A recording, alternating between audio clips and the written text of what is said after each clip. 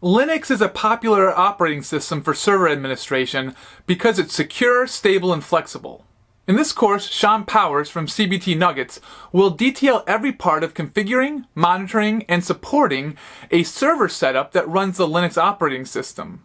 This course will teach you everything you need to know to configure Linux servers, including the boot process, kernel modules, network connection parameters, localization groups, and more. Let's get started.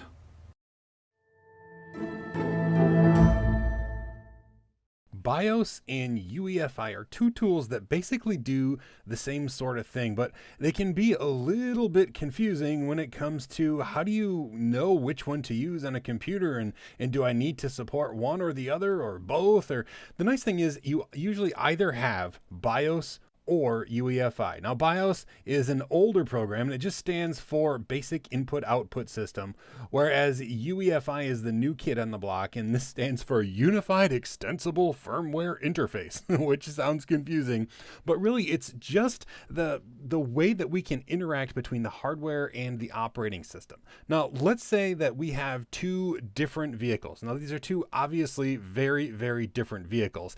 One of them is a sports car and one of them is an awesome yellow Volkswagen Beetle. I actually have a Volkswagen Beetle that's yellow like this, and it's awesome.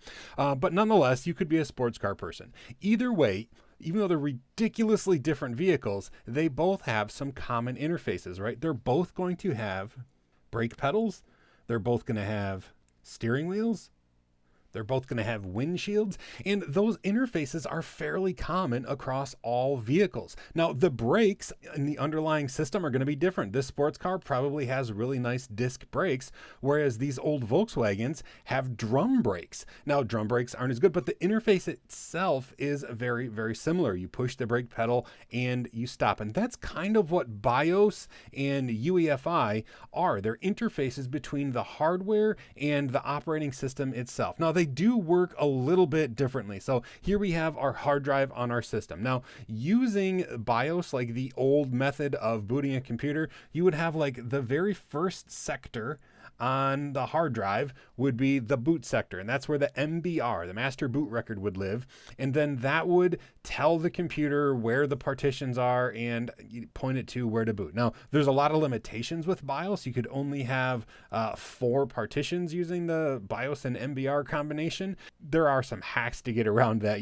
They would take a partition and do extended partitions inside that, but that's a whole nother nugget.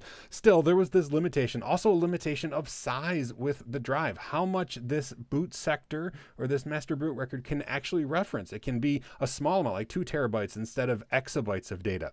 And so UEFI is a replacement for the BIOS technology. And rather than just have the single boot sector, what it does is there's an entire partition on the system, and that partition is where all of the boot code is for whatever operating systems might be on the computer. So rather than just the boot sector pointing to, the rest of the hard drive, this is an actual specialized partition on the computer, and that's where the UEFI code is stored. Also, it uses a different partition scheme, so you can have tons and tons of partitions, and it can address a much larger hard drive. There's also other things like secure boot that UEFI supports that BIOS doesn't. Basically, just know that UEFI is the replacement for BIOS. It replaces the functionality of connecting the hardware to the software of the operating system. Now, the good news is if you have a computer that's older, or even some new ones still come with BIOS, you can still get around a lot of the limitations because there are hacks that will let you use really big hard drives, or hacks that will allow you to do some of the things that you can't normally do out of the box. But most computers now are coming with UEFI, and from an installer point of view, there's very little you have to do because the operating system is going to say, okay, I was booted using UEFI, so I'm going to create a partition, a UEFI partition, and I'm going to put all the boot code in there. So from your standpoint, from the end user or the installer standpoint, there's very little difference, but under the hood, a lot of new cool stuff is going on, and that's why UEFI is kind of the way of the future. Remember when you were a kid and in the doctor's waiting room, there were these magazines, and one of the games inside the magazines was that you had to find the difference in one of a bunch of similar looking figures. Like, for example, here are, what do I have? 9 different jokers, and one of them is a little different. Now, it's not terribly difficult to see which one is different here if you watched while they appeared. This one has a tiny little spot right there on his shirt that's different than all the others. So we've been able to identify it, but you can see they're very, very, very, very similar. Well, the same thing is true about Grub and Grub 2, which of course is the next iteration of Grub. Now, Grub stands for Grand Unified Bootloader, but really it's just the way that the computer transitions from BIOS or UEFI booting up conditions into the actual operating system itself. It's what tells the computer, okay, where's my partitions and stuff like that. It's very easy to confuse which is which on your system, which seems silly, but it can be very, very embarrassing when you sit down at a system and you're like, okay, so is this running Grub or Grub 2? Because they do the same thing, right? They both boot the computer, but they do have some minor nuanced differences. Grub, of course, is older. You probably guessed that by it not having a 2 at the end of its name. But Grub is often called Grub Legacy because it is older, but it's still on a few operating systems. Not many, but a few. I think Slackware still uses Grub Legacy. Now, the biggest and easiest way to figure out if you're dealing with Grub or Grub 2 on your system is to look inside the boot Grub folder.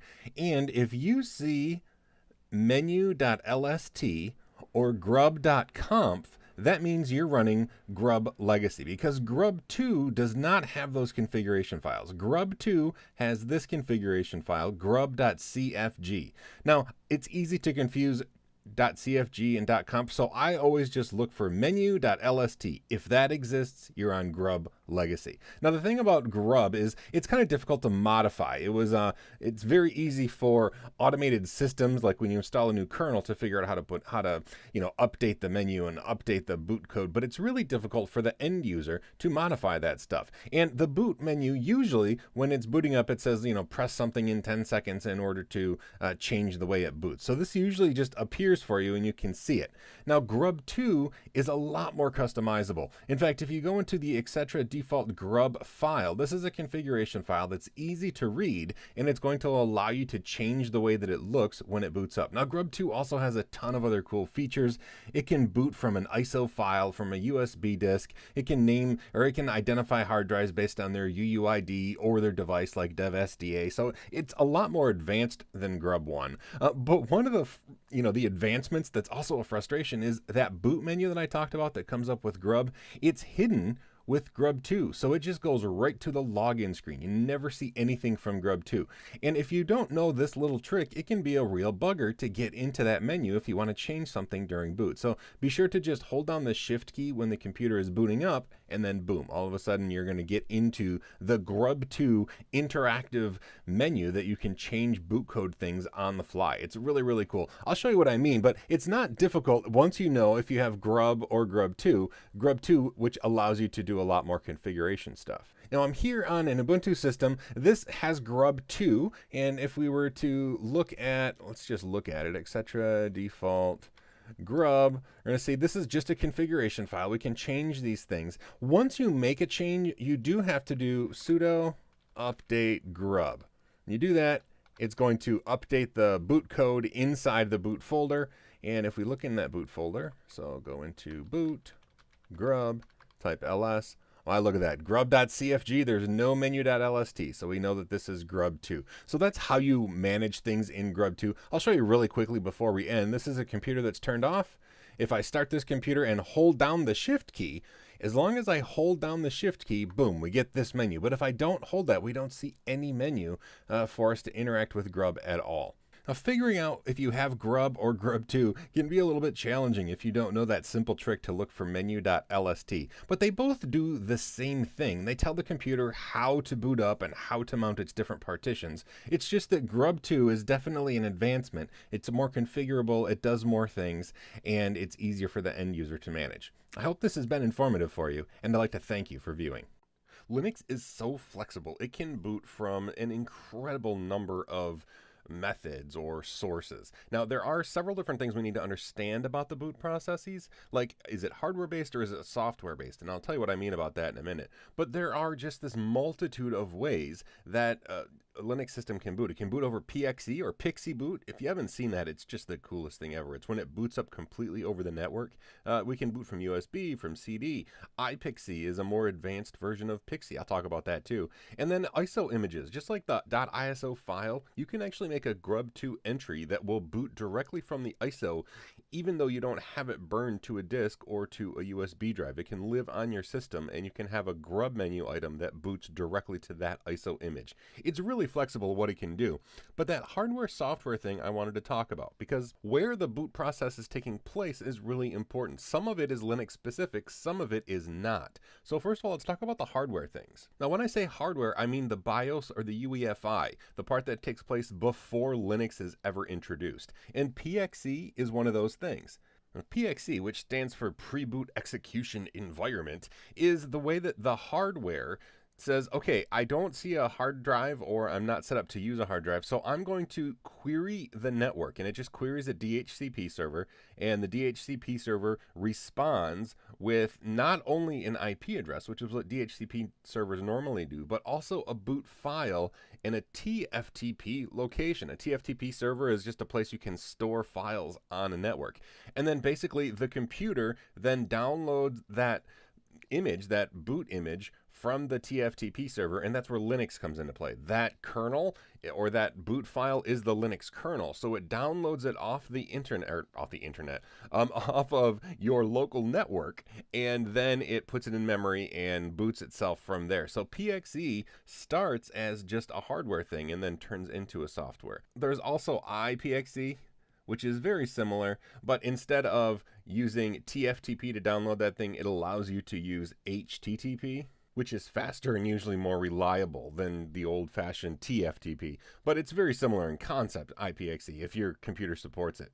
Then USB, this is also right on the hardware. Now the hardware determines exactly how to boot from the USB, but on the USB itself is where the Linux code is, right? So the hardware knows that it can boot from USB, same thing with CD, and to be quite honest, same thing with a hard drive, right?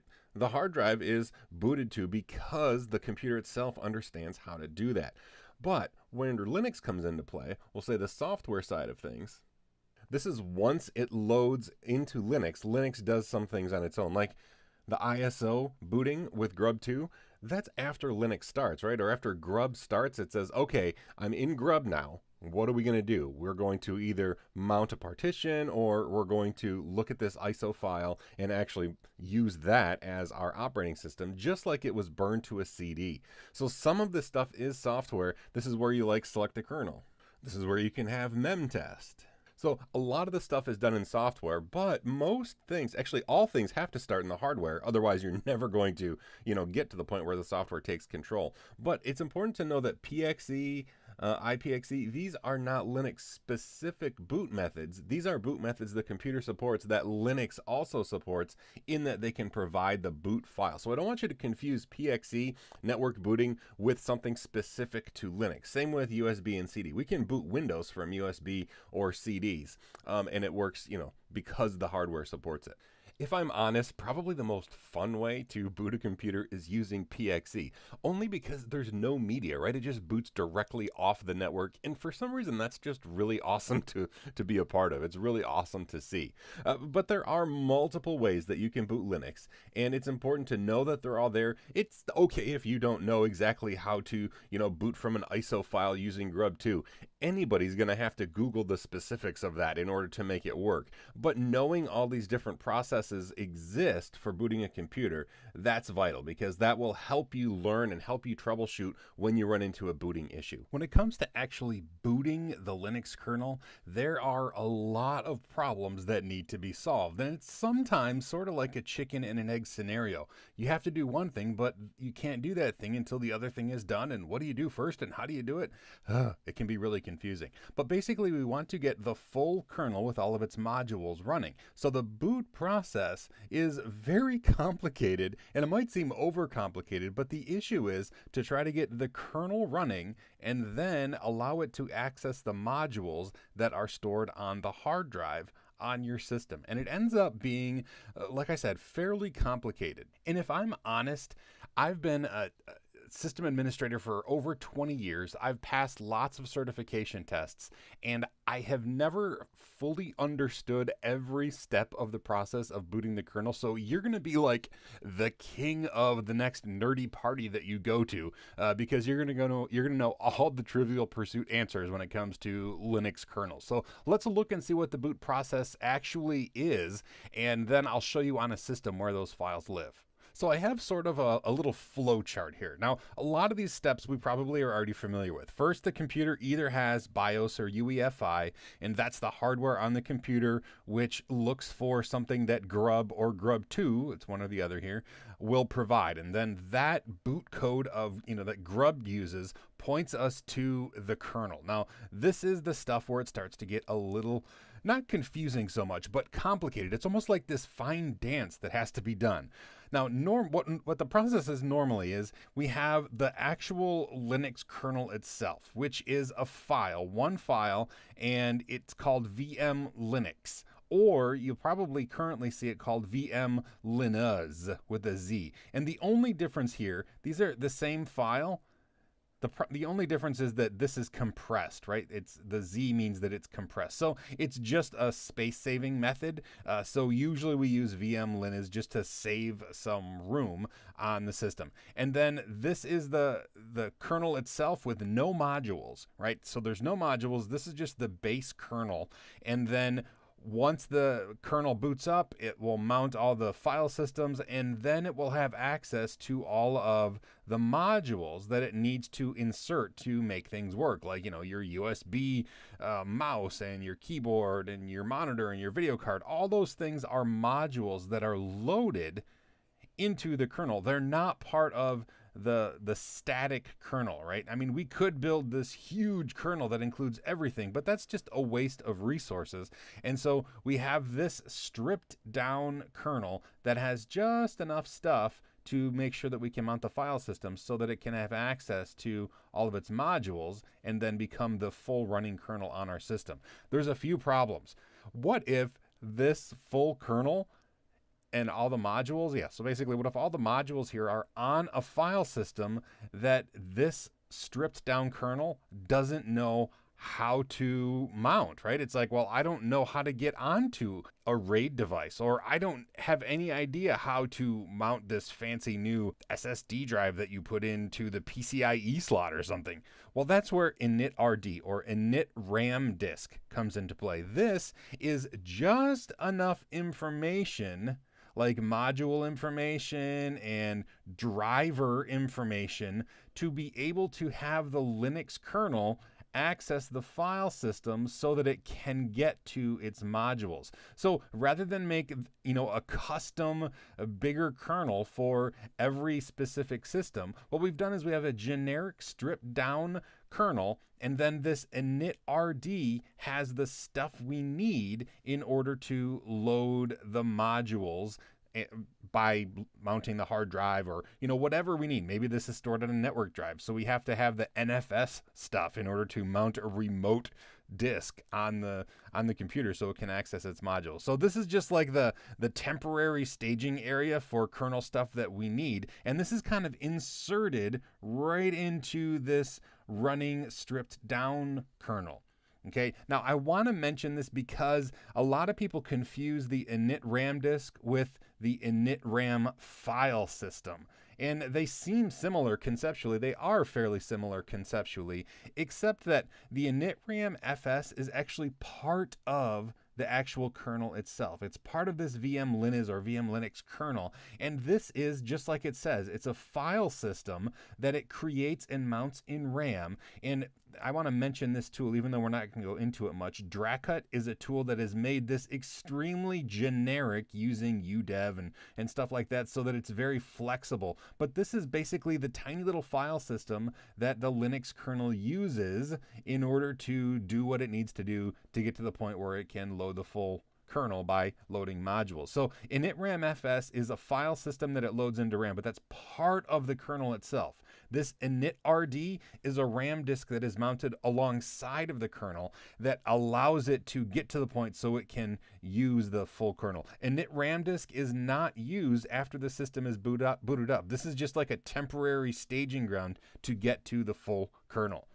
Wow, that was a lot of information, but it's really fairly straightforward when you see why it's doing all of those complicated things. Now, I want to show you really quickly some of the files that we talked about. So here I am inside Ubuntu, and this is the boot folder, and we can see we have, here's the initram, sure enough, and this is, I have a couple different kernels in here. There was an update, but the kernel numbers are listed here. But here's the initram disk, and here is the actual kernel file itself. There's a couple other files. The system map actually tells the kernel where on the file system all of its modules live.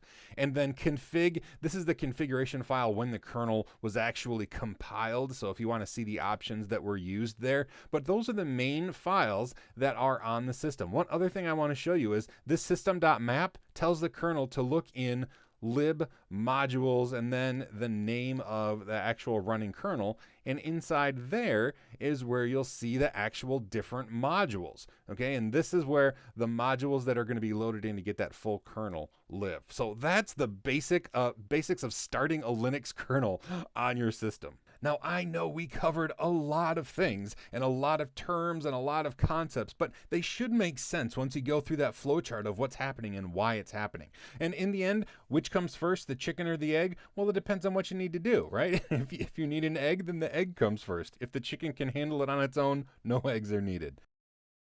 Now, a kernel panic certainly seems like a really good time to panic, but I assure you, just because the kernel panics doesn't mean you should, soldier. But really, kernel panic just means that something went wrong with the kernel. Now, there's a couple common causes, and there's a couple things we can do depending on what the root cause is. Now, if all of a sudden you're starting to get kernel panics and you haven't done any system updates recently, and it's kind of hit or miss, it'll happen, it won't happen, it happens when you're doing something but not another, chances are you may have a piece of faulty hardware. And this is one of the really common ways that you can experience a kernel panic. If you have an overclocked CPU, for example, that can sometimes cause kernel panics. A bad stick of RAM is another one that'll really do it. And, some add-on card, like video cards are sometimes, guilty of doing this. Really anything on your system, any hardware, if it fails, it can cause a kernel panic. There's a couple ways to, try different things, especially if you have multiple sticks of RAM. Sometimes you can pull out a stick of RAM, see if you still get a kernel panic. If you do, then put that stick back in and keep pulling them out one at a time and see if the kernel panics automatically go away when you remove one certain stick. Hey, chances are that's what's wrong with, that certain stick is a bad stick of RAM. It can be frustrating to track down hardware-related kernel panics, but there's also another very common kind of kernel panic that happens, and that's when you upgrade your system. So let's say that you just ran a system update on your system and it installed a new kernel. You reboot the computer and then boom, it says something like failure to init or kernel panic, blah, blah, blah, blah, blah. If that happens, there is something that you can do, which is fairly easy to do, and you can, rescue your system, so to speak. So when it boots up, we're just going to go into Grub and we're going to pick an older kernel, because when you update a system, it keeps the older kernel for this exact reason. If something goes wrong, you can pick a different kernel and boot the system and then fix it. So I'll show you what I mean. Here we are on our Ubuntu system, and let's say I just recently updated it, and during the update it says now I need to restart my system. So I'm going to restart the system and everything should go well, blah, blah, blah, blah, blah. And then boom, we get a kernel panic. Now this doesn't actually give us the words kernel panic because I did something fairly simple to simulate what would happen if there was some corruption in the kernel. But it says here, it's unable to find the initrd. Sometimes you might see kernel panic init or unable to kill init or something like that. It says press any key to continue, but there's nothing that's going to happen, right? It's kind of locked up on me because it errored out. There's no initrd. So what we're going to do is restart the system. And when we do that, we're going to initiate the grub menu by holding down the shift key. So first of all, we do need to restart the computer. I'm going to hold down the shift key and we should get presented with a grub menu. Sure enough, here's our grub menu. Advanced options, and we're going to see here we have multiple kernels. This is the kernel. The newest one is the one that it tried to boot by default. So I'm just going to go back to the last successful kernel that we had. Press enter, and it should boot this up, and our system should be just fine. Then all we need to do is remove that kernel package with the failed thing using our apt system, reinstall it again, do an update so it reinstalls, and then it should install that, init-rd back in place, and we should be fine. So it's nice that Linux keeps a few of the older kernels kind of in line so that we can do exactly this. If something goes wrong with one kernel, or we've deleted modules, or just something doesn't load, or we get a kernel panic, we can select a previously successful kernel, and then here we are on our system working perfectly, and now we can go through and remove that package and fix it, etc., etc., etc. So if you do get the kernel panic, especially on a production system, it can be really scary. But know that there are ways, to fix it. If it's just a kernel corruption, you can boot to a previous kernel. If it's a hardware issue, it's a little harder to troubleshoot. But you can also do something like boot from a USB drive or a CD, and at the very least, you'll be able to access the hard drives so that you can get stuff off of your computer if it is a hardware failure that's causing the problem, and then you'll have your data to put onto a new computer. But kernel panics are no reason to panic. It's just one more thing that we need to understand how is working so we can fix it or troubleshoot the problem and move on from there.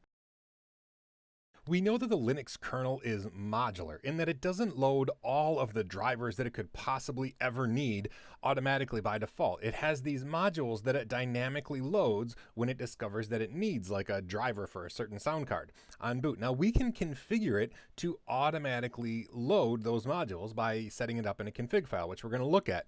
Now what happens though is it'll load that module, but then behind the scenes there's some incredible dependency checking going on, and that dependency checking is really, really good at knowing what modules a particular module will depend on.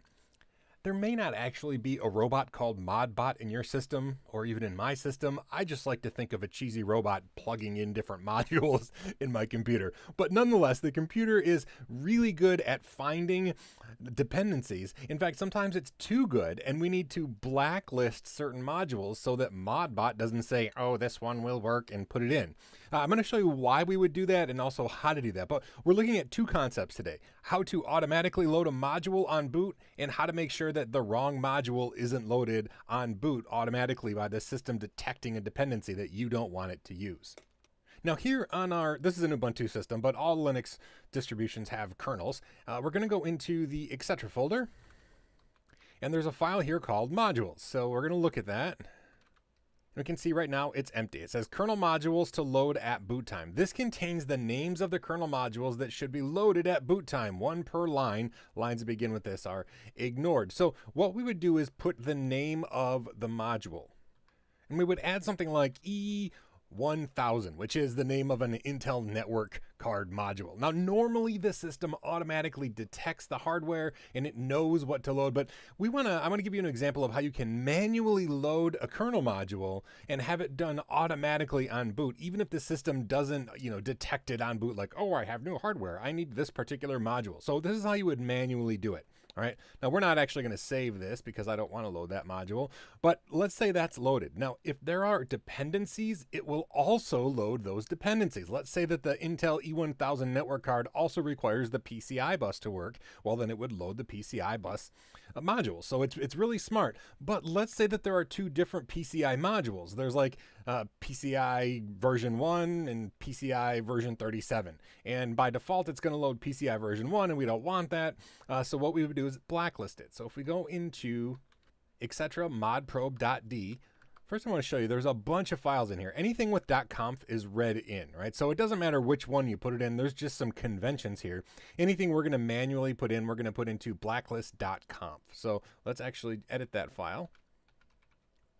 And we're going to see there are a bunch of things that are already blacklisted. Now, what this does, it just makes it so that the kernel doesn't automatically load it. Like let's look at this Ethernet one, okay? So this is an ETH1394. This is a FireWire network device. All right, it's saying here we never want to use a FireWire network device. So if you detect a FireWire device, I do not want you to load the ETH1394 or the Ethernet module for a FireWire port. So if we put blacklist here, it's not going to load it. Even if we put in the FireWire module itself so that it activates that port, this will make sure that the kernel or Modbot or whatever, however you like to visualize it, doesn't say, oh, well, you're putting that in. Why don't we also activate the Ethernet ability of that port? We don't want that, so we put blacklist in here. Same thing like that. I've done this the most with sound cards because there are like 150 different sound card drivers for the AC97 model of sound card. So a lot of times you have to blacklist a bunch of different models, and see there's a blacklisted sound card right here, right? This is saying don't load this module. That's not what I want. And this looks like it's because of an Ubuntu bug. All right. So anyway, this is where we tell it what not to load. Even if it's compiled in and it's part of the module, we would put it in here or any of the files in this folder. Anything that says blacklist space blank is going to be blacklisted. Honestly, like I mentioned, the Linux kernel is usually really good at automatically detecting hardware and loading all of the modules all on its own by detecting new hardware on the system. But if there are times where you want to manually load something, but you want it to be done on boot, that's where we would put it in the etc modules file. And then blacklisting is really important, especially if you're having problems with something like, it just doesn't work with this kernel module. Let me blacklist that so the kernel will pick another module and try to activate that one. One of the things that makes the Linux kernel very special is that it's modular. So we don't have to install all of the drivers for all the potential hardware in a system. We just install the drivers and the modules for the things that exist. It makes the Linux kernel very efficient because we don't have all that bloat, all those unneeded things sitting in memory where they're never going to be used. So the kernel can be very, very efficient because of its modular design. But in order to take full advantage of that, we have to make sure that we're putting the right modules in the right place with all the dependencies, so we don't end up with a kernel looking like this, right, with pieces that don't belong. Thankfully, there are a handful of tools that we can use to properly manipulate the kernel modules. And the first two I want to look at are insmod and modprobe, because on the surface they appear to do the same thing. Insert modules into the running kernel. This is after we're booted. It'll insert them into the running kernel. So let's compare them to scientists, right? So insmod is a very basic program. You have to give it the full path of the kernel module that you want to install. It doesn't do any dependency checking. It just kind of slams it into the running kernel. And if the kernel doesn't work, like it's the wrong kernel version or it doesn't have the proper dependencies, it's just going to fail, and it's not going to give you an explanation as to why. It's just going to say, well, I crammed it in there and it didn't work. Boom.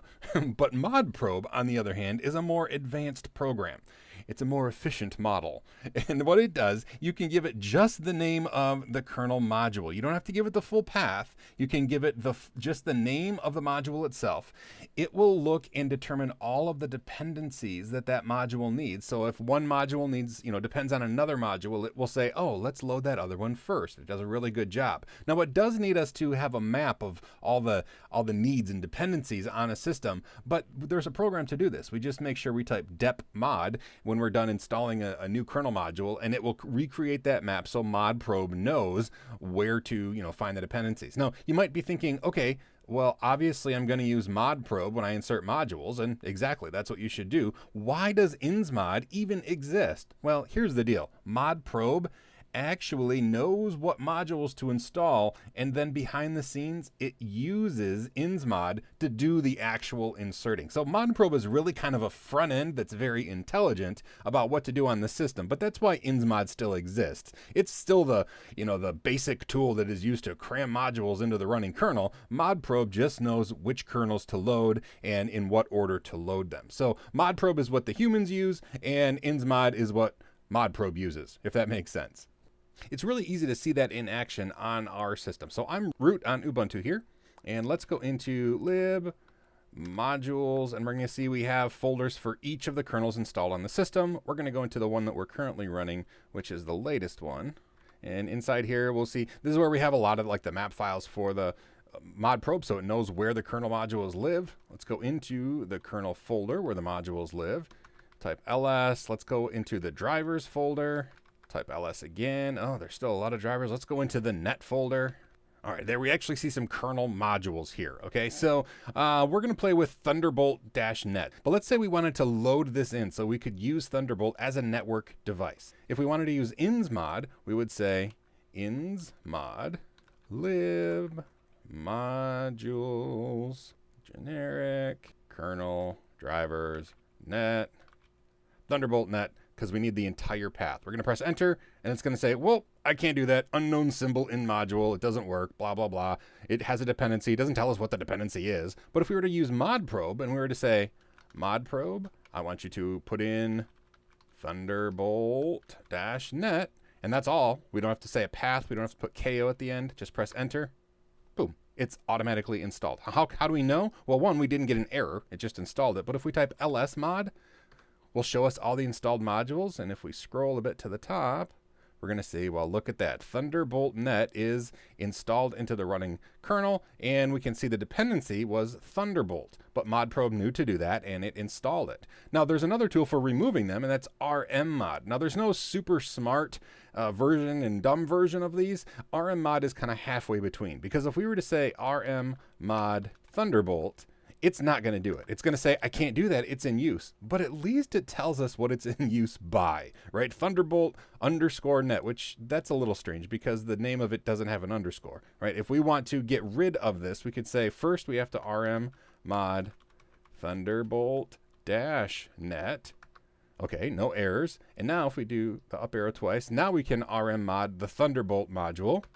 And again, no problems because we got rid of that dependency first. So now if we do lsmod, we're going to see, if we scroll up, that they're not in there anymore. They're not installed into the running kernel. And that's how you can manipulate kernel modules on your system. Some of the tools are smarter than others, but it's really important to understand why they're smarter. And like insmod is important still, even though you don't want to use it on the command line for doing very much at all. Now, one more thing I just want to tell you about is if you install a new kernel module, like you download a piece of hardware and it has its own kernel module and you compile it, and so then you have the kernel module and it's put in this folder, you know, so that it's in our current running modules folder, you have to type depmod in order for it to update that database or that system map so that modprobe knows where it lives and what dependencies it might have. It takes a while, and now we have it updated, so now we can install that new kernel module because it knows all the dependencies on the system. Now, I know in the picture here, I have these, wrong puzzle pieces put into the puzzle. This is actually a lot harder to accomplish than you would think because the tools just fail, right? They say, oh, this won't fit, or this is the wrong kernel module. Some of them are smarter about it than others, but it's really difficult to put the wrong kernel module into a running kernel. But I want to make sure that you understand all of these tools exist, how they work, what they look for, and the difference between them. First off, we're talking about network connectivity today, and the first thing I want to show you is always check the cable. Now, it seems silly, right? Of course the cable's fine. This is plugged in just fine.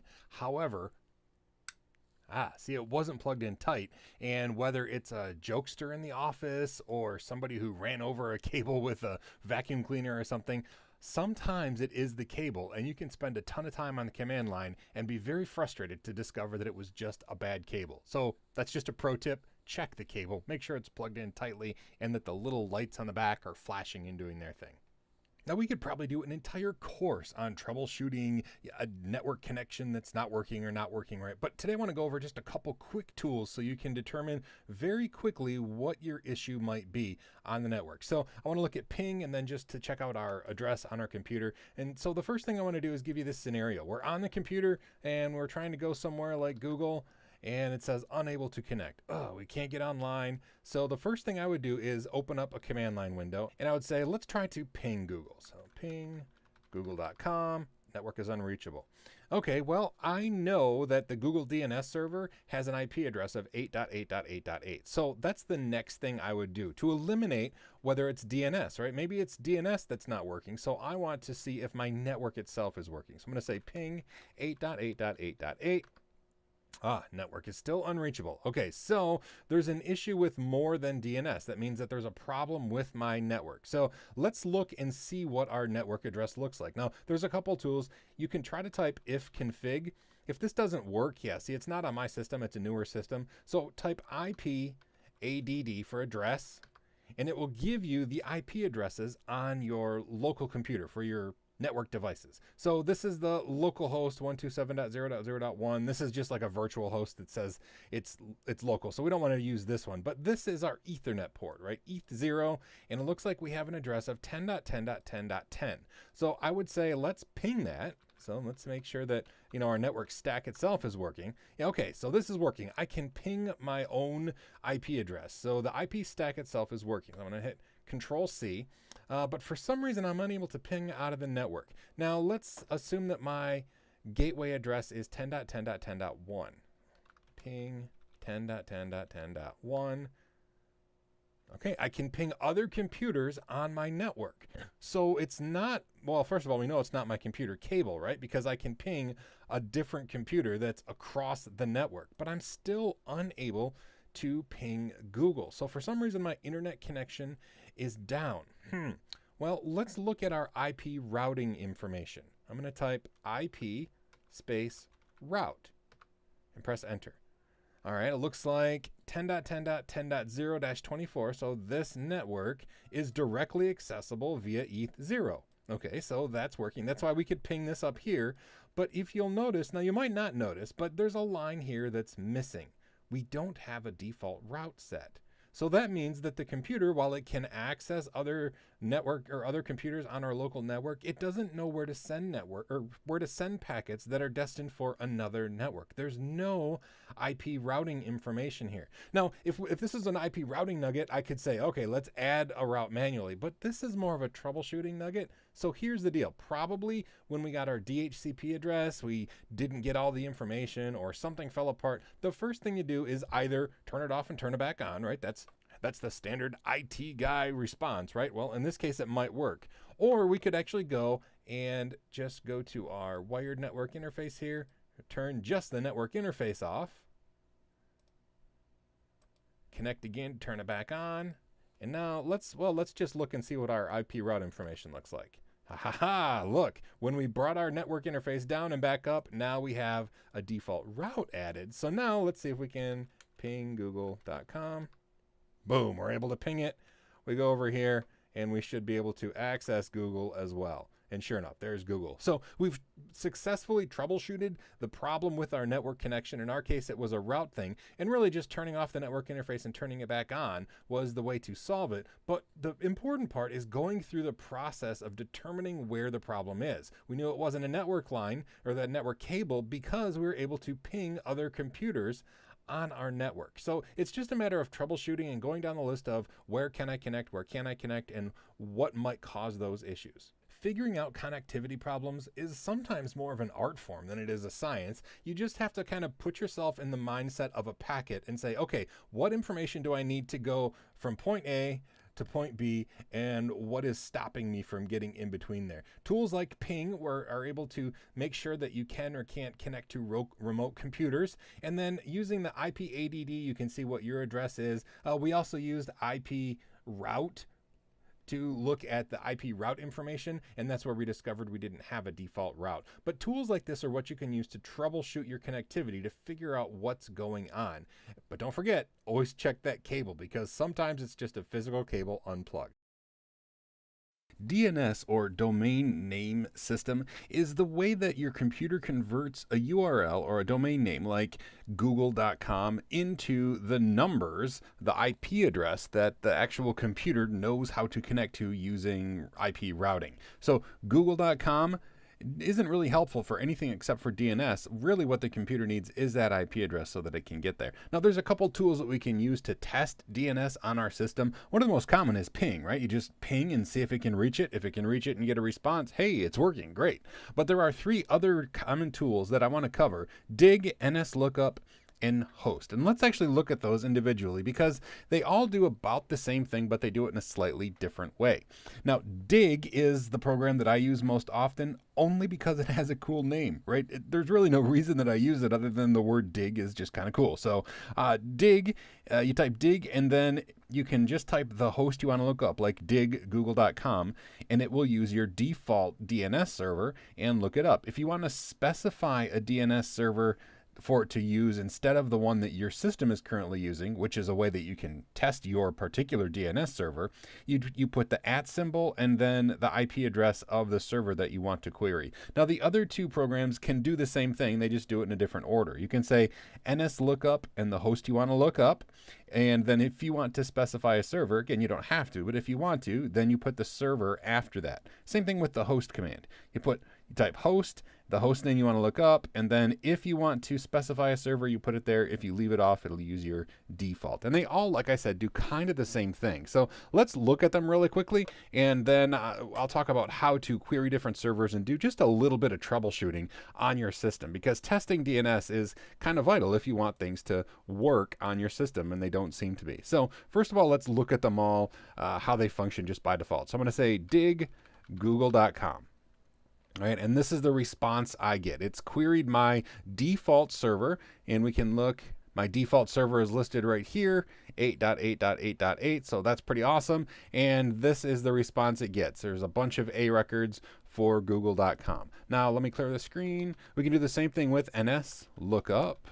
Google.com, and this is going to give us a little bit different format, right? It says our server right here. This is the, I highlighted the wrong line. That's our server, the same server. Of course, it's our default server, and it gives us all the addresses. These are all the A records. A little less detail, but it gives us the same information. Now, if somebody tells you that NSLOOKUP is deprecated and it's not used anymore and it's going to be abandoned, there's a weird case with NSLOOKUP. That's true until it wasn't. They were going to get rid of NSLOOKUP and replace it with DIG, but then they came out with Bind 9.3 and for some reason decided that NSLOOKUP was going to stick around. So we have NSLOOKUP and DIG. And lastly, let's clear the screen again. We can just say host google.com, and this will give us information as well. It actually doesn't tell us what default server it's using, but it gives us a lot of information. These are all of the A records for it. These are all, the IP addresses. This one actually also tells us the mail handlers, the MX records for google.com's domain, which is kind of interesting as well. So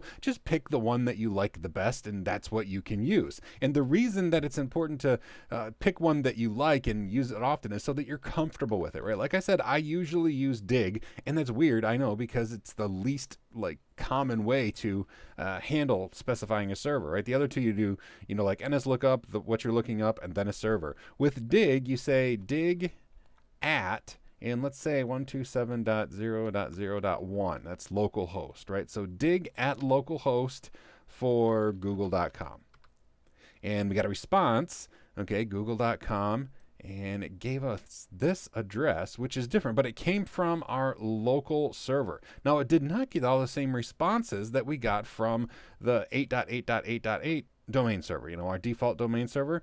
If we were to say dig at 8.8.8.8, google.com, we would get a totally different set of IP addresses. So that's why it's really important to be able to query different servers so that you can get different responses. Because on this computer, if we tried to ping google.com, it's going to try to ping that other address and time to live exceeded. It's not ever going to work. So there's something wrong with the DNS server running on localhost.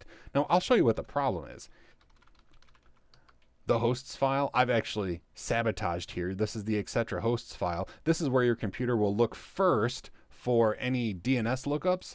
And sure enough, I've kind of bamboozled it here. I put the wrong IP address for google.com. So I put that in there. Now if I restart our local server, now if I try to ping google.com, it's going to be just fine because it's going to actually use the real address that it looked up on the internet. But that's how you can use the different tools to specify not only what host you want to look up, but what server you want to query when you look it up. So whichever one of these makes the most sense to you, or whichever formatted results you like best, just pick one and use that, because you can specify a server for each of the different commands. But knowing how to use them is important because troubleshooting usually means querying more than one DNS server so you can figure out what the heck is going on. One of my favorite things about Linux is that everything is configured with text files, right? It's just plain text files. It's awesome. And the network is no different. It's configured with text files. Now, there are a few differences when it comes to distributions. If you're on Debian or if you're on CentOS, there are going to be some configuration files that are different because they configure their networks different. Now, there's nothing wrong with being unique. I really like the differences in the distributions, but there are some files that are consistent regardless of what distribution you're using. We're going to call those the common files, and that's what we're going to look at in this nugget. These files here are consistent across the board. They're just kind of standard Linux files. So I want to show you what they are and where they live and how they are configured and what they do. And that's, again, just the common files. There's going to be specifics in the different distros, but we're just looking at the files that are common to Linux in general. In this case, we're going to look at the files in Ubuntu. And the first one I want to look at is the etc hosts file. So let's actually become root. If we want to edit them, we have to be root to do so. So I'm going to look at etc hosts. There's no extension at the end. It's just etc hosts.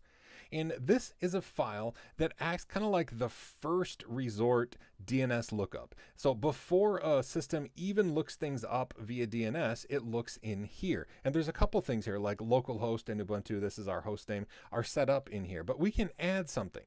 We can say, what if we wanted to make sure users were never able to go to Google? We could say, okay, 127.0.0.1, which is our local host, is now going to be google.com. So if somebody tries to go to google.com, they're going to try to hit our local machine, and we don't have a web server at all, so it's just going to error out. So if we save that, now on our computer, if somebody tries to go to Google, it's going to fail. So google.com. Unable to connect. Even though our network is working just fine, we could go to Yahoo if we wanted. It's just a matter of that DNS entry in the etc hosts file that we kind of broke. All right, so another place we can look is in the etc nsswitch.conf file. Now this configures a bunch of things on our system like group and password files, but what I want to show you specifically here is the hosts line. So this is saying where does it look for DNS lookups to find what the host's IP addresses are. The first one is called files. This points to etc hosts. If we have this listed first, that means before it queries a DNS server, it's going to query that file. It's going to look in that file first. And then in order, these are what it's going to do from there. It's going to do, the MDNS for local lookups, and then it's going to use a DNS server. So this is the order that it's going in, but the first one it looks in is the files, specifically that etc hosts file. So you can change the order of that. I don't recommend changing the order because that's kind of what we want it to do. But one more thing I want to show you is etc resolve.conf. And this is a little bit of a confusing file because while this tells the computer what name server to use, you'll notice up here it says do not edit this file. Now back in the day, you would just put name server and then the name server you wanted to use on your system. But now this is all handled with the systemd resolved service, and it creates this file on the fly. So really we do not edit this at all. Network Manager handles all of the name server entries in here, or whatever your distribution uses for configuring the network. So we don't actually edit this, but if you want to see what server your particular computer is using, you can look in here, and it looks like it's querying 127.0.0.53, which is another IP address to our local computer. So that means that it has some sort of local caching DNS server, and it's not querying directly to the internet. Now, you probably noticed that all of these common files have to do with DNS, and that's fine, but it's interesting that DNS is kind of commonly configured across the distributions. When it comes to actually configuring the individual network devices, that's drastically different from one distribution to the next, but the common files are generally DNS files, and that's what we looked at in this nugget.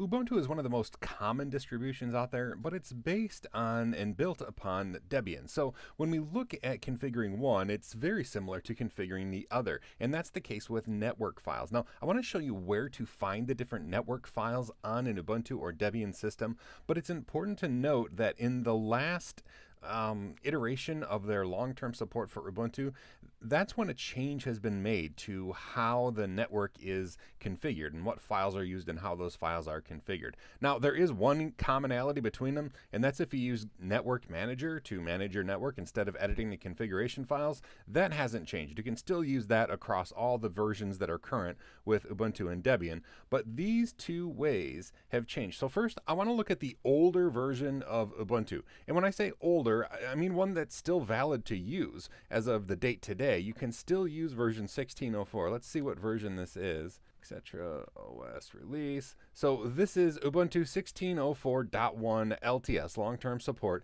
and this is still, as of today, a valid version of Ubuntu to use in production. But this is configured by going into the etc.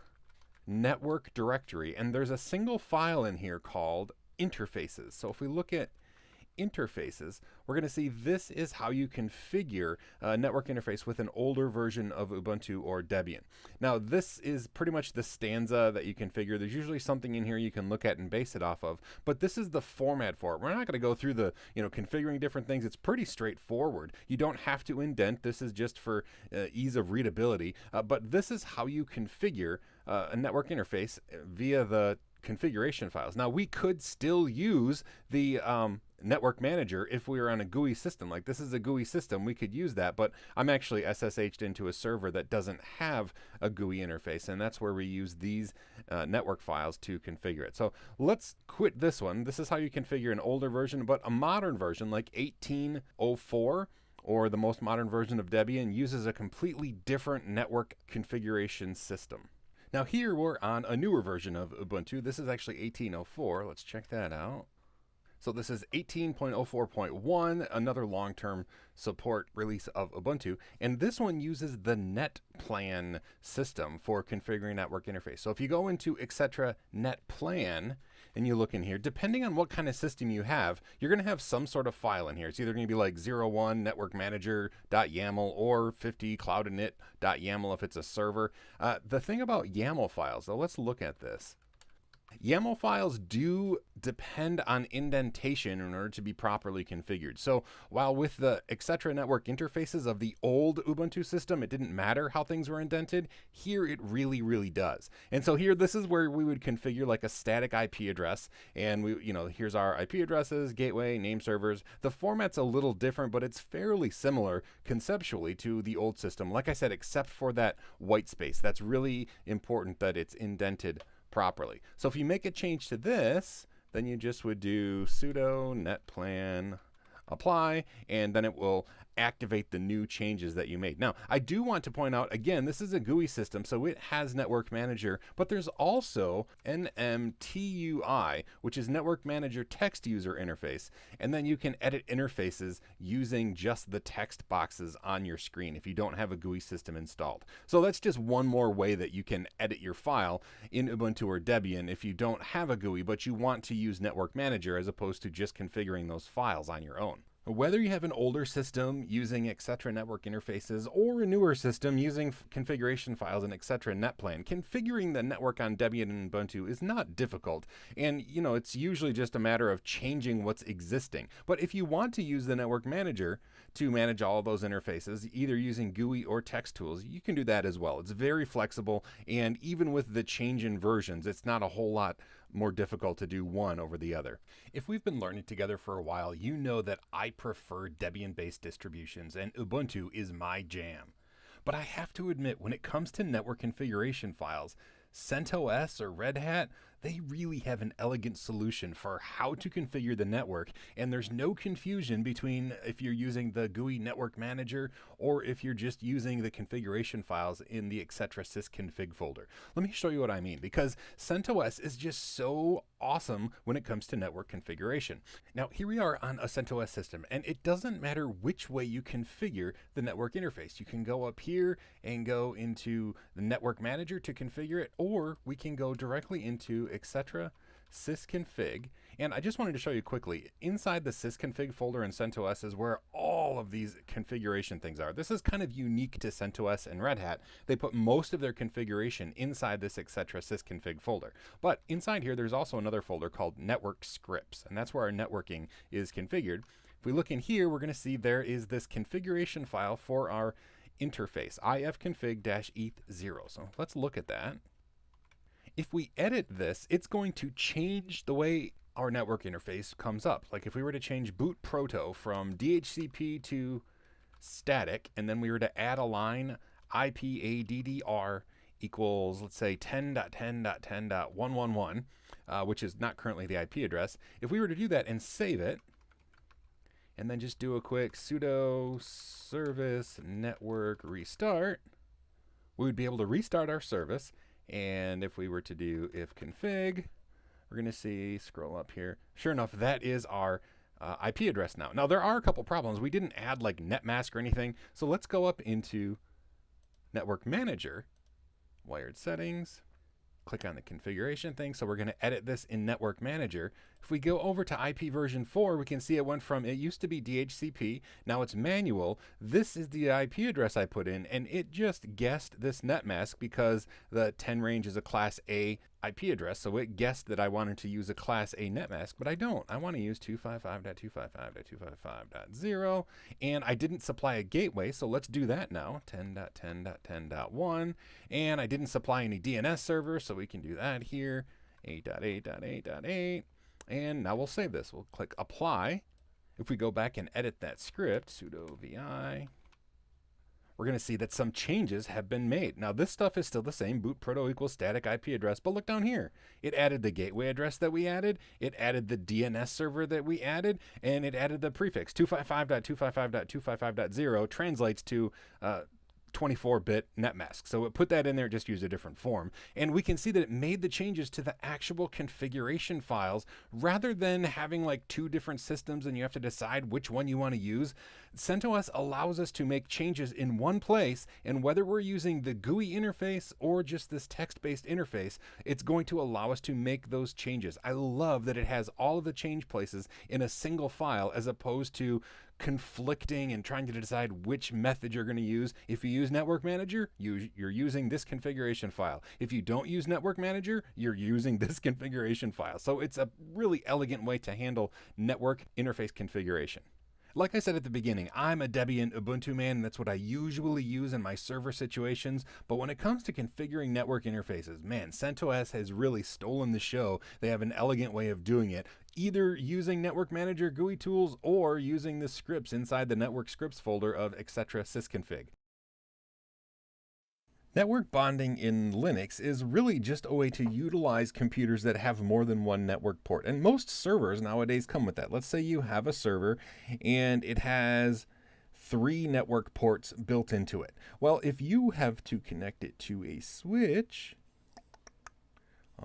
each of these connected to a switch, you would ideally like to use all of that bandwidth, and you don't want to have to supply 3 different IP addresses to the computer. You just want to use all of the available bandwidth on all 3 of those wires, and that's where network bonding comes into place. Now, there's basically 2 different kinds of network bonds that we're going to look at. Those that require special switch support and those that are generic and don't require the switch to know at all what's going on. Now, Linux does provide some pretty cool options when it comes to there, but the options can be a little overwhelming. I mean, this screen is like, oh my goodness, there's so many choices. Well, that's okay, because your choices are going to be fairly limited once you learn what all of these are. Now, the first thing I want you to look at when we're looking at this list is, does it require switch support? And what I mean by that is a lot of switches, especially layer 3 switches or smart switches they're sometimes called, will support link aggregation, and different vendors call it different things, but it's going to be either link aggregation or LACP or Ether channel. The idea is a smart switch will have built-in code that will allow them to work together. So if you have a smart switch, chances are that you have the ability to use link aggregation. Now, some of these require a switch that supports that. I'm going to start with the confusing one here. So balance round robin. Basically how balance round round robin works is you have multiple ports,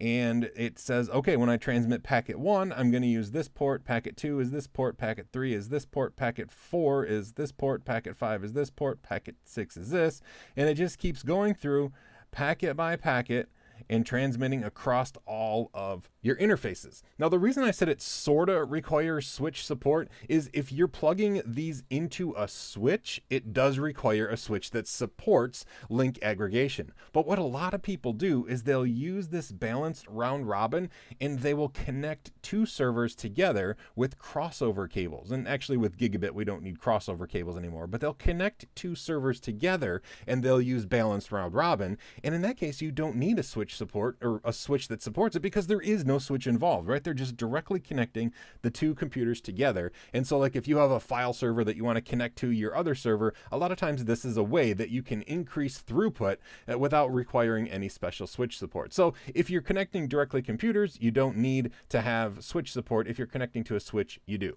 All right, that's mode 0. Mode 1 is an active backup, and this one's pretty easy to understand. Basically, however many ports you have on your system, only one is going to be active, and if that one fails, then another one is going to turn active. And that's just how it works. They always have one. This is fault tolerance, but this doesn't speed anything up. It just means if one fails, another one's going to come online. All right, this doesn't require switch support because, well, you know, it basically just only uses one port unless the next one fails, and then you switch to that port, and the switch is like, okay, so now we're going to use this port. Great.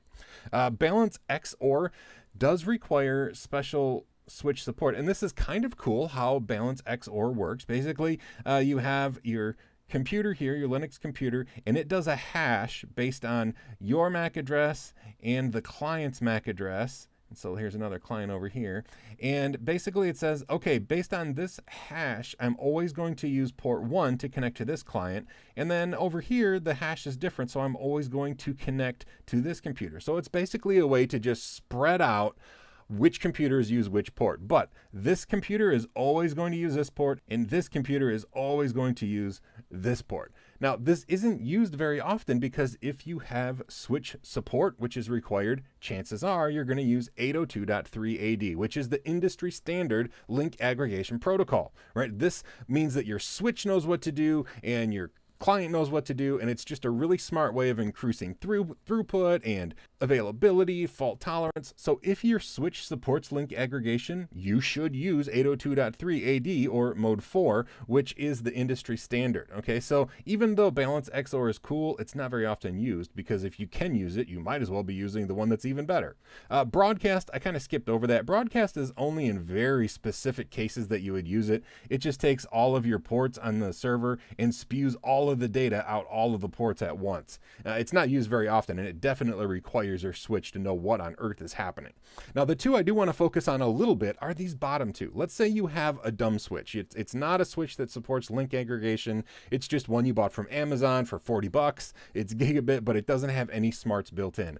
Linux is smart enough to be able to utilize the dumb switch and increase bandwidth and throughput and reliability. And there's two different ways it does it. Balance TLB, which is balance transmit load balance, and the balance of all load balancing. And what this does is, let's say we have 4 ports on our switch, okay?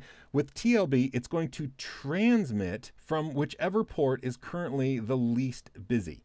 So all the transmit is going to be balanced out. Now, incoming is still going to always go to one active port. So that's not as good as ALB, which is the same concept, except it does it for incoming and outgoing. So basically, the least busy port gets the traffic. And this is really brilliant. And how it does this is it constantly changes the MAC address on these ports or on these Ethernet cards. So the switch is like, oh, you moved again. Oh, you moved again. Oh, you moved again. And from the switch's standpoint, it doesn't care how many times you switch the MAC address, so it generally works just fine. Now, some people have issue with this. I've used this in production for years and never had a problem. So balance ALB, if you have a dumb switch, I highly recommend you use mode 6. Okay, if your switch supports link aggregation, I highly recommend mode 4 because that's the industry standard. And if you're just connecting 2 servers together with multiple cables, why sure, mode 0 works really great. To be honest, the most difficult part of Linux network bonding is figuring out which mode to work, but really it's not that tough of a decision. If your switch supports it, use 802.3 AD. There's really no reason not to. If your switch is a dumb switch and doesn't support it, I highly recommend mode 6 or balance ALB if you want to take advantage of bonded network interfaces, but you don't have the expensive hardware that will support it. Once you know the type of bond that you want to set up for your two Ethernet or two or more Ethernet connections on the computer, configuring them is pretty straightforward, although it's drastically different depending on whether you're on Ubuntu or CentOS. So I'm going to show you how to do it on both, and then show you also how to test it to make sure that the bonding modules are working. So here I am on Ubuntu. I've actually already configured it. So I've gone into etc netplan, and I have my file in here. So let's look at this file. And what I've done is I've set up the proper YAML formatted with indentation and everything to set up bonding. So I'll go over it really quickly. First of all, we need to use Network D as our renderer. We can't use Network Manager in order to configure bonds because it just doesn't support bonding. We do have to define the Ethernet cards themselves. So Ethernet's ETH0. I set DHCP4 to false because I don't want it to actually assign an address to ETH0. After all that is done, we don't need to set up anything more for the Ethernet ports themselves. Then we need to set up a bonded interface. So a new section here, bonds. The name of it is bond0. DHCP4 is false because I'm going to assign a static IP address. And the interfaces is a section that we tell it what interfaces are going to be a part of this bond. In our case, we only have one, which is silly. I mean, we're only bonding one interface, but you can do that, one or more. It's just silly that we only have one to bond. That's just all this computer has. I've set up the addresses, the gateway. The name server is set up just like it would be if we were setting it up for ETH0. Really, the only new difference down here is the parameters. And the parameters, what I've done is mode active backup. That's just one of our modes. It happens to be mode 1, but we actually say active backup. We specify by name the mode here. And then we save this file and do netplan apply. Now, how you can tell if it's working, we can do IP-add to see that, sure enough, it's up. Here's our bond 0 interface. Here's our Ethernet 0 interface, which is up but doesn't have an IP address. And another way you can test is to look at, so we're just going to cat the file. It's in the virtual file system proc under net bonding bond 0. So if we look at this file, it's going to tell us the information about it and say the bonding mode is fault tolerance, active backup. Primary slave, none, but the current active slave is ETH0. It's our only one that we have. It's up, and it looks like everything is working good. Here's our slave interface, ETH0 down here, and that's all working well as well. So we have it all set up, and it's working. Now, with CentOS, the setup is a little bit different because CentOS is set up differently. In CentOS, in order to configure our Ethernet ports, we go into etc sysconfig network scripts, and in here we have our ifconfig file. So I'm going to first look at the changes we have to make to ifconfig ETH0. So here we make it pretty simple. Ethernet type, boot protocol is none. The name, the device is ETH0. On boot, we want it to come up, but notice I haven't given any IP addressing information. And here are the two things. The master is bond 0, and yes, this is going to be a slave to this bond. All right, so those are the changes we make here. If we look at ifconfig bond 0, this is where we set up bond 0. We name it bond 0. Bonding master is yes. I did give this one an IP address and a prefix, which means the subnet mask. On boot, we want it to come up. A boot protocol is none. And then here, the bonding options, we tell it what we want it to do. I actually set this one up to mode 6. Mode 6 is balance all load balancing. So it does its own version of load balancing for incoming and outgoing traffic. Again, I only have the one interface on this computer, but that's okay. Let's do the same thing. Now, checking to make sure it's working is similar. We can do IP-add. We can see, sure enough, here's the bond set up right here, and our Ethernet is right here. And really, for configuring the bonds themselves, that's all there is to it. Ubuntu and CentOS are configured differently, but underneath they're both doing the same thing. They're using the bonding kernel module, and they're allowing you to do some awesome things with multiple Ethernet ports on your computer. GPT and MBR are two different ways of taking a hard drive and chopping it up into pieces so that those pieces can be recognized and mounted as different drives and stuff on your system. So they do the same thing, but GPT is much newer and much more feature rich than the old school MBR. Now there's also a really cool thing called protective MBR I want to talk about, but basically we're going to talk about the differences between GPT and MBR. Here I have two big squares, and I'm going to say that these, actually they're rectangles. I'm going to say that they represent the drives themselves, and they're going to be partitioned with two different systems. So we'll start over here with the old one, MBR, which stands for Master Boot Record. Okay, now how this would work is, let's say this drive is device SDA. Okay, so this is the device on the Linux system. It recognizes this drive. Now the MBR is a little tiny bit of reserved space at the very beginning of the disk, and this is basically like a table of contents, and it describes how this is chopped up. Okay, so this is chopped up into, let's say, 4 pieces. There's 4 primary partitions. You can also cut each one of the primary partitions into 4. So we could have, we could have this one be like,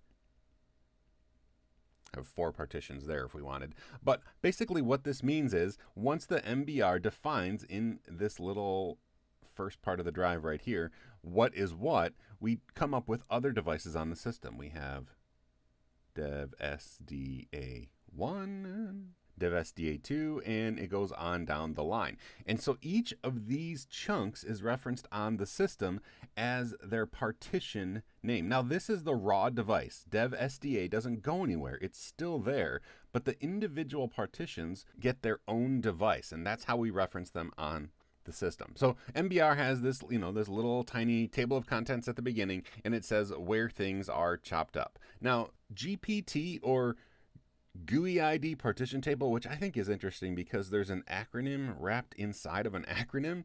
This stands for Globally Unique Identifier Partition Table, and basically it does conceptually the same thing, right? It will chop up this drive, and you'll end up with dev SDA for the raw device, and so on down the line.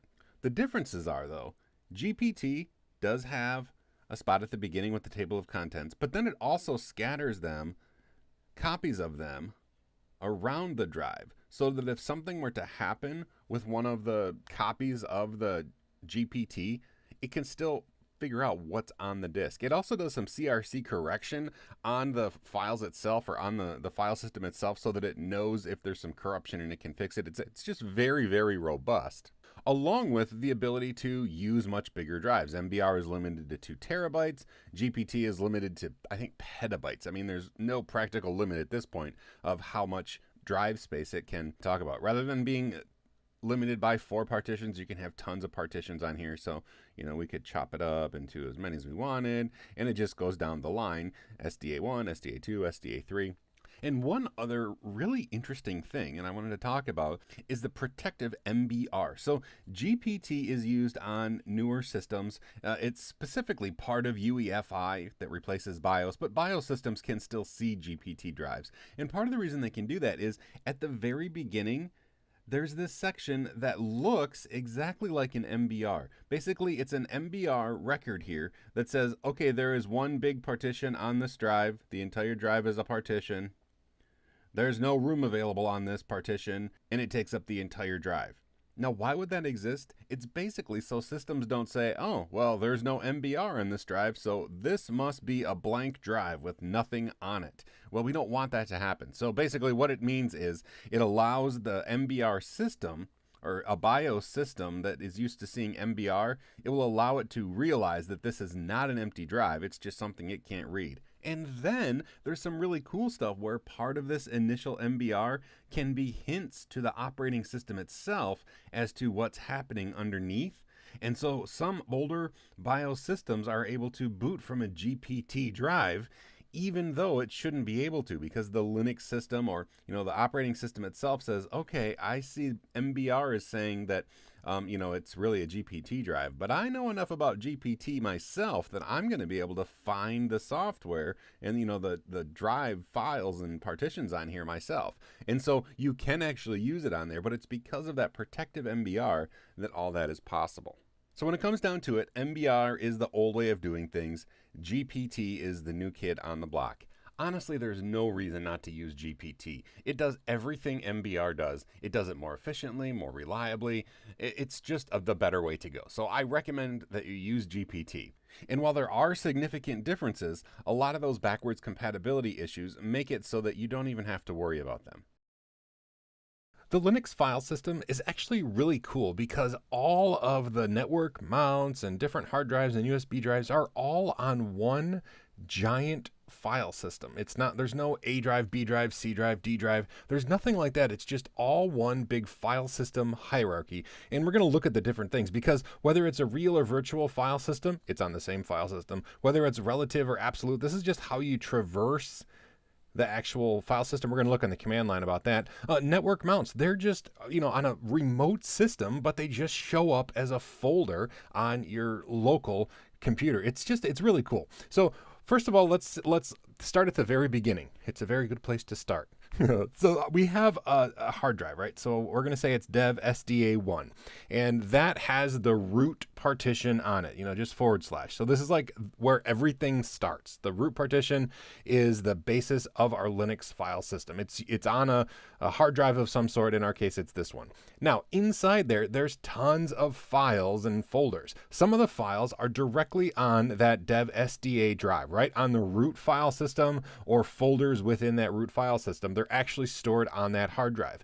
Some of the folders and the files in there are a virtual file system. If you look inside the root directory, there's a proc folder and a sys folder. These are dynamically created file systems that are just a way to interact with the kernel itself. So if you want to make a change to the running kernel, you can make a change to one of the files in these folders, and it's going to affect the running kernel. But it's not actually files, it's a virtual file system. It's just a way that they represent that interface with the kernel is this virtual file system.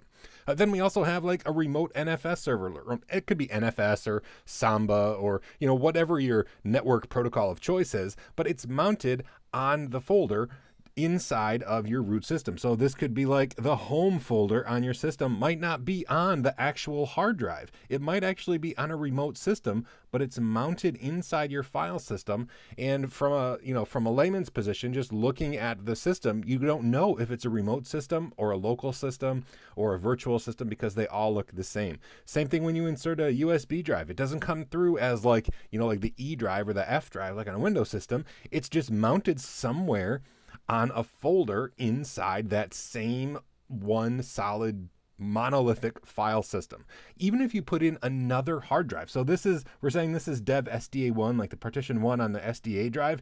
Even if you were to put in a second hard drive in the system, it's still going to mount inside a folder or a subfolder of this root drive, right? It's going to be like in Mount Data or wherever you happen to mount it. It's just going to appear as a folder inside this root file system. So everything is inside that root file system. It's really a neat way to handle all of the various things that can be stored in Linux. And the virtual file system is very unique in that it's not really a file system. It's more like an interface designed as a file system so you can interact with the kernel itself.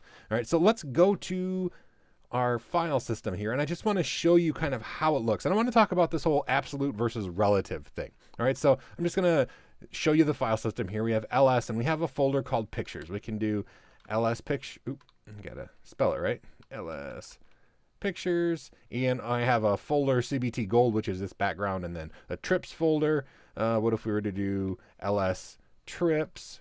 Okay, there's a folder called Grocery Store, Mexico, Orlando. Now, there's a cool program called Tree I'm going to use. So let's say Tree Pictures. It's going to show us a tree representation of all the files and folders inside here. So we can look. We have the Pictures folder. There's one file in there called CBT Gold. Then there's a folder called Trips. Inside that folder are 3 different folders, Grocery Store, Mexico, Orlando. Inside each of those, there are files that are stored in there. This is the hierarchy of that. Now, honestly, this Mexico folder, this could be like a remote NFS share. We don't know because it's all on the local file system that is, mounted everywhere on the system. It's just one file system. So we don't know where these are. We just interact with them as if they're all one local file system. So that's just a really cool thing about it. But this whole absolute versus relative, let's go over to the pictures folder. and trips. I'm going to clear the screen. And if we were to type ls-a, we're going to see all of the things in here. Now, we already saw some of these, Orlando, Mexico grocery store. But these, dot and dot dot. Now, these are special folder entries that mean the dot means the current folder. So if I were to say cd to dot, I'm in the same folder.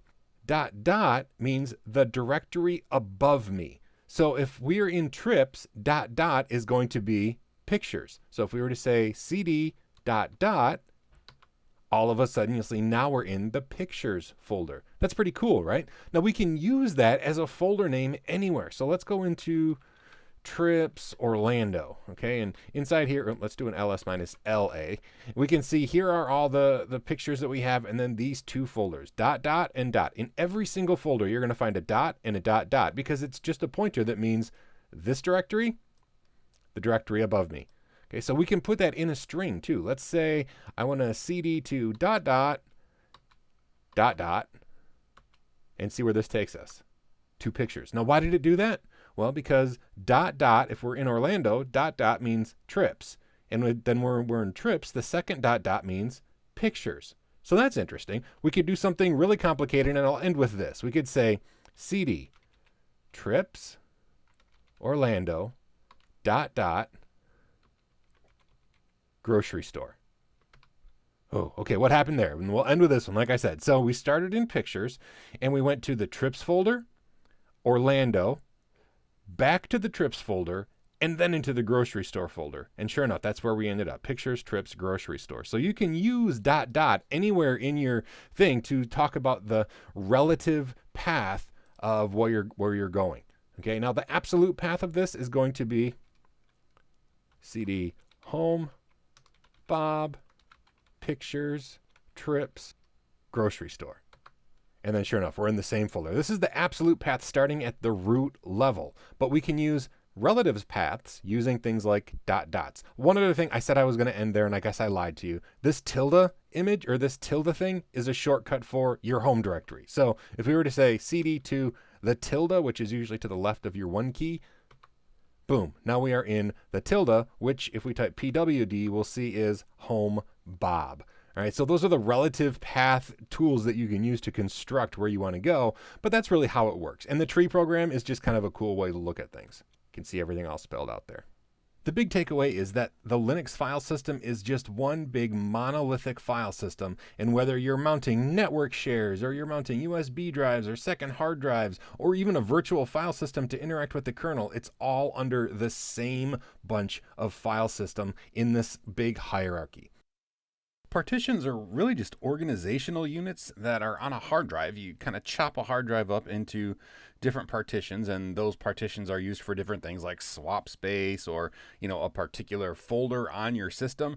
You can use partitions for a lot of things, and depending on the system that you're using, whether it's going to be an MBR, master boot record, or GPT, GUI ID partition table, you can have a multitude of partitions or just a few, and depending on which scheme you use, it depends how big your hard drive can be. Now we're going to look at a handful of tools like Parted and gparted, and this stands for partition editor and graphical partition editor, and the old school fdisk, which is just a command line tool that didn't used to handle the GPT partition table, but now it does. So there's this one size fits all tool called fdisk. And then I do want to show you a couple tools that will let you see what block devices are available to partition on your system. So let's actually go right to the command line so that we can check out what's on our system. And I chose to use CentOS today for no other reason than I thought, let's use CentOS.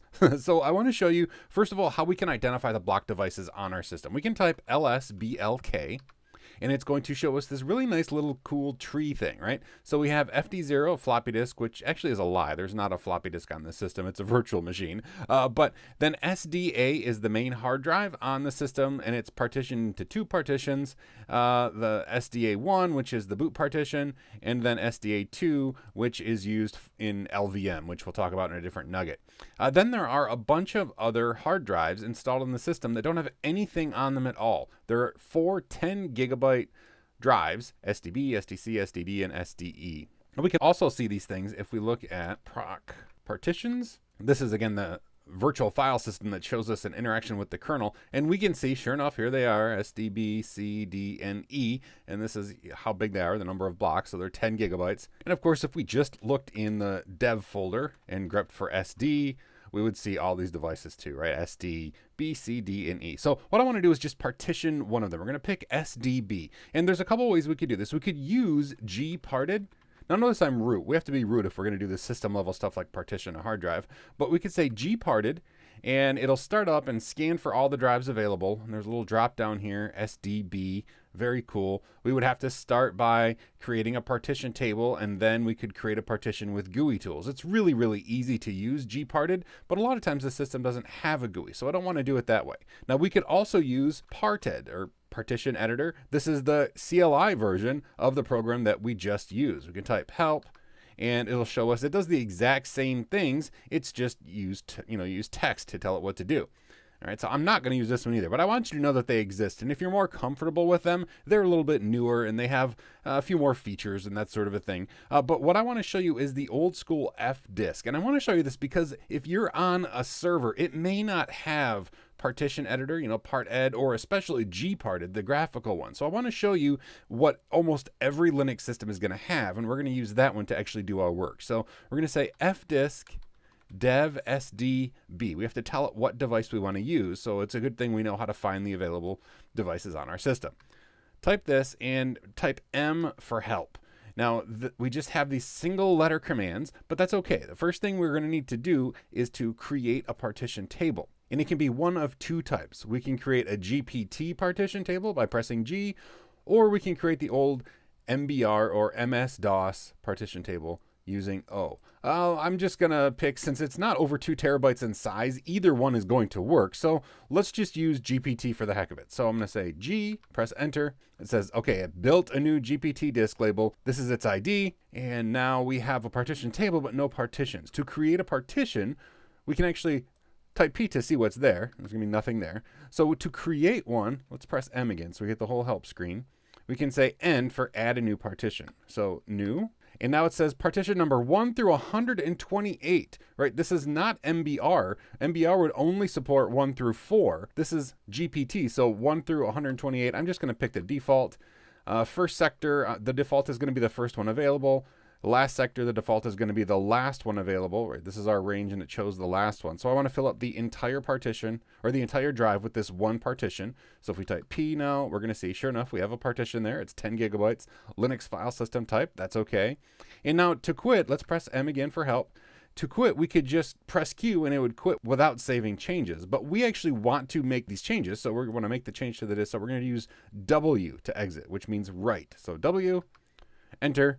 And now our partition table has been done. We can say lsblk, and look at that. Now it shows up that we have a partition created on our system. It happens to be a GPT partition table, and it's a single partition that takes up the entire drive. I didn't actually go through the process of using parted or gparted. They're very straightforward, and they walk you through it, and the help screen is right there and easy to use. So if you want to use those, by all means, go ahead. But I wanted to show you the more complicated fdisk because it's going to be on every single system that you run across.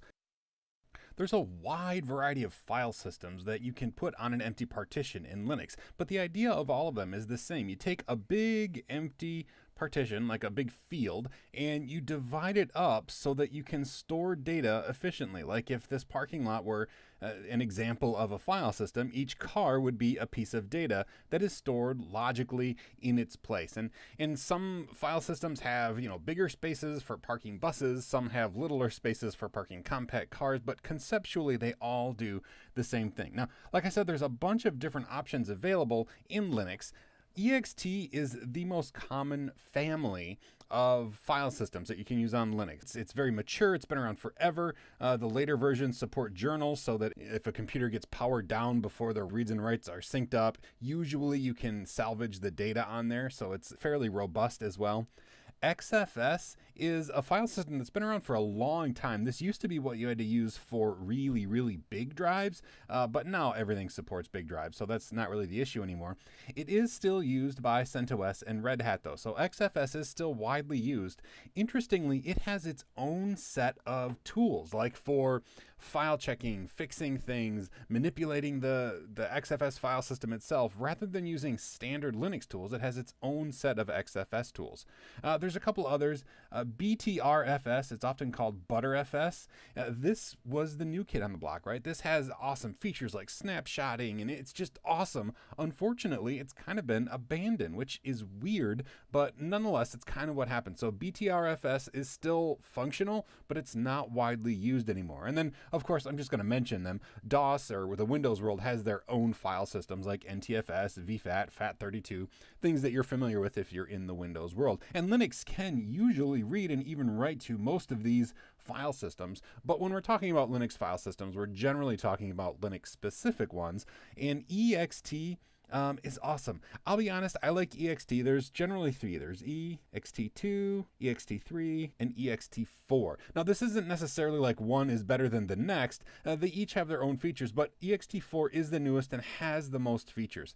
I'll be honest, I almost always pick EXT4 as my default file system. Not because it's necessarily better than any other option, but because it's so widely used. That means there are a ton of tools and utilities and tutorials online to get data back if you have some corruption. So EXT4 is my file system of choice, mainly because it's used in so many places. When it comes to creating a file system, basically you need a partitioned hard drive so that you can, have a partition or that empty field in order to draw the lines for your parking lot or put that file system on. Now I'm going to say LSBLK, and we're going to see these are the different block devices on our system. I have two partitions created. I have SDB1 and SDC1. These are just 10 gigabyte partitions on 10 gigabyte drives, so it takes up the whole drive, and we're going to format each of them. All right, so I'm going to say, now, here's another really cool thing about Linux. The file formatting or the hard drive formatting programs all start with MK for make FS file system,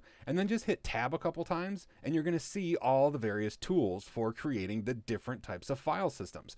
So let's say we're going to make a ButterFS file system. So we would say mkfs.btrfs, and then what partition we want to create that file system on. In our case, dev SDB1.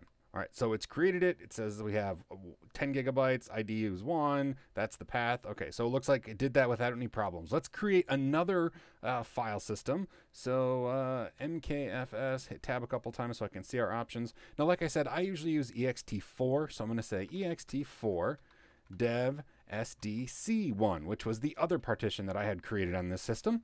And it went through and it created that file system. And now a really cool thing, if we use the LSBLK, but we add the -F, it's going to show us the file systems that are on the particular block devices as well. So if we do that, we're going to see up here we have SDA1, which remember I said Red Hat and CentOS use XFS. Well, sure enough, there it is. XFS is used. SDB1 is that ButterFS file system that we created. And then down here is an EXT4 file system that we created on our system. So that's all there is to creating the various file systems, and really you can pick whichever one you want, but you do have to have a partition in existence before you can create a file system on it. And while yes, there are a whole bunch of file systems that you can use on Linux and it supports a bunch, I really recommend that EXT family of file systems if you have a choice and you're just trying to decide what one to use, largely because it's used so often. There's so much support. If something goes wrong, you can find a lot of help online.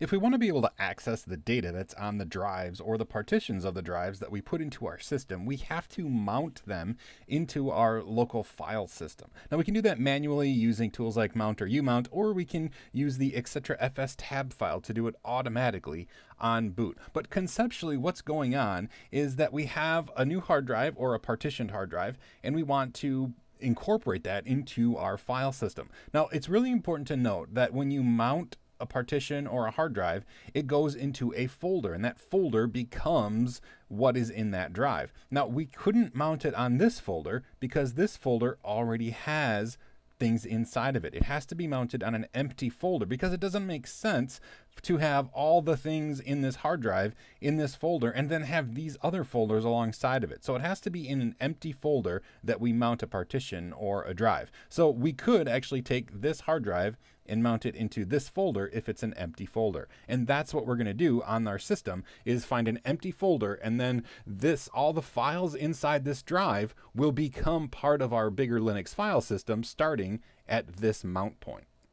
Now I'm here on an Ubuntu system and I have the regular root mounted hard drive, and then I also have an additional 10 gig drive. And if we do lsblk, we can see that we have, well, a bunch of things here, loopback devices, but we have down here SDB1. Okay, this is a 10 gigabyte partition, and it's all set up and ready to mount, but it's not currently mounted on our system.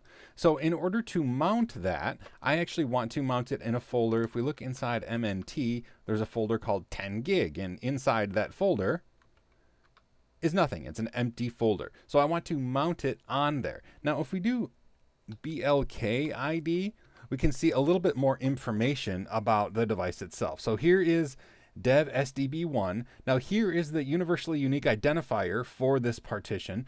Keep note that this is something that's specified about the partition. We'll look at that in a second. But we know that it's type ext4. Okay, that's good to know. And we know that this is where the actual partition lives. So we can say mount. Now I'm going to say -T for type ext4. Usually mount can automatically figure out what kind of file system it is, but if we know, there's no reason not to do that.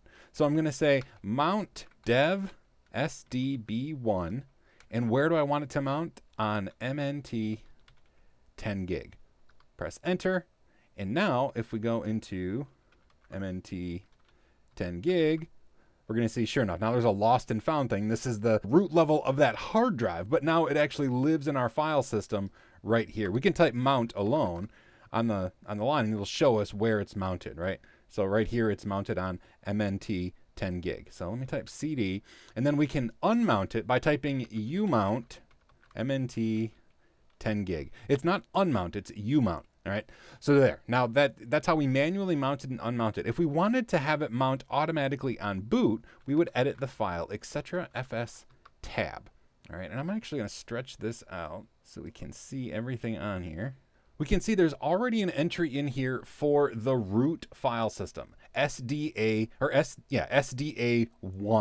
But notice it doesn't specify it by its device. It specifies it by its universally unique identifier, which we could get by using that blkid command. It'll get us that UUID for the particular partition. Now we could use the UUID for dev SDB1, and we could put that in here to mount it, but I'm actually going to use, let me make another entry here. I'm actually going to say that the file system is on dev SDB1. We can specify it by device or by UUID, or we could even use the drive label if we want. But in this case, I'm just going to use the device itself. And then tab over. The next field here is the mount point. So I want this mounted on MNT 10 gig. Tab over. The next thing is type. It's an ext4. Options. I'm just going to say defaults. And then the last two fields are dump and pass. Now, dump is an old school backup program. It used to dump the files to a backup. This is really deprecated. It's not really used anymore at all. So dump, you're going to want to put 0 for dump. The last line, though, pass, this means, do you want it to run a file system check? 0 means never run a file system check. 1 means run this file system check first. So you put a 1 on the root partition. Any other partition that you want to have checked when the system boots up, you're going to put a 2. So I'm going to put dump of 0. You always put 0 for dump. And then pass is 2. It's the second most important because the root is the first one you want to have scanned, and then everything else is going to be 2. So you can have like 5 different partitions mounted. They could all have pass of 2. Now there's more to it to get it to scan automatically on boot, but when you're setting up the fstab file, this is where you do it. So save this, and now we could just type mount -A, and it's going to mount everything that is specified in fstab. And we can look by saying mount, and it'll show us that sure enough, it remounted that because we defined it in fstab. And if we reboot the computer, it's going to automatically boot it, or it's going to automatically mount it as well. It's really easy to mount partitions using the manual tools. It's also pretty easy to use the FS tab file to specify it. And you can either specify it by device name or the UUID that we can find out using the BLK ID program. To scan a Linux file system, generally you use the tool FSCK, or just FISC as it's often referred to.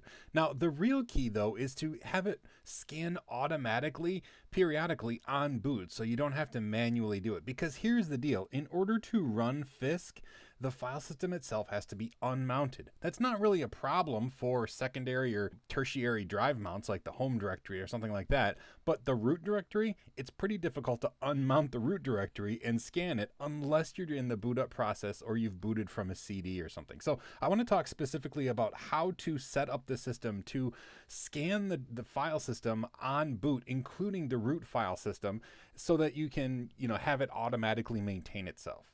Now, when it comes to scanning automatically, there's a few different flowchart things that go on. The very first thing the kernel looks for is inside your FS tab file, if the pass setting is set up. If it's a 0, if you have your dump and pass, and if the pass is set to 0, then it won't scan. It just absolutely will refuse to scan. It doesn't even look any further. It just stops right there and continues booting up the system. If, however, you have that partition set up with either a 1 or a 2, a 1 for the root partition, a 2 for any other kind of partition. If you have it set up then, it looks at the drive itself and it says, okay, has the maximum number of allowed mounts been reached? And if that threshold has been reached, it will scan the drive before it boots up. If not, if it hasn't met this maximum yet, then it's not going to scan. It's going to increment. It's going to say, okay, I'm going to mount one more time and add it to the number of times I've been mounted, but I'm not going to scan it. Even if the pass is set up to scan, it's not going to scan it if it hasn't met the max. Now, the max by default is -1, which means it's never going to scan, because that's just the way of saying, like, don't ever automatically mount. So by default, you're never going to get an automatic scanning, which is a little bit frustrating because you do want to have your system automatically scanned. So on Ubuntu here, I have dev SDB1 mounted on MNT 10 gig. Okay, so this is another partition. This is not my root partition, but it's mounted on MNT 10 gig. All right. If I look inside of the FS tab file, we're going to see that on this partition that I have automatically mounted on boot, it's set up with a pass of 2, which means that it is going to check to see if it should scan automatically. Okay, it's not the root partition, so I don't have it set up with a pass of 1, but since it's set up with 2, it's going to check and say, okay, if it's time, I'm going to scan this. So let's get out of here. And how we can see what the maximum number of allowable mounts before it will scan is to use the tune2fs. We're going to do -L for a listing of dev SDB1. And it's going to show us this. Now, what you want to look for in here is this maximum mount count. Now, remember I said by default it doesn't ever scan. That's because this is set to -1, and you're never going to reach that because that's just the way of saying disable it. If we want to have it automatically scan every so often, we need to change this. So we would say tune2fs-c for count, and I'm going to say every 10 mounts I want it to scan in dev SDB1. Okay. So now the maximum mount count is 10. We can look at that by doing the same command over, and we can see now the maximum mount count is 10. Okay, so what does that mean? Well, every time the system boots, it mounts the partition. Well, we could speed that up. We could say umount dev SDB1, mount dev SDB1. We do that, and now if we look, it's going to increment it by 1 because we unmounted it and remounted it. So if we do that a bunch of times, and now we look back and see, okay, our mount count is now 16 and our maximum count that is allowed is 10. Well, why didn't it automatically scan? Well, it only does that on boot. So if we were to reboot the system, it would go through the flowchart and it would say, okay, you have your pass set to 2. So that means I need to check the drive and say, okay, drive, is your mount count higher than the maximum mount count allowed before a scan? And it will be. So if we do a reboot, and once it's booted back up, we look and run that tune2fs again. So sudo tune2fs-l dev sdb1. Now we're going to see that the mount count is down to 1, which means that it scanned it. It ran Fisk on boot before it was mounted, and it reset the mount count to 0, and then of course it mounted it, so now it's 1. So now it's not going to rescan that on boot until the mount count gets above this maximum mount count, and then it will do it automatically. And figuring out what number to set here can be kind of tricky, because here's the deal. If you're on a laptop, you might reboot fairly often, so you're going to want to have that number kind of high so it doesn't scan every single time. But if it's a big file server, maybe you rarely ever reboot it, maybe once a year. Well, in that case, you might want the mount count to be very low so that every time it gets rebooted, it does scan for consistency's sake. And then one more thing, if it's a huge partition with just millions and millions of files, it's going to take hours or days to scan. So maybe you don't want to scan it every time it mounts. It really depends on your situation. So plan out how often you want it to scan and the type of situation that you're in to make the best choice for your particular partition. And honestly, the best choice for you might actually be just to run Fisk manually. Just unmount the partition or boot from a CD or USB drive if you need to scan the root partition. Maybe you never want to automate the process. You only want to do it manually. For some cases, that's fine too. Regardless, it's important to know how the system works so that if you think you're automatically scanning, you really are. LVM, or Logical Volume Manager, is basically like a software version of a storage area network. It allows you to take a whole bunch of physical devices and lump them into one big group that allows you to kind of carve out slices of storage for the use in your local system. It consists of a bunch of parts: physical volumes, volume groups, and logical volumes. They use the word volumes a lot in there. But nonetheless, it's a way of taking raw storage and combining it into a thing that you can just slice up and expand and contract and add more things to it without disrupting the existing services. Here's how it actually works or looks in practice. So we start with physical volumes. I'm just calling them PV. And we're going to say that we have 4 10 gigabyte drives. Now in the standard practice, these could be actual hard drives, they could be RAID devices, or they could be partitions on a hard drive. It doesn't really matter what they are, they're just chunks of storage. And you create physical volumes out of them, and then you combine those physical volumes into volume groups. And so then all of these are combined into a volume group, and if you add 10 times 4, you get 40 gigs. So then you have this volume group, which is like just a big bucket of storage, and that bucket of storage has no protection. Now, I know that's not like a feature, right? But I really want you to know that if you just have 10 gigabyte drives all in a bucket, so you have 40 gigabytes of storage, and you're just going to take and carve out chunks of that, that doesn't offer you any protection. So if one of these drives fails, all of a sudden you could have your end result be completely corrupt and useless. So physical volumes being raw devices and not having any redundancy is a little bit scary. So anyway, just wanted to throw that in there. So once you have this volume group, you carve out a slice of it, and it can be a small slice. Like here, I just said this is about 7 gigs. I just kind of like spatially guessed how much of 40 gigs that would be. But you can carve out a big chunk. So you could have like a 30 gig slice, or you could have like a 32 gig slice that would use like 2 plus a little of another drive. Basically, you don't know underneath what's going on. The volume group is just a big chunk of storage that you carve out a slice of. And then this slice is called a logical volume. That logical volume is what you format with a file system and mount on your local hard drive or on your local file system and what you install Linux on. So it's a long step process, but it allows for a lot of flexibility. And so I want to show you what it looks like in practice. Even though it's not this robust system with multiple physical volumes, if you have CentOS installed, they actually use LVM even if you only have one drive. So I'm going to show you here, if we look at the etc fs tab file, what we have here is our device is called devmapper CentOS-root. Okay, now this is like devmapper. What is that? Well, this is where Logical Volume Manager creates those logical volumes for us to use. And you'll see here, this devmapper CentOS-root is mounted on the root of the hard drive or root of the file system. It has XFS as a file system and it's installed. Same thing down here. They have another carved out slice called CentOS Swap, and that's mounted as swap space on the system. So if we look inside Dev Mapper, we're going to see we have CentOS root and CentOS swap. Now I want to show you really quickly a handful of commands so you can see what's going on. If we look at PV display, this is physical volume display. It's going to show us what's going on behind the scenes, right? Like what makes up the bucket of data that we're going to use. We only have one physical volume. I know it seems weird, right? Why am I making a bucket out of one device? Well, you can expand it if you want. So they're giving you the room to expand later if you want to do it after it's already installed. So we have one physical volume and it's a partition. It's dev SDA2. All right. It's in a volume group named CentOS.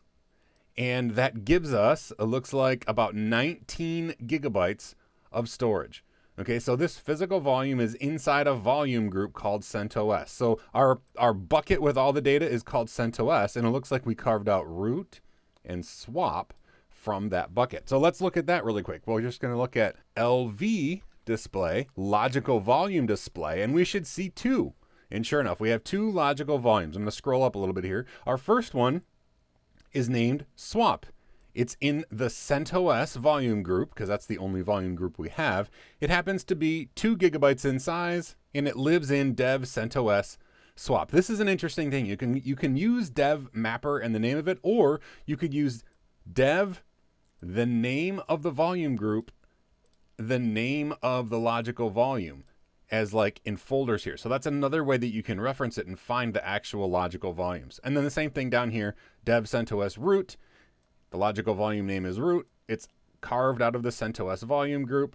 And this one looks like it's about 17 gigabytes. So if we look inside dev CentOS, we're going to see, sure enough, there we have root and swap as our two different logical volumes that we could, one is formatted, right? This is formatted with XFS and this is just swap space. I know we didn't go through the process of actually creating all of the different parts, but hopefully you understand exactly what LVM is doing, taking physical volumes, whether they're partitions or hard drives or RAID devices, combining them into a volume group, and then carving out logical volumes that you can use as regular devices on your system. And that just allows for flexibility, kind of like a software-based SAN in your own computer.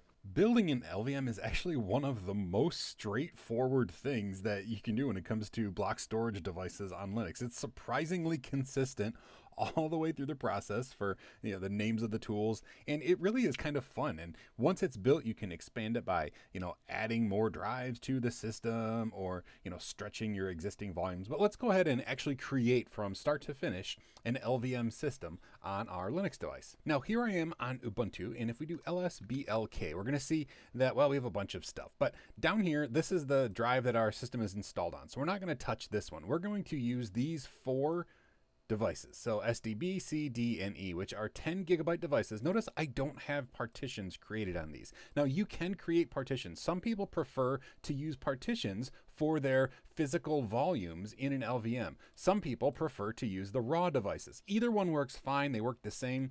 The advantage of setting up a partition is that if somebody else comes to your system, they're going to see that there's partitions on the system, and they're going to know that something is already done there. Whereas if you leave them raw devices, they might think, oh, look, empty drives. Now, it's kind of far-fetched. You're not just going to start formatting drives in somebody's system, but that's the reason some people like to use partitions. I'm just going to use the raw devices. And to turn these raw devices into physical volumes, we use pv create, and we just make a list of the devices we want to use. So dev SDB, dev SDC, dev SDD, and dev SDE. So it created them. Now we can do pv display if we want, and it's going to show all the devices that we have. Now each of them is 10 gigabytes, and the name of it is just the device itself, dev SDC. So the next step is to create a volume group. Now to do that, we just do VG create, which is very, very nice. The first flag, or the first command argument here, is the name of the volume group. So I'm going to call this bucket, because it's just a big bucket of our hard drives, right, of our data that's available. So I'm going to call the volume group bucket, and then we just make a list of the physical volumes that we want to add to it. So those same volumes we just did before.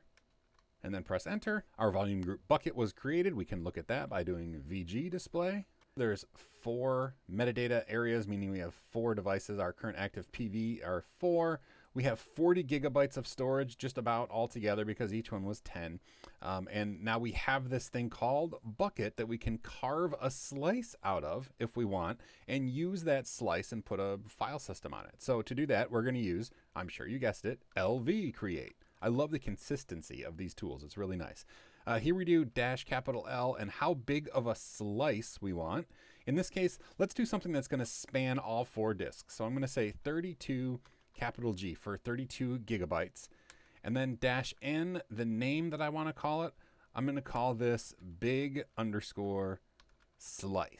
And then we have to tell it where we want to get the data from. Well, in our case, it's in bucket. The name of our volume group right there is bucket.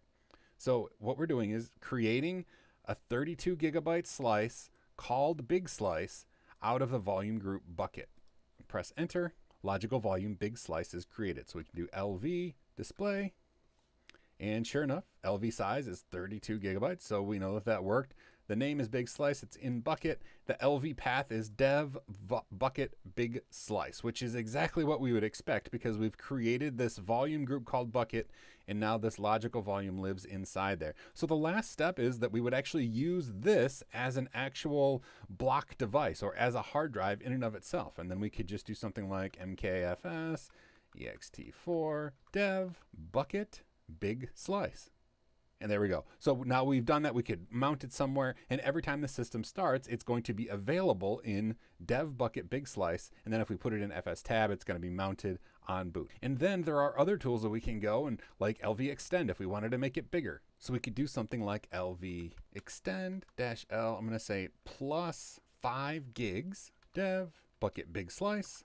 And now it says the size has gone from 32 gigabytes to 37 gigabytes. It was resized. And we did that without adding anything to the system. We just used the tools to change the size of our logical volume. The thing to remember again about LVM is that it provides flexibility in your system. It doesn't provide any redundancy. So if you have one physical volume fail, it's going to crash the entire volume group and logical volumes are going to get messed up. So you want those PVs to be like a RAID device if you're worried about something going wrong underneath and losing data. But setting up LVM, as you can tell, is very simple and honestly, even kind of fun.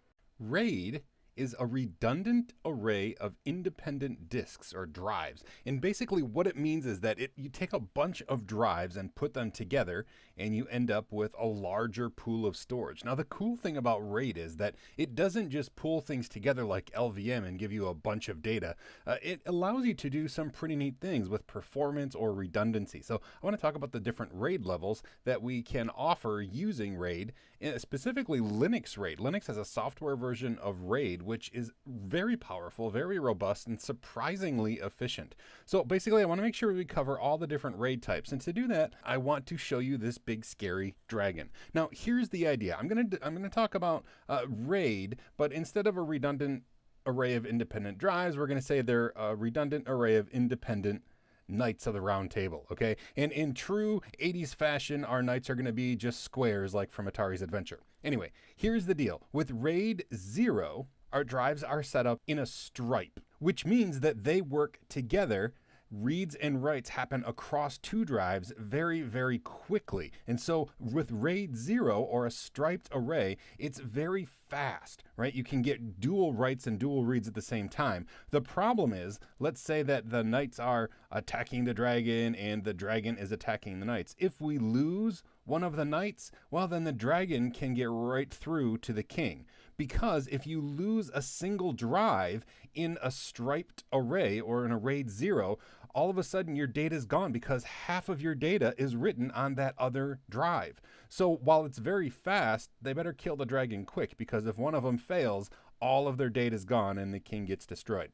Now, RAID 1 is kind of the opposite. It still has multiple drives, but they're set up in a mirror, which means every time you write something to the first drive, you write it to the second drive. So you have a complete copy of both. Now, because they're in a line like this, they can only attack the dragon one at a time, right? They can't both attack the dragon like over here in the striped setup. But the advantage here is if one of them dies, there's still another full knight there protecting the king. Same thing with your data, right? If one of these dies, you still have a full set of your data because you've been writing it to 2 drives the entire time. So a mirror doesn't give you any speed increase because you're not spreading the writes across here. You're actually writing all of your data 2 times, once to each drive. So you don't get any advantage over a single drive when it comes to speed, but you do get that advantage of either drive can die and you still have full protection for your data. Now, RAID 5, this is a little bit different. RAID 5 uses a parity disk, and how that actually works is like some digital magic that is beyond the scope of this nugget, and to be quite honest, it still stumps me a little bit. But conceptually, how it works is you have multiple drives, 3 minimum, and any of these drives can die. Any one of them. It doesn't matter which one, and all of your data is still in place. So you get the advantage of being able to lose any drive in your array. The disadvantage is you lose 1 drive's worth of storage. Now, what do I mean by that? Let's say these are all 5 gigabyte drives, okay? If these are all 5 gigabyte drives, together that would be 15 gigabytes. But you lose 1 drive's worth of storage for that parity magic. And so if you have 3 5 gigabyte drives, you're only going to have 10 gigabytes of usable space. But the advantage is it's writing to multiple drives as it's going along. And if one of the drives dies, you still have all of your data represented in the remaining drives. Now, if you lose 2, of course, then your data is corrupt and you're done. But you can lose any drive. And it's not just like this is the drive you can lose. No, you can lose any one of these and all of your data is still there. It really is magical. And so that means that you can lose a knight and the dragon is still going to be stopped by whatever 2 of the knights are still protecting the king. Hopefully that makes sense with the different RAID levels. And just briefly, I want to talk about there are some hybrid levels as well. So RAID 0 could be RAID 01, where you have like 4 drives. And what happens here is you have a stripe of mirrors. Your drives are mirrored and then striped across the mirror, or RAID 10, which is a mirror of stripes, or vice versa. But basically 4 drives, and you're mirroring 2 of them and then striping those 2 mirrors, and vice versa. You're going to stripe them and then mirror those 2 stripes. With RAID 5, there's actually a RAID 6, which is cool, but it requires another drive. And then you can lose up to 2 drives and still have your data. There's 2 of those parity drives in place. Now, the downside is you lose 2 drives worth of storage on your full array, but it's awesome because you can lose more than 1 drive. Now, even if you don't follow along with my awesome dragons and knights kind of scenario, hopefully the RAID levels make sense. Now, my trick, my little mental trick to remember what it is, I look at the number after RAID and I say, how many disks can I lose? Because for years I would confuse RAID 0 and RAID 1. But here's the deal. With RAID 0, you can lose 0 drives, right? Because if you lose 1, you lose your data. With RAID 1, you can lose 1 drive and you still have another drive. RAID 5, I guess you could lose 1 of 5. I don't know. It kind of falls apart. But RAID 0 and RAID 1 are the ones that I would always struggle with. So I think of that number as how many drives I could lose and still have my data. You can go to the store and buy a RAID card, like a hardware RAID device, and then you can use that on your system and you'll be able to have hardware RAID. But Linux has a really awesome and powerful software RAID program that will use kernel level tools to allow you to create your own RAID devices without needing any specialty hardware at all.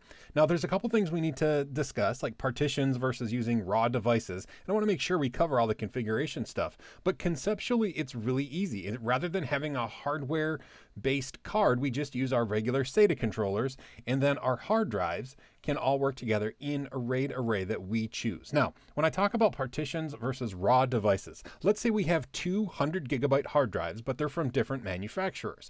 Now, they both say that they're 100 gigabytes. However, if you look close, they might have slightly different number of sectors and slightly different size. So this one says it's 100 gigabytes, but it might be actually 1028 megabytes. And this one says 100 gigabytes, but it might actually be 1022 megabytes. Now, they round for marketing purposes, and that's perfectly fine. And usually on a system, it doesn't matter. But if you have like this drive fail in a RAID array and you need to replace it with another drive, and you try to use this drive, and all of a sudden, oh, you created a raw disk device RAID array unit and it has 1028 megabytes of space, and you try to replace it with another 100 gigabit drive, but this one only has 1022 megabytes, you're not going to be able to work it because this isn't big enough. So generally what people do is you take and make a partition inside of your drive that is slightly smaller than the hard drive itself. So it might be 99.9 gigabytes. And then the same thing, when you have a new drive, you're going to have enough room to create a 99.9 gigabyte partition. And so even though this drive itself is slightly different, the underlying partition is going to be the exact same size, so you're going to be able to use it to replace a failed drive in an array. So that's why we generally use partitions, even though using a raw device would work until you need to replace it with a smaller drive that is your replacement. Now here on our Ubuntu system, if we do lsblk, we're going to see we have 4 10 gigabyte drives that are installed in here. We're going to make a RAID array with those. This SDA1, this is our root partition. This is where our system is installed. But these drives down here are the ones that we're going to use to create our RAID array. Now I've already partitioned the first 3. You'll notice it's a 10 gigabyte drive and the partitions are 9.9 gigabytes. Awesome. We're going to do the SDE, the last one, together. And so fdisk dev SDE. And the first thing, well, we can press M to see all of our different options, but I'm going to go kind of quickly. I'm going to say O to create a new partition type, and it's going to be a DOS one. It doesn't have to be DOS, but I just decided DOS. And then I'm going to say N for a new partition, and I want the partition to be primary. So default, number 1, default, the start point on the drive, default. And here's where, rather than, if I choose default, it's going to be 10 gigabytes in size, and that would be fine as long as our replacement was the exact same kind. But I want to do it slightly smaller than the drive itself. So here I'm going to say plus 9.9 G and press enter. And now we have it 9.9 gigabytes in size. So any 10 gigabyte drive we'll be able to replace it with because we'll just create a 9.9 gigabyte partition inside. Now the one last thing, if we do T for type and press enter, it's going to say, okay, what partition type do you want? Here it says it created a new partition with type of Linux, but if we type capital L, we're going to see all of the available codes here. Now, this is not a format. This is just like a flag to give the kernel a hint as to what sort of partition this is supposed to be. So the one that we want to put on here is actually FD for Linux Auto RAID. So I'm going to type FD. And now it says change type of partition to Linux Auto RAID or Linux RAID Auto Detect. I'm going to press W to write this change to the disk. And now if we do lsblk, we're going to see we have all of them here. Now that partition type is just to give the kernel a hint. If you put these drives in a new system, it's going to say, oh, look at those partitions. Those are part of a Linux array or of a RAID array. So we're going to treat it as such. So it's just a hint, but it works even if you don't change that partition type. All right, so now it's pretty easy to create the actual RAID device. We're going to create a RAID 5 device with 4 10 gigabyte devices, well, about 10 gigabytes. And so we should end up with about a 30 gigabyte usable space with our RAID 5 array. Now the tool we use is mdadm. And then we're going to say -- create because we want to create a brand new one. I'm going to say verbose just so we can see it do things as we type it in. And now what device do I want to create? Well, the devices are dev MD and then the number of the RAID device you're creating. So we're going to start with MD0 because that's our first device and we don't have any RAID devices on here yet. I'm going to do -- level equals 5. I want it to be a RAID 5 device. And then -- RAID devices equals 4 because we have 4 devices. And now we need to list those devices out. And we're going to list the actual partition. So dev SDB1, dev SDC1, dev SDD1, and dev SDE1. We'll press enter.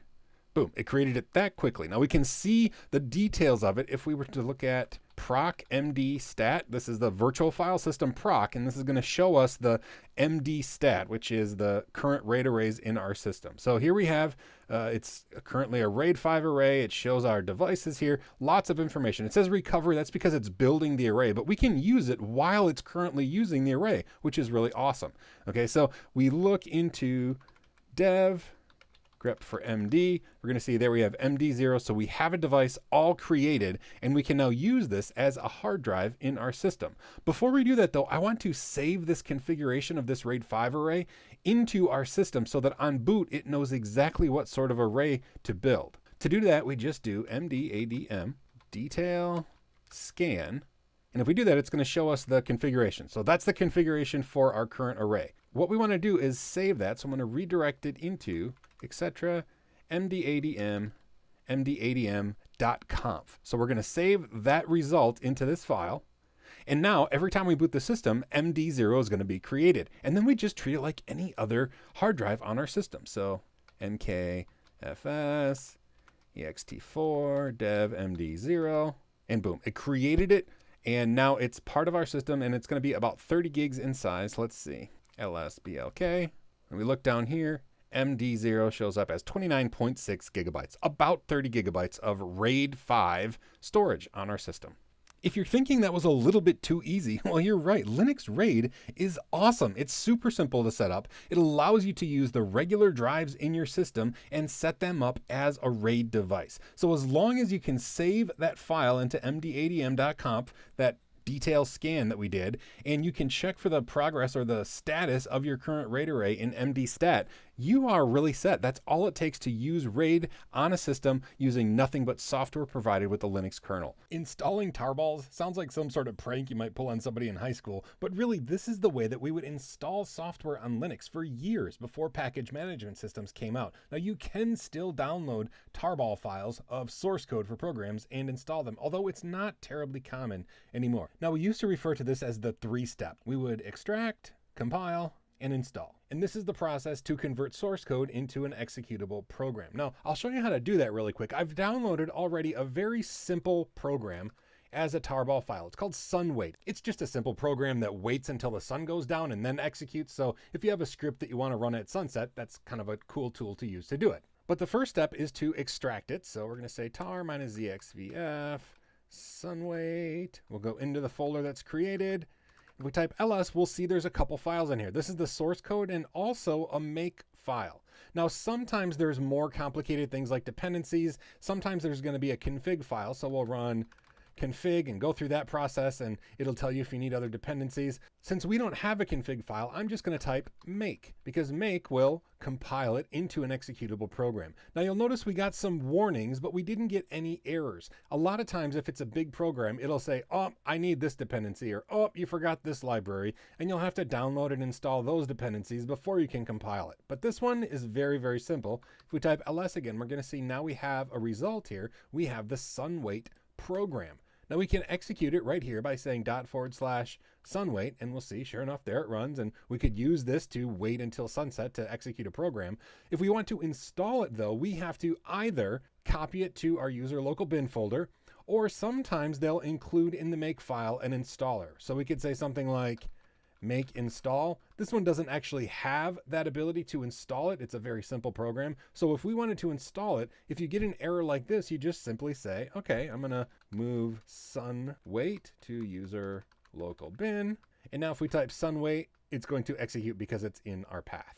Now I told you that 3-step process is really, really simple, and it is. You just basically type make and it compiles, and then you have a binary that you can install, either using a script or just putting it in your user local bin file. There is a big disadvantage though if you compile things from source, and that is there are no update mechanisms for getting a newer version. If you use a package manager, it'll update old software, but if you just compile it yourself and install it manually, there's no way to update it, and that can be a real problem, especially when security concerns come up. So while it's important to understand how to use tarballs to compile and install programs, it's not really the best way to go about it if you have any other options. Deb files are the way that programs are packaged up in the Debian and Ubuntu world. Now, there's a couple different ways that we can manage the subsystem, and there's a little bit of confusion as far as what tool to use. Now, behind the scenes, they all use dpackage, which is like the lowest level of interaction with Deb files. And I'll show you why this is not what you use on a regular basis in order to actually install packages on Debian or Ubuntu. There are 3 different options, though, for installing packages using the proper system: apt, apt-get, and aptitude. Now, I want to talk about them because they do the same thing, but it's just a matter of being replaced by something better. So apt, just APT, all on its own, is the newest program to interact with the apt system. It's new, it's simple. This is the one to use. So just use apt. I'm going to try to use apt if I can. Aptitude, you may find online instructions, people telling you how to install packages with Aptitude. This is older, but it still works. I don't recommend you use it though. It's a little bit strange when it comes to dependencies, but it's been outmoded and now apt is the way to go. Now here's the other thing. apt-get has been around for a very long time. It's the oldest of the three. It still works, but I don't recommend you use it because again, apt is by far the best way that you can go about installing packages. Here's the real problem though. I've been installing packages on Debian and Ubuntu for so long that sometimes if you're watching me in a nugget, I might use apt-get by mistake just because it's a habit. It still works. There's nothing wrong with doing it, but the proper way to go about installing packages is to use apt. That's what I'm going to try to do, and that's what I'm going to show you now. Now on our Ubuntu system, if we type ls, we're going to see I have a deb file. So it's Kate. Kate is a text editor that works in the KDE environment, and this is the installer, the deb file. Now remember I said that dpackage is the program that is used behind the scenes. It's how you interact with deb files. Here's the problem. So I'm going to say sudo dpackage -i for install kate.deb. It's going to try to do it, but here's the problem. It doesn't resolve any dependencies. So if I want to use dpackage to install it, I'm going to have to find every one of these deb files on the internet, download them, install them one by one, find out if they have dependencies, and it can be a real mess. So thankfully, the apt system takes care of all the dependencies for us. So I have to erase this. So I'm going to say sudo dpackage -r Kate, and it's going to undo the mess that I made. And now we're back to square one. Rather than downloading the deb file, we can use the apt package management system and just say sudo apt install Kate. And it's going to look for the latest version and get all of the dependencies. And you can see there are a ton. It would have taken me a week to come up with all these dependencies. So if I say yes, it's going to install them all. And it's finally finished. That took like over 3 minutes. I sped it up so you didn't have to sit here with me the whole time. But now all we have to do is run Kate because it's installed with all of its dependencies on the system. And here it is, our little text editor, Kate. Now another nice thing about using a package management system is we can keep things updated. So we could say sudo apt update, which is going to download the latest repository information to find out all the updates that are out there for us to install. And then once we have the freshest versions of what's out there, we can use that same program, apt, and say sudo apt upgrade. And looks like we have a couple things we could upgrade, hit enter, and it's going to keep our system up to date. That easy. Not worrying about dependencies. It does all that on its own. So while all three of these will technically work for installing and updating packages, you really want to use just the simplest one, which is apt. It's the newest and it's the easiest to remember. RPM is the Red Hat Package Manager, and it does just that. It manages packages on a Red Hat base, meaning Red Hat or CentOS or anything else that uses the RPM system. That's how it manages their dependencies and their installation and their programs and updates, etc. Now there's a few tools we need to know how to use in order to really utilize RPM. Yum is kind of the de facto standard, but there's a new kid on the block called DNF. I want to talk about that. And then of course, RPM itself is not only a package management system, but it's also the tool, the low-level tool that we use to actually handle packages. Now, the cool thing about RPM is there's no 2 steps required when it comes to installing. Now, what do I mean by the 2-step process? Well, here we have our multiple programs I just mentioned. Now, Yum is Yellow Dog Updater Modified, which may seem silly, but just for a brief second, Yellow Dog was a Linux distribution that ran on PowerPC or old Apple hardware, and its claim to fame was actually that it started this Yum program for managing packages. Now, the operating system itself didn't do well after the PowerPC platform kind of faded out, but Yum is still around today. And in fact, that's the program that we use on almost every RPM distribution. It handles dependencies, it updates the repo information as it's installing and upgrading. So unlike apt, you don't have to say like Yum update and then Yum upgrade. When you upgrade, Yum updates before it does anything else. Now DNF, which, and I'm not kidding here, it stands for Dandified Yum, but DNF is the new program. It's in Fedora right now. It's not in CentOS, but it's going to replace Yum. It's just a rewrite. It has some features that work better, but similarly structured in how it works. And then of course, RPM is what happens behind the scene. There's a program called RPM, and this is the low level tool, but it doesn't handle dependencies. So we generally don't use the RPM tool on its own. Let me show you what I mean. I'm on CentOS here, and we're going to use Yum to install packages, but first I want to show you RPM. Now, if we look, I have downloaded this program called Kate. This is just a text editor that works in the KDE environment, but if we were to install it with RPM, we would have a problem. If we say RPM-I for install, the name of the package, it's going to say, I can't do that because you have 11 billion different dependencies that aren't installed. So what you'd have to do is find every dependency, every RPM, install them one by one. These probably have dependencies of their own that we'd have to track down. But thankfully, that's where the package management system Yum comes into play. So we could simply just say Yum install Kate. And it's going to go to our repositories. It's going to update the cached information, like show us the latest information from those repositories. And then it's going to search for Kate. It's going to find all of the dependencies right here. See, it's looking for all the dependencies and the dependencies of the dependencies. And now it says, would you like to install it along with the 77 dependent packages? Okay, I'm going to say yes. Actually, I'm going to say no. If we install it, then it would just download and install all of those packages and life would be good and we would have Kate installed. But what I'm going to do is now show you, that's how we would install a package. But if we want to update the system, all we need to do is type yum upgrade, and it's going to query all of our repositories.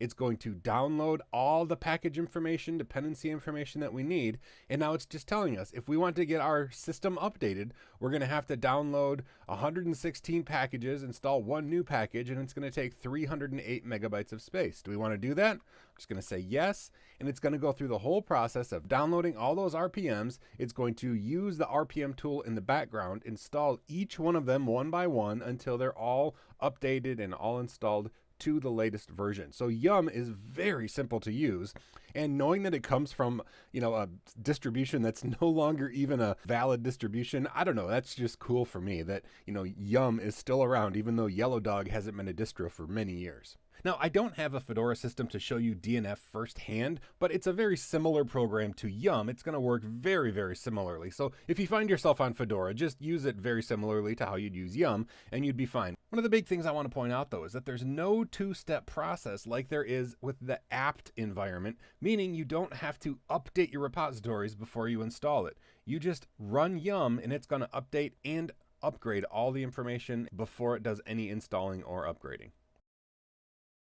One of the nicest things about the apt package management system is that you can add repositories, which are just different groups of software packages. So if something's not in the standard Ubuntu or Debian system and somebody else has written something, you can add a whole repository of new software, and then the apt system can use it just like any other package on your system. It's pretty cool. Now we're going to look how to add something, and there are a few gotchas that we need to look at, but thankfully it's a fairly simple system when it comes to configuring new repositories. So I'm here in the etc apt folder on an Ubuntu system. If we do an ls, we're going to see there are two things I want to show you. There's sources.list.d. This is a folder, and there's actually nothing inside there right now, but we could create a new file.list in here, and it would be read just like this system default sources.list. So it doesn't matter where things go. I'll just add something to the existing sources.list. So we're going to look, and you'll see there's already a bunch of repositories added. Each one of these lines is a repository containing software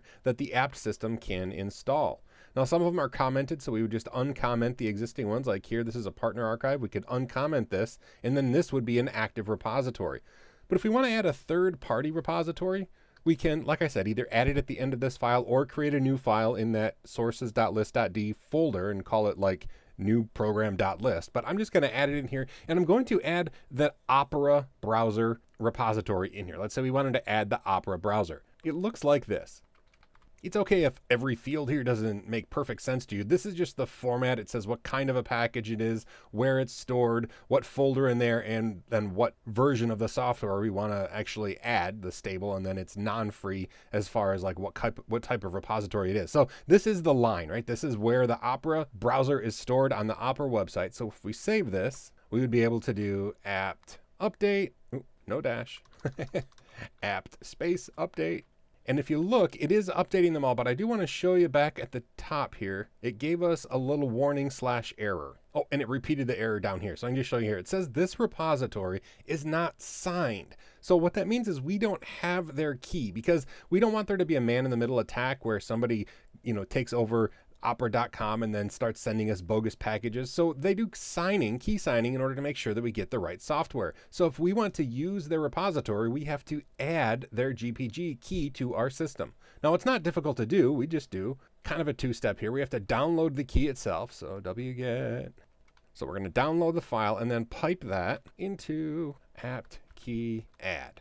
All right, so we'll do that. It's going to download the key and it's going to add it to our system. And it just says okay. We can see if it's there by typing apt key list, and it's going to list all of the keys in our system. And if we look, we should be able to find, sure enough, here's the Opera one.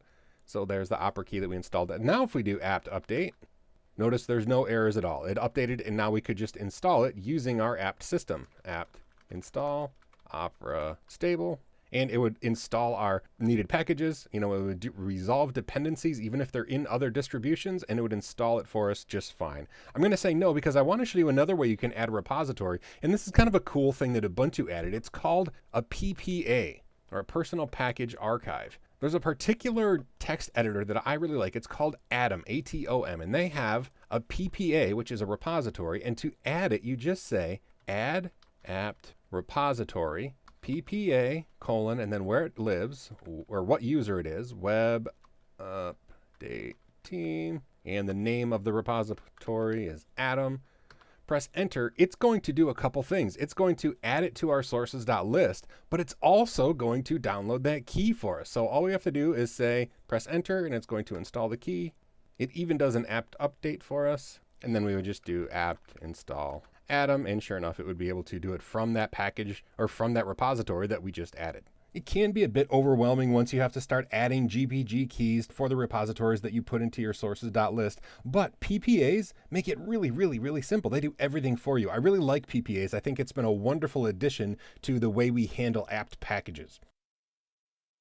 Repositories in an RPM system using Yum are very similar to that of an apt system. Adding them is maybe even easier, and editing the config is about the same, just with different files. Let me show you what I mean. Now, the main configuration file in CentOS is going to be the yum.conf file. So let's look at that. It's in etc. and it's yum.conf. Here's where we can do a couple things. One, we set the main configuration things, like where the cache is stored and things like this. One thing I want to point out in here is this GPG check. Now you can actually turn off Yum's ability to verify using signed key pairs, and this will just allow it to install any repo or install from any repo that you install in your system. It's not a good idea to turn this off though, because again, this is a safety check to make sure you're not getting a man in the middle attack. But the main section is at top. You can put new repos in the bottom, or like it says right here, you can put them in etc yum.repos.d as individual files with the format file.repo. That's usually what's done, but we could add them here. Let's look inside the yum.repos.d folder. So let's get out of here. Go into etc yum.repos.d. And here's where all of the repos that are currently installed on our system live. So let's look at one really quick. Look at the base file here, and we're going to see how it is set up. So there's the base configuration up here, the name of it, the release, where the actual files are stored. GPG check, you can turn this on and off for individual repos as well. So if you set up a repo and you don't have a signed key pair, you could turn it off for just one repo. And then this tells us where the actual key file, if it's turned on, lives. So we can put it in there manually so that Yum knows where to look to find that key. Now, normally these aren't added manually, but you could type all of these in. These are all individual repos that are defined in here in this bracketed section. Usually what you do though, it's really elegant, is let's get out of here. You just install the package. So one of the really popular packages is called EPEL, which stands for Extra Packages for Enterprise Linux. And to do that, we just do yum install EPEL release. I'm gonna say yes to install it. And now if we look in here, we're going to see, here we go. The epel.repo has been added. So now if we were to install packages, EPEL would also be one of the places that we could pull packages from. You can just cat this to look at it. And we can see it's enabled, the GPG check is on, it tells us to use this key file for checking the signatures, and that's all there is to installing a repository in Yum. And since Yum automatically updates, we don't have to update the cache. When we install a package, it's going to automatically fill in the blanks for us. Yum is an incredibly awesome and powerful package manager, and we can tell just by how easy it is to add a repo and edit that config, either using the yum.conf file or the individual files inside, etc., yum.repo.d. apt and Yum are certainly the most common package managers out there, but there are a few less common package managers that you should still be aware of. Now, Arch Linux uses a program called Pacman for managing their packages, and OpenSUSE uses Zypper.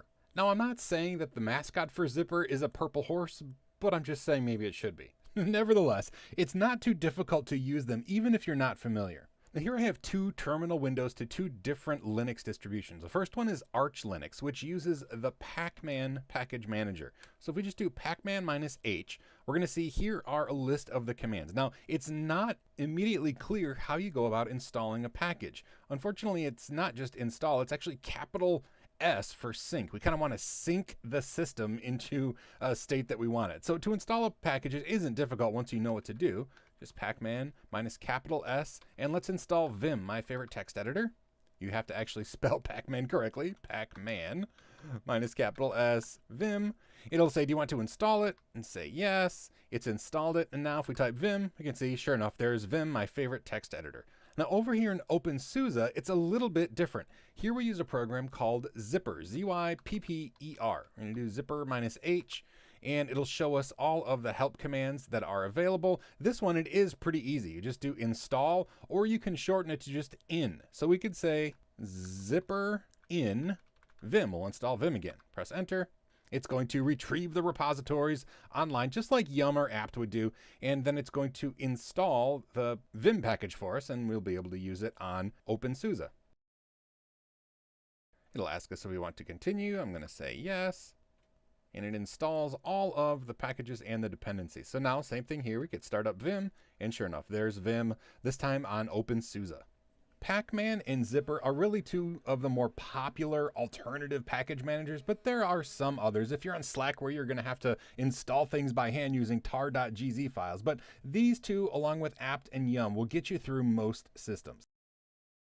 Managing local users on your server is really easy, and there's a bunch of tools that make it even easier. Now, there's the standard command line tools that allow you to add, modify, and delete accounts, and there's this super cool script that I really like, which makes adding a user very, very easy. There are a whole bunch of different facts about a user that is stored in the system, though. Full name, username, password, all of these things, plus some others that aren't even listed, are on there. And it's important to know that the tools will manipulate all of these, but you don't have to specify every single thing every time, especially things like office number. Those aren't even really used anymore. But there are possibilities that you can add specific information in the local group. Now, I just want to go right to the command line so we can actually start adding users. And at first, we're going to use the tools that, kind of come with it, like the low-level tools, user add, user del, and user mod. So first of all, I want to say user add because we don't have any extra users on our thing. I'm going to do -H, and that'll give us the help screen. Now you can see there are tons of options for adding users, but the format is pretty much the same. User add, whatever options you want to add, and then the login or the username for the new user. Now we're going to use just a couple, and I want to show you the problem with using user add as opposed to that fancy script add user. We have to determine like a home directory and a user shell and all sorts of things like that. So let's say we wanted to make a user. We're just going to say, now notice I'm root. We have to be root to make a system user. But we would say user add, and I want to do -D home Susie, -S for shell. I'm going to use the bin bash shell, and her username is going to be Susie. Press enter, it's all done. Now there is no password for Susie. We'd have to actually do that with the password command. We'll actually say PASSWD Susie. All right, so now she has a new password, and we can, here, let's start a new window. SSH Susie at localhost Susie, and we're logged in as Susie. Oh, but see, It says unable to change to directory home Susie. There's no such file or directory. Well, doggone it, we said that that's our home directory, but by default, it doesn't make that directory. We actually have to make that directory, or there's another command -m, which will create it as we're adding the user. So it's possible, again, to use this tool and set all of those different flags up as we create the user. If we go through all of these things, but it's much easier to use the add user script. And I'll show you what I mean. Add user Frank. And now it says, okay, I'm creating the Frank user, added a new group for Frank, created Frank's home directory, copying all the files from Etsyscale, and now it's asking me to give Frank a password, so I'm going to do that. Now the full name of Frank, his room number, which again, we don't use room number, work phone, all those things anymore really, but full name is nice to have in there. And is this information correct? I'm going to say yes. And so now we have a really nicely set up user. So if we were to open a new tab again and do SSH Frank at localhost, log in with Frank, have to type Frank's password correctly. And now you'll see, sure enough, if we do pwd, we're going to see we're in Frank's home directory. He has a perfectly usable count because that add user script goes through and remembers all the various things that we need to do. So let's get out of here. Now, there is another tool. We can use user del. So we can say user del. Let's do -h so we can see the options. There's really only one option that's ever really important, and that is -r, which removes the user's files. So we could say user del -r for remove Frank, and it removed all those files that said there wasn't any mail for him, so it couldn't remove that. But now Frank's home directory is gone. Now we could modify Susie's account if we use user mod. So let's see user mod -h, and we're going to see same thing. We have a whole bunch of tools, and this is just to modify an existing user. So we could do something like change her shell. Like right now it's bin bash, but we could change her shell. So we could say user mod -s, let's say bin false Susie. What this is going to do, it's going to change her shell. So if she tries to log in, it's going to fail. So let's open up a new tab and try to log in as her. SSH Susie at localhost. It logged in and then immediately logged out. See, it says it still doesn't have a user account or a user directory. We didn't make her a home directory, but then it says connection to localhost closed. That's because as soon as it logged in, her shell is bin false, which immediately exits, and then we're back to being logged out. We're logged in as Bob here. So the ability to modify a user account is really important, but if you're going to add a user, I highly recommend you use that script. You can certainly use the manual tools with all the flags to add that account, but add user just makes it so easy by remembering all the steps. And I'll be honest, I often have a difficult time remembering, is it add user or user add? Add user, user add. For my own sake, I like to think, okay, alphabetically, add user is first, and that's the first tool I want to use for adding a user. So that's just the trick I use. Regardless of what tools you use to add users, it's important to understand that modifying them on the command line is fairly simple and not that difficult to learn. Local groups on a Linux system are fairly straightforward to handle, but it's important to understand the difference between primary groups and secondary or supplementary groups on each individual user. Now, every user on the system is going to have their own personal primary group. Now, usually that's going to be the same as their username. So Bob is going to have a username of Bob, and he's also going to have a primary group of Bob. And that's usually how it goes. It could be a different group that's his primary group, but almost always that's how the primary group is going to be on a Linux system. And then there are all of the supplementary groups, which happen to be like things that he belongs to. Like maybe he's in the admin group, maybe he's in the sales group, marketing, third floor, public. All of these groups are in addition to his primary group, and it will give him access to certain folders on the system that he might not have access to if he didn't have these different group memberships. Now, in order to actually create groups, the tools are very straightforward, just like adding users with much fewer options. So let's actually look at that, and then I want to show you how to manipulate users and groups on a system. Now, here we are on an Ubuntu system, and we can simply say group add public. It's going to add the group public to our system. We could say group add sales, and it's going to do that. Now we could look at the different options, group add -h. You see there aren't too many options. We could specify a group ID number if we wanted. We could do some things with group mod to change some of those features like the group ID. And then of course we could delete them with group del, and the same sort of thing. You know, we just delete them as we would use user del on a system to get rid of a user. So this is pretty straightforward, but the part about primary and secondary can be confusing. So right now, if we type groups Bob, we're going to see that Bob is in all of these groups. The first one listed is his primary group. So Bob's primary group is Bob, and then these are all of his supplementary or secondary groups. Now I want to show you user mod -h because it shows us how we can manipulate groups right here. So lowercase g is how we force a user to a new primary group. So we could change Bob's primary group using the lowercase g flag on user mod. In order to change his secondary or supplementary groups, we use a capital G. But here's where the gotcha comes into play. If we do like -G public, it's going to delete all of his other supplementary groups and only make him part of the public group. And that's not what you almost ever want. So there's this nice -A, which means append the user to another supplementary group without getting rid of the additional groups that he already belongs to. So let's actually do that in practice. So we're going to say user mod -A for append -G public Bob. Okay, and now if we do groups Bob, we're going to see that Bob still belongs to all those secondary groups and also to the public group, which is exactly what we wanted to have happen. Because if we wouldn't have used that A, this is what would have happened. If we would have done user mod -G, let's do sales for Bob. This seems like it's going to do the right thing. No errors, but then if we do groups Bob, we're going to see, he still has his primary group of Bob and then just sales. And so we'd have to manually go back through and add him to each individual group, which is really a pain in the butt. So you don't want to do that. You want to always remember to use the -A. Now in function, the difference between a primary group and a secondary group, the primary group is what is used if Bob were to create a file. So let's open up a new tab. Here we are, Bob. Say this is in our home folder. If Bob were to touch a file and we do ls-l, we're going to see the file that we just created is owned by Bob and the group membership is Bob's primary group of Bob. So that's really the difference between primary and secondary, is when you have a primary group, that's what the group membership of a new file you create is going to belong to.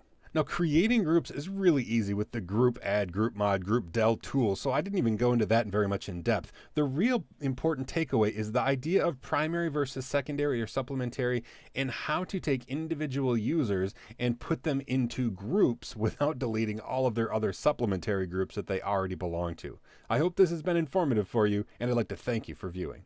Figuring out what users are on your system and what accounts they're using and what they're doing is really an important part of forensics, but also it's an important part of a sanity check, like why is my computer running slow, or what user am I logged in as? And there is a handful of simple command line tools that we're going to go over that will just help you figure out the users on your system.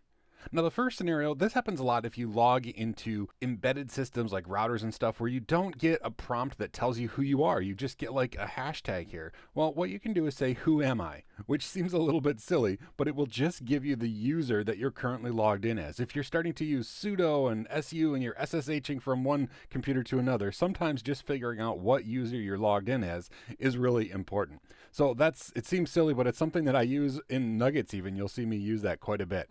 Another one, if we just do who, it'll show us who is logged into our current system. It actually gives us quite a bit of information. We have Bob, Frank, and it looks like Susie is logged in twice. And it tells us when that person logged in and where they're logged in from. So Bob is our current user, and I'm logged in on the display 0, meaning I'm using an X Windows session here. And then Frank and Susie are both logged into localhost, probably SSH'd, and then Susie is logged in from a remote computer, probably over SSH as well. So who tells you that. W, which is like what, although you don't have to type the rest of it, it's just a W, gives you the same information with a little bit more. So these are the users, where they're coming from, when they logged in, how long they've been idle, and then what, again, that's where that what came from, what they're actually doing. So here I'm using a GDMX session.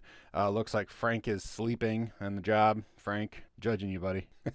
And then Susie's just logged into a bash terminal. So these are tools that give you information. Another one, is Pinky, which seems like a silly tool, but it replaces the older tool Finger that has kind of been abandoned about 10 years ago. But this gives you even more information, but not the what's going on. This gives you the login name, full name, when they logged in, how long they've been idle, where they're coming from. And a combination of these, really usually any one of them will give you the information that you want, but these are all here to give you information on who's logged into the system. Now, if you want further information about it, you could also do ID Susie, and it will give you information about Susie's ID, including her user ID, her primary group ID, what groups she belongs to. Looks like she only belongs to the Susie group, so let's do an ID on Bob. And yeah, Bob belongs to a whole bunch of other groups, so it'll give you all of that. And then lastly, there's the command last. Ha ha ha. If you type last, it gives you a history of the people that have been logged into the system recently. So it looks like we go back all the way to March 7th here. Today's March 13th, and I logged in a bunch of times just so we would get some results here. And we can see who logged in, where they logged in from, and when they logged out, or if they're still logged in. So you can see I logged in at 10:01, logged out at 10:01. Up here, logged in at 10:03, still logged in from the local host computer, and that is Susie. So there's a lot of tools that you can use to figure out who's logged into your system, how long they've been there, where they're coming from, what they're doing. And these really might seem like throwaway commands, like why would I need to figure out who's logged into the system? But knowing the simple little tools like who and W and last can really be convenient when you're tracking down what's going on your server, who's logged in, who was logged in. Did somebody log in? Bob said he logged in. Did he really log in? Well, check out last and it'll tell you. The point is there's a bunch of tools that are available that'll give you information on users on your system, whether they're logged in, not logged in, or have been logged in the past. Passwords and group memberships are things in Linux that are stored in text files, just like everything else. But the problem is we don't want people to have access to our passwords. And so there's kind of this elegant system of shadow files that has been invented. This is fairly recent in the world of technology. It used to be everything was stored in a single file called etc password. But things have been changed now so that everybody doesn't have access to seeing the encrypted password. So how it works now is this. Let's say this is our user Bob. Now Bob, when he logs into a system, has to be able to see what his home directory is. So he needs to have access to a lot of information about his account. However, we don't want Bob to have access to everybody's encrypted passwords. So that's kept over in another file called a shadow file. So what we have in the password file is we have Bob's username and then literally just an X that takes the place of where the password used to be stored. And if this X is here, then the system knows, okay, I need to go over and look in the shadow file for the actual encrypted password of Bob. And then it does system authentication with root access as opposed to Bob's access, which is to read the password file, but he doesn't have access to everybody's encrypted password. The reason we don't want that is if he were to do like a brute force attack, if he had access to everybody's encrypted password, he could just keep hammering away at it until he finally figured out what the password was. We don't want that. So we don't want every user to have access. We just want root, or the system, to be able to authenticate and check out, the encrypted password file. So anyway, there's a neat and elegant system of how this works. Now notice obviously the etc password file is readable by all. The etc shadow file is only accessible by the root user. But when it comes to editing those, there are special tools to make sure that we do it properly. Now first, let's actually look at the file. So if we do an ls-l of etc passwd, we're going to see that sure enough, it's owned by root and everybody on the system can read it, right? Only root can write to it, but everybody can read it. But if we look at the etc shadow file, we're going to see that only root can write to it and only people in the shadow group can read to it. Everybody else in the system can't even read it. So our encrypted passwords are protected. Now there's also, if we do ls-l etc group, we'll see the same scenario where this is the group definitions for users on the system and the same settings permission wise as etc password has. And if we do ls-l etc G shadow, we're going to see it's the exact same thing as this shadow file. Now groups don't normally have passwords associated with them, but they can. So the shadow system does the same with the group file as it does with the password file. Now if we wanted to edit one of these files, we could do something like sudo vi etc pass wd, and it's going to let us edit this file using our text editor. But this is not the ideal way to go about it, because we want to do it the shadowy way, right? We want to be able to edit it and then be sure that the shadow file matches. So let's get out of here. Let's not make any changes. To properly edit these files, what you do is say sudo vipw. This is part of the shadow package, and it's going to ask us what editor we want to use. If you want to use Nano, this is the easiest one. Like it says right here, easiest. You can use this. I prefer to use Vim, so I'm just going to choose selection number 2. But number 1 is perfectly fine. And it opens up and looks exactly the same. And we make changes here, and we could like go down here. You'll notice all the things about Bob are listed in this line, right? Here's his username. His password is just a placeholder here as an X because the actual encrypted password is in the shadow file, but his user ID, his group ID, his full name, his home directory, his shell, we could make any changes we wanted here, and then we would just go and save the changes. And this is what it would tell us. It would say, okay, you've modified the etc password file. You may want to modify the shadow file too, and to do that, you do vipw-s for shadow. So the same thing, we would say sudo vipw-s. And now this is the actual shadow file that we're editing. And we can go through, and if we wanted to make changes here, this is Bob's encrypted password. Now this is obviously not Bob's plain text password. His plain text password is just the word Bob. We know that. But this is what it's like encrypted. But since this is only accessible to root, there's nobody who's going to be able to do a brute force attack to try to decrypt this because they don't have access to the passwords encrypted themselves. So we'll get out of here. And now the exact same thing with the group password, or the group file and the group shadow file is done too. We can say sudo vigr, and this is going to edit the group file, and sudo vigr-s, and that's going to edit the G shadow file. All right, so that's the proper way to go about editing those files manually. If you edit these files, it's going to do the same thing as if we did like user mod and changed somebody's home directory. It just does it by editing the underlying configuration files. So yes, group and password files are still just text files, but there is this elegant shadow system that allows us to make sure that the right people have access to the encrypted passwords, and not everyone on the system can see everyone else's encrypted passwords. Quotas are the way that we make sure users or groups don't overuse the hard drive. We don't want a particular user or a particular group to use up too much of the hard drive and stop other people from saving files. Now there's soft quota limits and hard quota limits. The difference is with a soft limit, you're warned every day, hey, you've gone over your limit. Hey, you've gone over your limit. Whereas if you reach the hard limit, you're no longer able to save files at all. Now there's a couple things that we have to do to get our system ready for using quotas and keeping track of things. But the first thing is we have to make sure that our partition is mounted correctly. So on our system here, I have a disk mounted, or a 10 gigabyte drive mounted on MNT disk. Okay, now if we look into our etc.fs tab file, I'm going to show you how you mount it so that quotas are enabled. So here's our drive, it's devsdb1, and it's mounted on MNT disk. It's ext4. I've used default mounting options, and then I've added a comma and USR quota. Now we could also put GRP quota. We could put another comma and GRP quota. I'm just going to do user quotas. Group quotas work the same way, so we'll learn one and we'll know how to use both. But we have to make sure that it's mounted this way. So if you're making this change, you're going to want to reboot your system to make sure that it actually takes effect. And then if we type mount, we're going to see that, sure enough, mount disk or MNT disk is mounted with quotas enabled, specifically user quota management. Okay, so we know that the drive is able to support it, but out of the box, quotas are not turned on. So what we need to do is, first of all, scan the existing drive for files owned by a particular user. So we need to actually do sudo quota check -a for all partitions that support quotas, -u for user-owned files.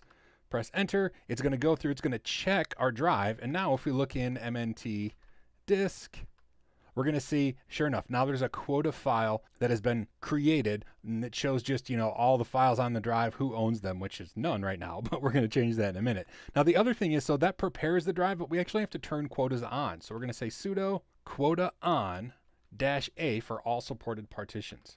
So now quotaing is actually turned on. But if we want to set a particular quota for a user, we're going to have to use ed quota. So sudo ed quota, And I want to do this for the user Bob on our system. So we're going to do it for Bob, and then we get this list. Now it's going to show us all the file systems that support quotas. In our case, that's just this one, devsdb1. Now I have to explain really quickly. There's two kinds of quotas we can do. We can set up quotas for inodes, or we can set up quotas for block usage. Now an inode means a file. So we could say how many files a person can store on a particular partition, but this isn't all that useful, right? I mean, what if they have 2 files, but those 2 files are like 27 gigabytes each? So rather than set limits on inodes, I tend to like to set them based on blocks. Now by default, these are 1 kilobyte blocks. So this 0 means how many are currently in use, and there's nothing on the drive owned by Bob, so that's set to 0 right now.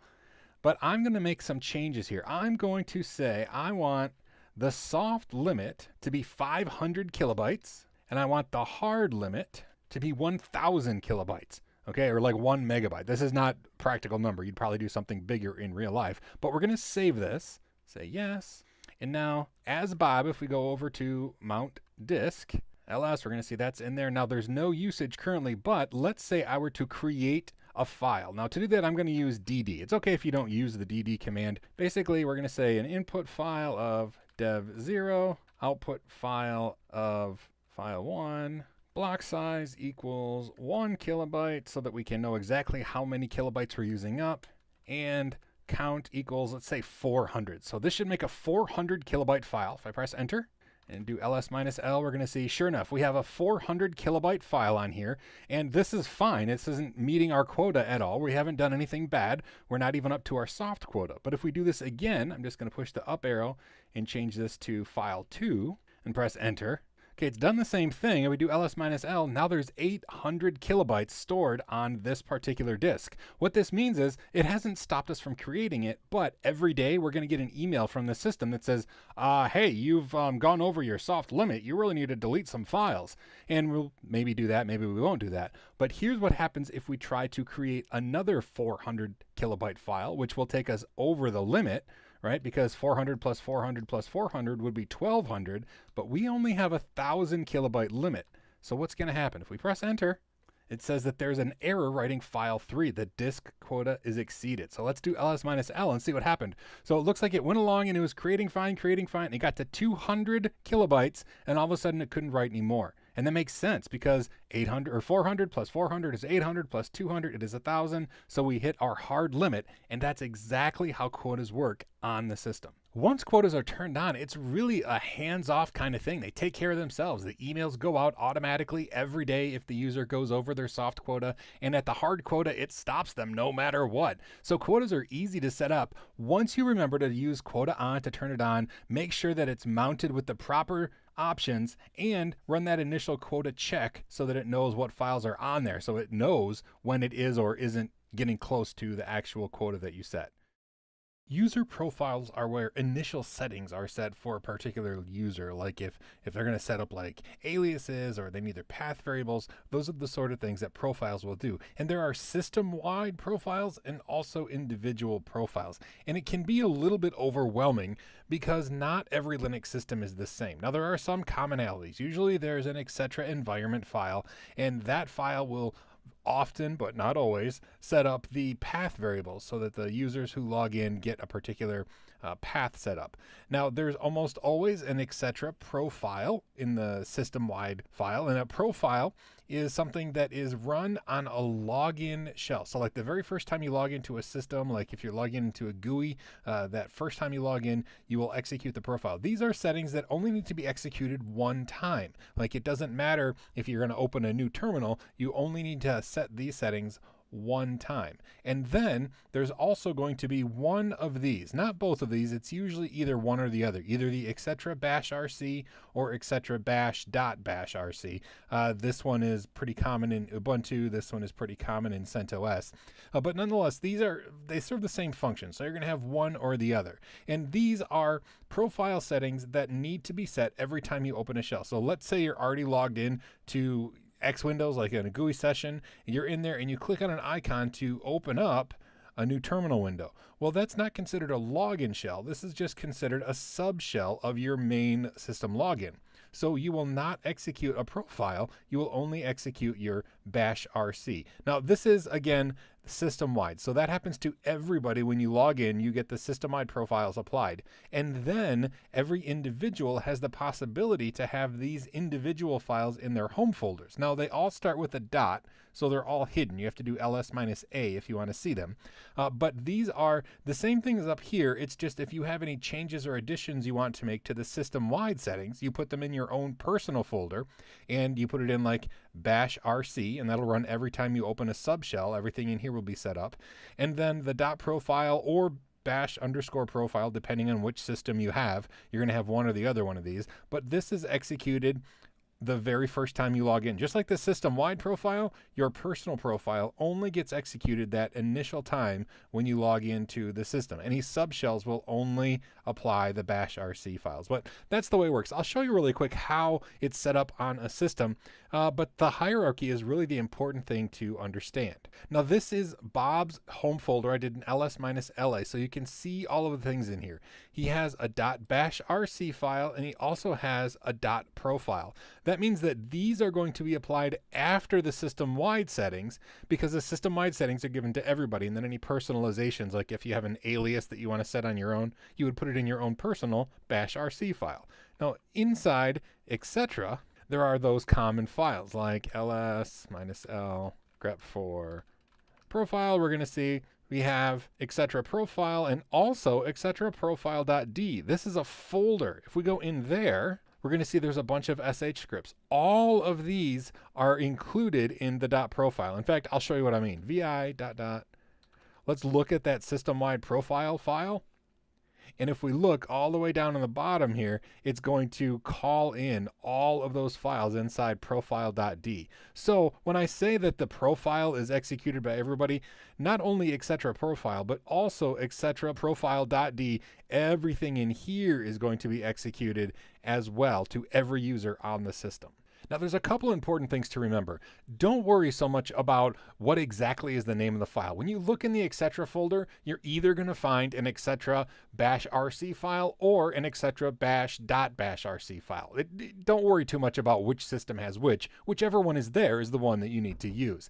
Now, as far as the hierarchy goes, it's important to remember that the system-wide stuff is executed for everybody. So everything in etc is executed for all users. And then if you have changes or additions, you put them in your personal .profile or .bash RC. User profiles are pretty easy to track down, and once you understand how the system-wide and individual settings work, it's a snap to figure out which comes first. If you're working on the command line, a text editor is going to be an invaluable tool because pretty much everything in Linux is text-based. Now, you should use Nano. Nano is the editor you should use. It's a wonderfully simplistic, straightforward, intuitive text editor that works just fine. And then there's VI. VI is clunky, it's hard to use, it doesn't make a whole lot of sense, and it's the editor that I use almost exclusively. Now, I know that doesn't make any sense, but here's the deal. VI has been around for a very, very long time, like since the beginning. So even though it's difficult to use, I've managed to learn to use it, and it's just what my fingers do with muscle memory. So I encourage you, use Nano unless you've been using VI long enough that it's the only option that seems to make sense. Now, there is one scenario that you may want to learn at least the basics of VI. Sometimes you're going to come across a system that doesn't have Nano installed. Most systems do, but if you end up on a system that only has VI, these couple commands are going to kind of save your bacon. So here's the deal. This is what makes VI so confusing. There are two modes. There's command mode, which is what it starts in, and insert mode, which is what you use when you actually type text. Now, the way that I can kind of describe this is if you're sitting down and typing, you're going to be in insert mode, because insert mode is where you insert text and delete text and use your arrow keys to, go around and change text. But then if you need to do some command like save or quit or anything like that, you're going to go into command mode. And the way I think about it is, let's say you are on a standard word processor. If you're typing, you're in insert mode. If all of a sudden you need to reach for the mouse and click on something, you're going to be in command mode. So while it's not a perfect analogy, if you want to do something like save, you're going to want to go into command mode so that you can save and quit. Now, since there's no mouse, it's all still text things that you're doing, but think mentally, okay, I'm in the mode where I'd be using my mouse to save things instead of just typing out text. Now, to go back and forth, that can be confusing too. So you start out when you open VI, you're in command mode. If you want to start typing something, you press either I for insert or A for append, meaning like, do you want to insert right where the cursor is or to the right of where the cursor is? But either one is going to work fine. So either I or A. And then if you want to get back into command mode, you press escape. So those are your magic keys to go back and forth, right? I or A, I usually use I to go into your typing text mode or insert mode, escape to go back. So that back and forth, that's how it works. Now, the actual commands to save or quit or save and quit are right here. And they may not make sense, but if you're in command mode, you're going to press colon and then type W and then Q and press enter. That's going to save your document and quit. A lot of times people get stuck in VI and have no idea how to get out. It can be so frustrating. So this will get you out. Also, if you want to quit without saving, like you've accidentally made changes and you didn't mean to, you press escape again to get into command mode, and then you press colon, Q, exclamation point, and press enter, and that will exit without saving. And then if you just want to save halfway through a document, you can just do colon W enter and it's going to save, but you'll stay in. Then you'll press I to go back into insert mode and continue making edits. I'll show you really quickly. Well, I'll show you what Nano is, and then I'll show you VI just so you can see it in practice. Like I said, almost every distribution is going to have both Nano and VI. So I'll show you Nano first. If we do an LS, we'll see I have this text file.txt. So if you just type nano text file.txt, it's going to open the editor with this, and you can just use arrow keys and you can start editing right away. This is like you would expect any text editor to work. Okay, so press enter, it's going to insert blank lines, and then if you want to save, you can look right down here. We have Control X to exit, and you can do other things too. There's all sorts of commands, but I'm going to show you the basics here. Control X to exit, and then it says, would you like to save your changes? And you can say, see the options here, Y for yes, N for no, Control C for cancel. I'm going to say yes. And then it says, what file name would you like to write? Well, it'll default to the current text file, but if you wanted to save it as like copy to, you could. I'm just going to hit enter. And boom, we're done. The text file has been edited. It's very simple, very easy to use. And again, I recommend you use it. Now, VI. I'm going to look at the same text file with VI. So VI text file.txt.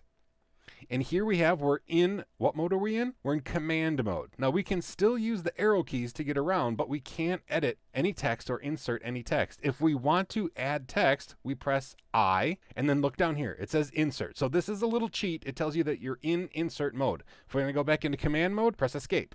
We're going to go into insert mode, press I, escape to get out, insert mode.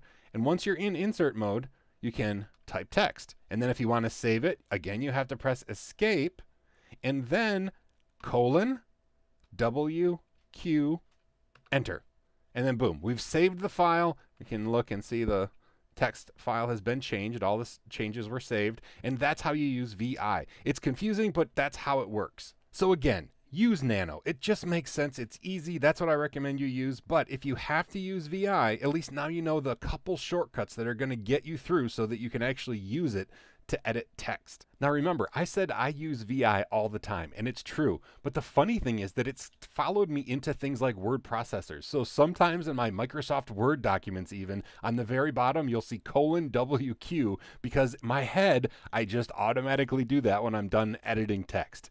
Anyway, use Nano, but VI is fun and it's a good skill to have. I hope this has been informative for you, and I'd like to thank you for viewing. Viewing text files is an extremely common thing for a system administrator to do on a Linux system. So we're going to look at a bunch of tools that allow us to examine text files in a way that allows us to view but also to search. And I'm just going to go right to the command line so that we can see these things work in real time. Now, I've created in my folder here a file called Two Cities. Now, this is just the public domain Tale of Two Cities. This is the first chapter. I'll just type cat so we can look at it. Two Cities. See, it's just a Tale of Two Cities, the first chapter. All right, so let's clear the screen. Now, the first thing I'm going to show you is the head command. And what it does, it'll show you the first lines of a text file. So the head, or the beginning of it. So we can just say head, Two Cities, and it's going to show us the first 10 lines of the story. So the best of times, the worst of times, that's part that we're familiar with. Now we can change that, how many lines it shows us. If we were to do head -n 20, it's going to show us 20 lines, the first 20 lines of the file. So see, it's a little bit longer now, and it's shown us all 20 lines. Now, head isn't usually as commonly used as its companion, which is tail. So let me clear the screen. Oop, gotta spell clear, right? Clear the screen. Now, if we were to do tail Two Cities, this shows us, you've probably already guessed it, the last 10 lines, and we could do the same thing with the -n and a number. We could decide how many lines of the file we want to see. Now, this is really useful if you're looking at log files, and that's almost exclusively where I use the tail command. If I'm looking at a log file, I just want to see the last things that were written to a log file, so I'll do a tail of the log file in question, and I'll see what was added to the very end. So I don't have to look at like 27 megabytes of text for all of the logs, just the last little bit of it. And so that's a very useful command. And again, you can use -n 20 if you want to see 20 or whatever number you want to see. 10 is the default. Now the other ones I want to show you are less and more. We'll start with more. This is the older command. So let me clear the screen. If we were to type more Two Cities, this is going to show us the entire file. And if we want to scroll through it, we press the space bar and it'll go to the next page. Space bar, go to the next page. The enter key will go line by line. But that's it. So we're all the way to the end of the first chapter. But that's how more works. You just kind of go through it like that. You can also search, but it only searches down. And it's not one that I use very often anymore because it's been outmoded by the much more powerful, although it has a more diminutive name, less. So actually, let me clear the screen. So if we were to say less Two Cities, now we have what looks like a similar kind of interface, but we can use our arrow keys to scroll up and down.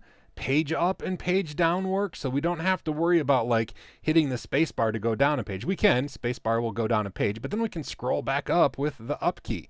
Now, the other really nice thing about less, and more does this to an extent, but less is even more powerful. If you type / in a term, so let's search for France, press enter, it's going to take us to the first entry of the word that we searched for. It's going to highlight it, and it's highlighted all of them. So if we were to press / and enter again, it's going to repeat the same search. And here we are. France is found again. France is down here. Again, / it'll take us to that one, put it right to the top of the screen. So we can search through an entire text file as well. So it's very, very powerful to use the command that seems like it would be less powerful because it's named less, but really it's a lot better. Okay, so to get out of here, and this actually confused me for a long time, if you just press Q, just the letter Q, it'll exit the less command and get you out of it. So less, more, head, tail, they're very commonly used. I usually use less and tail more commonly than the other two, but that's just because I want to see the end of a log file and I want to be able to go up and down when I'm scrolling through a text file and search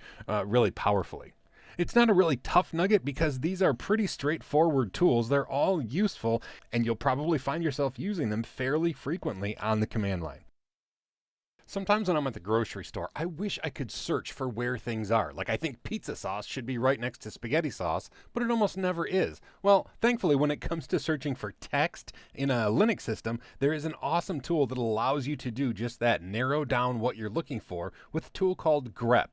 Now, grep does use regular expressions or regex. And if you're interested in the, very fine-tuned filters you can get with regex, I cover that really great in the Linux Foundations course. But today I want to talk about searching for strings of text using grep because it can be a real powerful way to get the information you want really quickly.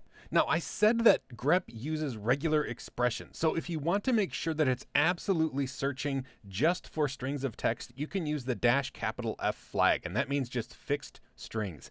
Usually, you don't have to do that because if you just search for a string, it's going to generally find it in the file, but occasionally your string might be regular expression characters and you can cause yourself some headaches. So if you want to be safe, use $F. I usually don't because it's usually not an issue, but I just want you to be aware that if you do grep minus capital F. It's going to just search for strings. Now, there's two different ways that we can use grep. We can say grep the string from a file, and it's going to search the file for the string that we specified. And that works really well, but there's also another way you can do it. You can do this cat file or anything that has a text output, like ls or anything that's going to output text, and then you can use the pipe symbol and kind of push it through grep and search for a string. I'll show you why this is a really powerful way to use grep, because it seems a little backwards. Like, why wouldn't we just say,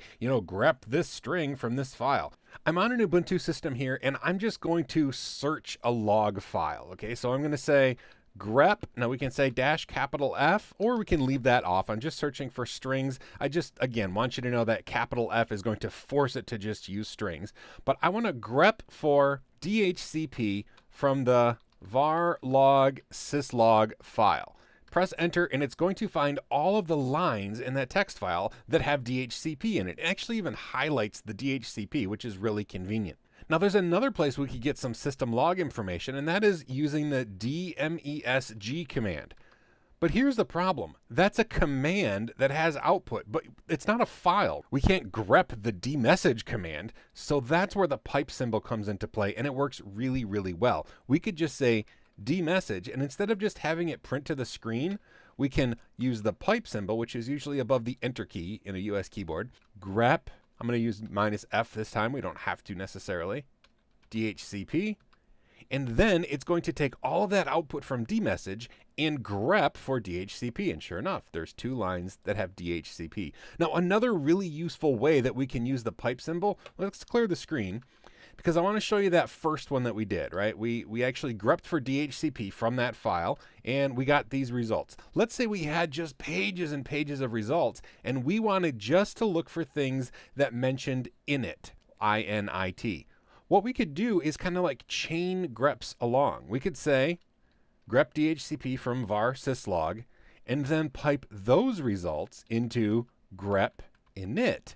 And press enter, and now we're just going to get the lines that were in this result that also contain the word init. And so here now we filtered all the way down to these two lines of text from the log files. So even if you're not getting super fancy with regular expressions, you can do some really powerful searching of strings using the grep tool for things like log files or any kind of text that you want to search for. And remember, you can chain those grep commands together so that you get a really fine filter looking for exactly what you're looking for. Every application in a Linux system has three sort of like pipes. It has standard input, standard output, and standard error. And basically it's just a way to get information in and out. It's an I/O type situation for every individual app. Now I have just an application here drawn out, and I want to show you the difference between the three. So standard input is pretty easy to understand, right? This is like if you're putting something into a program. We use the pipe symbol if we're going to pipe something into it, or we can use less than if we want to just assign a file to the standard input. Now, a lot of programs don't accept things on standard input, but some of them do. So if you've ever seen me pipe a command into another command, what I'm doing is piping the results of one command into another command so it can work on it. I'll show you how that works on the command line. But then there's two other pipes, and one of them is the standard output. This is what happens if you type ls and it shows, the contents on the screen. That's the output that it shows you, is the standard output. Now there's also standard error. If an error occurs, it also prints the things out on the screen, but they're different pipes. Now we don't realize the difference because they both end up on the command line. That's like the default place for standard output and standard error to go, but you can treat them differently. So if you want to redirect the output of an application into a file, you use the greater than symbol. If you want to redirect the standard error or an error message, you have to use two greater than, because it's a different pipe and you have to redirect it separately. So let me show you what I mean. First of all, let's talk about standard input. Now I have in here a file called file.txt. I'll show you what's inside of it. Okay, so this is what we have. Okay, just a text file with some text in it. Now if we wanted to use grep to search for text, we could just say grep text from file.txt, and it would show us the text that's in there. But we could also redirect to the standard input rather than telling grep what to use. So we could say cat file.txt, and then pipe the results into standard input of grep, and then have grep look for text. We should get the exact same results. Now what we've done though, rather than telling grep, what file to choose from, we just piped the results of cat into standard input, and then grep used that as its input for grepping for the word text. Now that is using the pipe symbol. We could also say grep for text, and I want you to use file.txt as your standard input. Now, this looks very similar to this up here, but it's drastically different because what we've done is we've used redirection. So this is redirecting standard input. This actually functions exactly the same as this one, because here we're using the pipe symbol to redirect standard input. Here we're using the less than symbol to redirect standard input. So that's how you can do standard input. It's not something you do as often apart from with this scenario. I do this a lot, piping one thing into another so that you can get the results from there. Now the other thing is standard output and standard error. So I have a really quick way to show you. So we say ls and we get these are the contents of ls. We could redirect that by using greater than into a file called results.txt, and we should get no output because rather than redirecting the output to our terminal window here, it's actually redirected the standard output into results.txt. So if we look, there's a file now called results.txt, and if we look at results.txt, it has the contents of that ls command, right? It just dumped the contents into there. Here's a problem though. What if we did this? Let me clear the screen. What if we did ls ff and we tried to redirect the standard output into results.txt? Why did we get the error message here? And let's look at results. Well, there's nothing in results now because there was no standard output. This is an error. There is no file called ff for us to use ls on. If we wanted to redirect an error, we would have to do lsff to greater than error.txt. If we do that, nothing appeared. However, if we look at in the file here, now we have a file called error.txt. And if we look in that, sure enough, that was the error message. We redirected it using a standard error redirector. Using standard input, standard output, and standard error redirection is something you're going to find yourself doing a lot because you want to see the results of things when you're not there to see it happen on the command line. That's basically what log files are, right? They've taken errors and redirected them into a log file for you. Once you understand how input and output works with an application on the command line, there are some really cool tricks and tips that we can learn to make life a little bit easier. Now there's a handful of things we want to look at, but I've drawn a diagram so we can actually get a real good taste for what each thing is. Now dev null you may have heard of. People call it the black hole or the bit bucket, and basically dev null is a location on your file system that you can copy anything to and it will disappear forever. Now that seems like a weird concept, I know, but if you have like extraneous logs that you don't really want to ever see, you just want to like throw them immediately in the trash, dev null is where you want it to go. For example, you would not want to copy important information and redirect it to dev null because it will just disappear forever. So dev null is just a place that everything disappears when you copy it there. Now T is an interesting command. It doesn't seem like it does very much, but it accomplishes a task that's remarkably difficult to do without using the tool itself. So here's how it works. We take some sort of text like output from a file or something like that, and we put it into T's standard input. And then all it does is dump that same information out of its standard output, but it also writes it to a file. So it does like a T in the road or a fork in the road. It lets you see what it is right on the standard output, right in your command window, but then it also copies it to a file. So that's what T does. And it's really nice if you want to see what's happening, but you also want to have a record of it and keep it into a file. And then arguably the most complicated one, but also the niftiest one maybe, is called xargs. Now how xargs work is, let's say you have a different program like ls or something, and you do the command, and so you see stuff come out in standard output, and then we're going to pipe it in or redirect it into xargs standard input.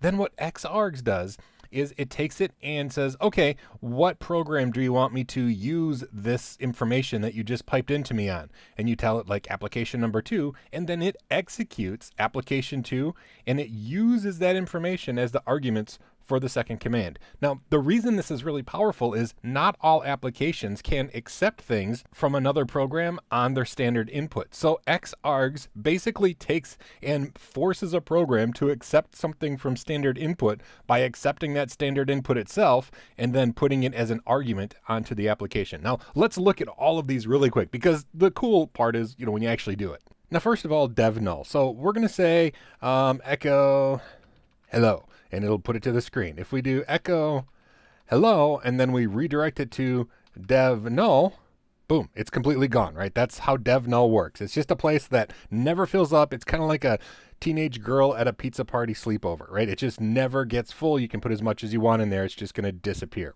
Now, we've redirected standard output. We could also redirect standard error, and then we should see hello because there was no error there, right? If we did something like this, let's say ls documents and ff, we should get both standard output and standard error.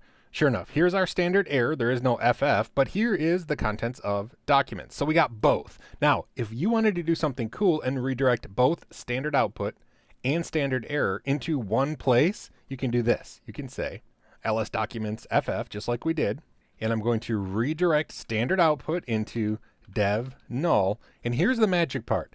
And then I'm going to redirect standard error into and one. Oh my goodness, what is this? Well, the &1 is a way that we can tell it that what we want is standard error to get redirected into standard output. So the 1 is standard output. So what this does is all of our standard output is getting redirected to dev null. So all of our standard error is going to go into standard output, which is of course going to dev null. So this should give us absolutely no results. And sure enough, both standard output and standard error have gone into dev null. All right, so that's just a really cool thing that you can do with redirection. And then dev null is just a place that never fills up. All right, let's clear the screen. I want to show you. So here I have a couple files. Or one file. Let's look and see what's in there. All right, just a bunch of different words in the text file. So what we can do is say cat file.txt. I'm going to pipe my standard output into t's standard input, and then I'm going to call it copy.txt. And now we should see the contents of file.txt. Sure enough, it printed to the screen, but then the t command also created that copy.txt that also contains this. So if we look, sure enough, there's a copy of our stuff. And then last, I'm going to show you xargs. And it's hard to come up with a real good example, but I think I have one. All right. What we want to do is I want to create a folder named everything in this file. So I want to have a folder named red, named yellow, named blue, and named tuna fish. Well, it turns out to be kind of difficult to do that, but we can do it really simply if we say cat file.txt, pipe that into xargs, and then xargs is going to mkdir, and then it will put the standard output of this command and kind of like plunk it right there. So if we press enter and we do ls, look at that. We have a folder with each one of those names, which is really convenient, right? It was able to do like what would have taken us quite a bit of typing to do. It just did it by piping it, and then it kind of pastes the results right at the end of whatever command you tell it. Now we could also do something cool. If I want to clean up my mess, instead of mkdir, I'm going to say rmdir, and then they're gone. Standard input, standard output, standard error, they're really cool things, and there are some additional tips and tricks that make using them even more usable and more beneficial on the command line. Dealing with text on the command line is something that's kind of fun to do, to be quite honest, and there are some tools that are pretty nifty to play with. So let's look at a couple of them right now. We'll just go right to the command line. Now, I've already set us up with a few files. I have file 1 and file 2. So let's look at them just so we know what's in them. That's what's in file 1, and that's what's in file 2. Just a list of words. So I want to show you a few things. Now, you'll notice that these are not in alphabetical order. Okay, so we could use the sort command. So I could say sort file1.txt, and it's going to return the contents, but notice now they're in alphabetical order. Chicken, fish, monkey, turtle. So what we could do is if we wanted to save a file, call it sorted, then we could redirect the output to sorted.txt.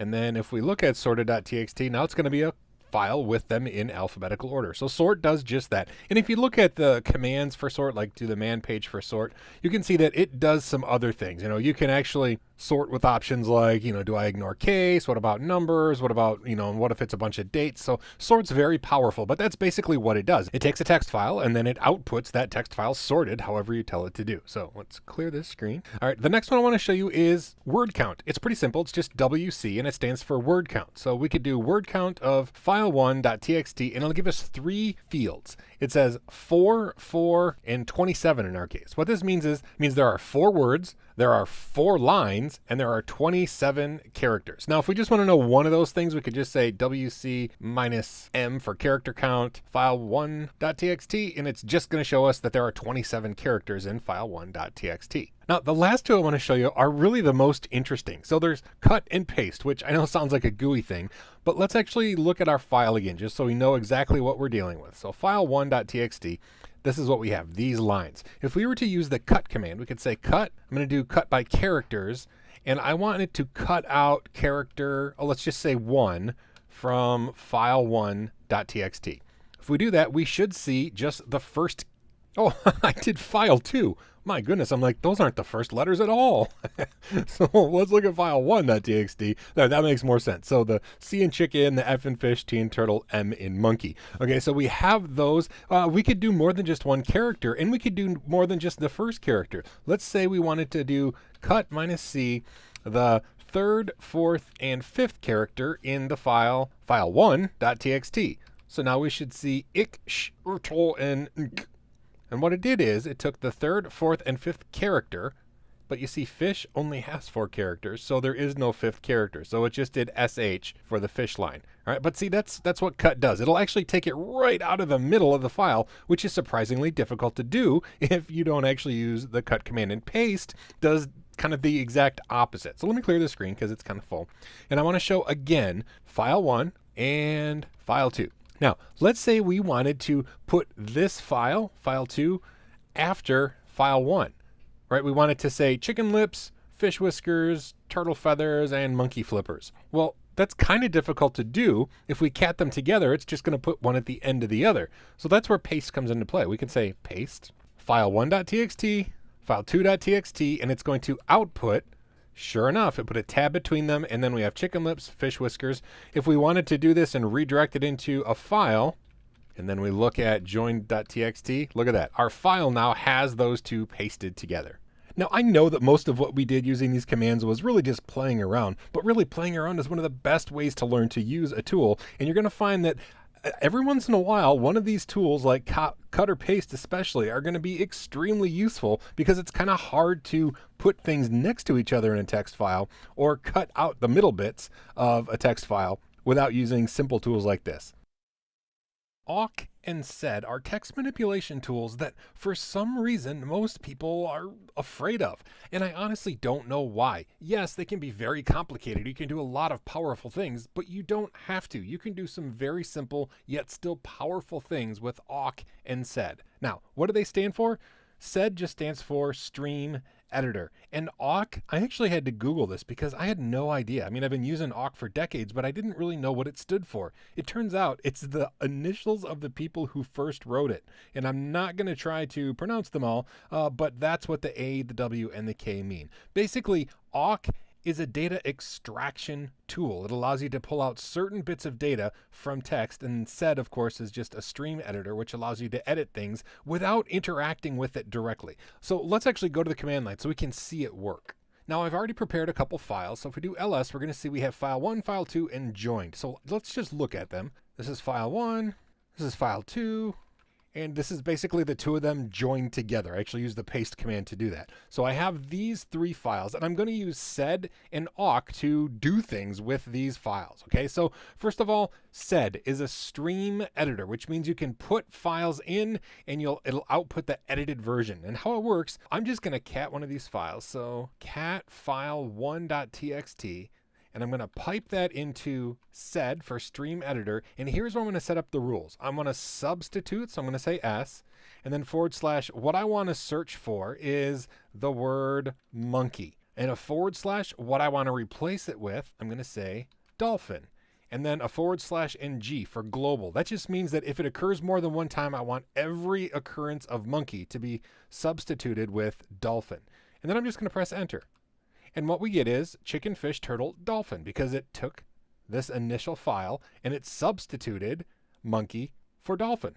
And really, that's what SED does. It's a stream editor. It allows you to edit things as it flies through there so you can make changes to text as it's being manipulated. So you can put this inside of a script and do things without interacting on a GUI. Like you'd want to have to open it up with VI and edit it out and change monkey to dolphin or anything like that. So that's what Stream Editor or SED does. Now, I'm going to clear the screen. And we're just going to look at joined. I'm going to say cat join just so we can see it. Now, awk takes a text file and it will allow you to pull out bits and do things with them. So I'm just going to type this out and then we'll see what I'm talking about. So I'm going to say awk, and I'm going to put single quotes, open curly braces, print $1, close curly braces, close single things, and I'm going to use joined.txt as the file. So what this is saying, now this is maybe why people are scared. There's a bit of an odd syntax here, but we say awk, and then this is what we want awk to do with the file.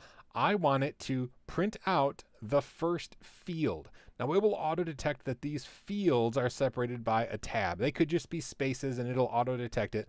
But basically this is on line 1, this is field 1, field 2. Line 2, it's field 1, field 2. So this should print out the first field of every line. So let's press enter.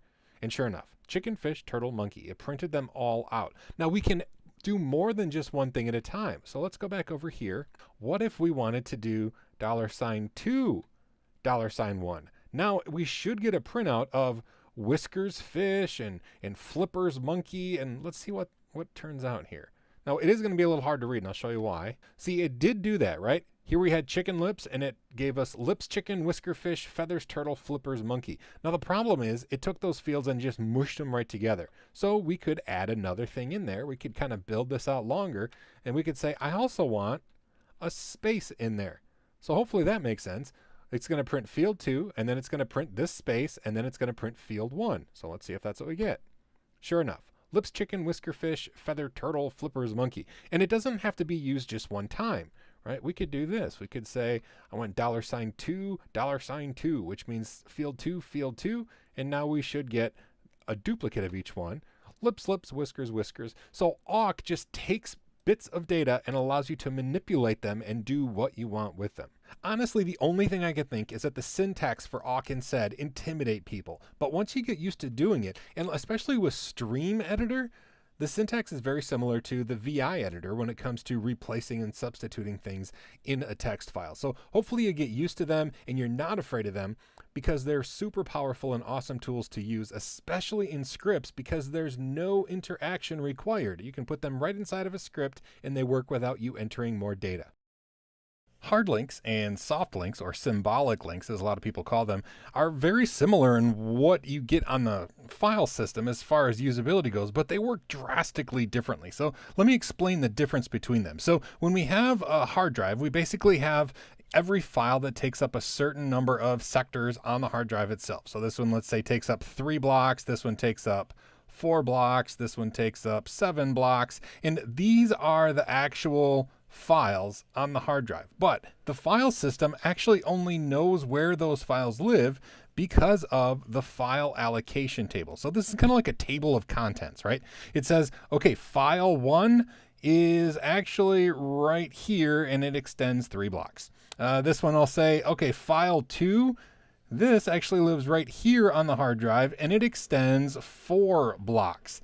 And then the same thing here, file 3, and it extends all the blocks here, and so on and so forth for all of the other files on the system. Now there is a difference though. Let's say this is a symbolic link. Okay, a symbolic link doesn't point to the hard drive at all. It actually just points to a file in the file allocation table. So this is a standard, table of contents link, right? This is pointing to this spot and these blocks on the hard drive. But the symbolic link just points to filename.txt on this system itself. Now, there's the other kind of link, and that's a hard link. So you probably notice there's another purple file here. So let's say this is file 2 and it's pointing to, these 4 blocks.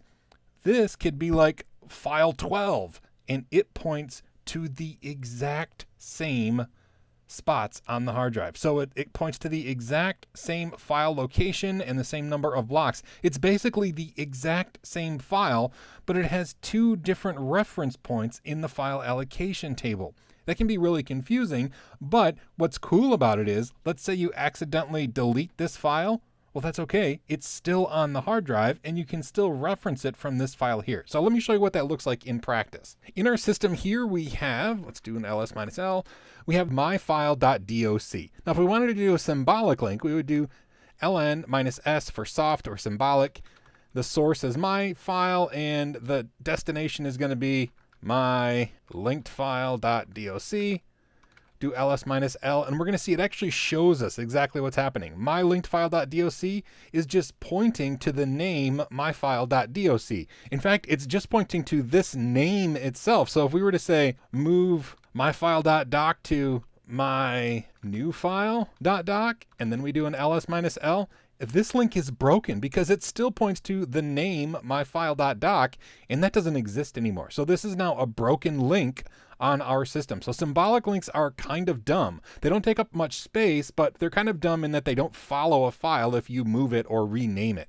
All right, so that is a soft link. Now a hard link works differently. A hard link, if we were just to say ln without any flags, my new file.doc to my file.doc, and then we do ls-l. Well, one, we've fixed the symbolic link, right? Because now this file points to a file that exists now. So all of a sudden now it's pointing to this file, myfile.doc, and you'll notice it's the same size as the other one. And if we were to move the original, so we're going to say move my new file to my cool file.doc, it doesn't break the hard link that we made. Both of them are still there. They're still fine. They're their own independent file name in the file allocation table. They just happen to point to the same spot on the hard drive. And we can see that if we do ls-li for inodes, it's going to show us the spot on the hard drive that it's actually pointing to. And sure enough, these have a matching inode, whereas this symbolic link has a completely different inode because it's, just a file that only points to a file name. But these two have the exact same spot on the physical hard drive. Now, another cool thing, this number here, which you've probably never even thought about before, but this says how many linked files are on this inode. Now this says there are 3. Now, of course, we see 2 right here, but that means somewhere on my file system, there's another hard link to this inode. Now, I did actually make it before we started, so we could use the find command to find that. I'm going to say find. I'm going to look in my home directory in the same file flag, and I want to find the same file as myfile.doc, or I could say my coolfile.doc, because these are the same file. So it doesn't matter which one I have find look for a match for, and press enter, and it's going to find all 3 of them. Sure enough, I have a hidden file right here that I did earlier before the nugget started, and this is just one more hard linked file to this same inode. We could look really quick, ls-li, lia, so we can see the hidden files. And sure enough, hidden file, there's that same inode reference that the other ones are referencing. Now, honestly, soft links are generally used more because they're easy to see. You can do an ls and see where they're pointing to, so they're a lot more convenient. But hard links do have their place because each file acts as an independent file. You can delete one and it doesn't ruin the reference that the other one has. So hard links point to inodes, soft links just point to file name references of other files on the existing file system. When you're trying to figure out the location of files on your system, there's basically 2 ways you can do it. There's the find command and the locate command, and both do pretty much the same thing, but find is quite a bit more powerful, yet has some limitations over locate. I'm going to just show you how they work, because trying to explain the pros and cons just seems a little bit silly when we can just actually see how it works in action. Now, if we look in our documents folder, I have a few files here. I have new paper, when it looks like it has camel caps here, capital N, capital P, old file, and research paper.doc. So let's actually use the locate command first because it's simple. So we say locate and then what we want to look for, and it can just be a substring. So if we say old file and press enter, it's going to give us the full path of oldfile.txt. Notice I didn't have to search for the entire file name. I just searched for oldfile.txt, or old file, and it found oldfile.txt. Now we can do the same for, let's see, locate research underscore, and it should find research paper. And sure enough, research paper. Now there was one more file in there. If we type locate new paper, no, it doesn't find it. Oh, did I spell it wrong? Well, let's look over here. New paper. No, I did not spell it wrong. And that's where the limitation of locate is. Locate uses a database that is cached on your system, which means it's super duper fast for searching for the names of files. However, the cache is only created once a day. Now we can force an update. We could say sudo update db, press enter, and it's going to update the database of all the file names on the system. And now if we just do up arrow and locate new paper, now it's going to find it because we updated the cache of all the files on the system. So it's very, very fast, but it has that limitation that it uses cached data. Now the find command is more powerful, but it has the limitation that because it searches in real time, it's a lot slower. So how does it work? Pretty much the same way. We're going to say find, and you tell it where you want it to search. So we can say search the root directory. And now rather than just a file name, find does a lot more things. So we're going to say, I want you to search for a file named, let's say star, new paper, star. And this should find all of the files that have new paper in them. Okay, so I'm going to press enter. And oh my goodness, what is all this permission denied? Well, find actually goes through the entire file system because I said search in the root directory, and I actually don't have permission to look at all of these things. So it's going to search through every single folder on the whole system. And let's see, did it actually find the file? It should have, but we have to look through all the error messages. And if we scroll up, sure enough, it did find it. All right, it did find it just like the locate command, but there were a lot of permission denied errors. Now we could do something like redirect the error, right? We could say to greater than dev null, which will just pipe the errors into our dev null bit bucket. And sure enough, there it found it. It was pretty quick, but it wasn't as quick as using locate. Now there are some other really cool things that find can do. We can say find in our current home directory. And what that'll do is it will allow us to search in just this home directory. So it doesn't search the entire file system. So that can be pretty convenient. So if we say find dot, and we're going to look for the name new p. Oh, I didn't do the stars. New p. It should find it for us. Sure enough, it did find documents, new paper. And then it does this other thing. We can actually say dash delete, and it will delete it. And how can we see if it's deleted? If we look in the documents folder, whoa, it deleted that file. So find does more than just locate files.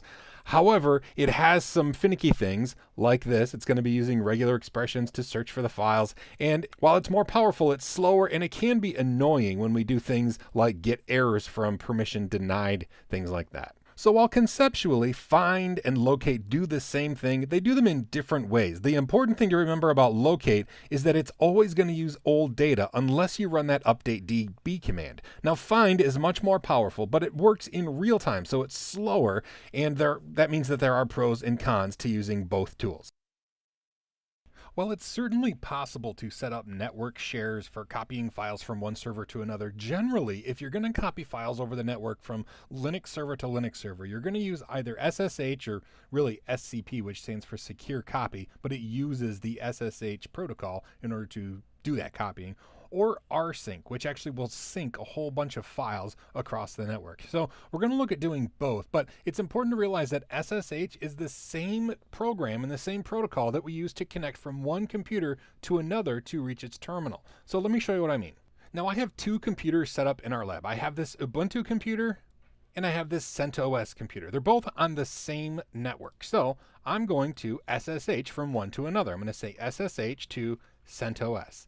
It's going to ask me for Bob's password on CentOS, and then all of a sudden now I'm logged in to that remote computer, CentOS. In fact, if we go into the desktop folder and we do an ls, we're going to see over on CentOS we have things called like Cool Picture, Cool Pic 2, and these things are on the remote desktop. All right, I'm going to exit, and that's going to bring me back to Ubuntu. Now if we look on the desktop folder, we're going to see there's nothing in there because on our local Ubuntu computer, we don't have those things.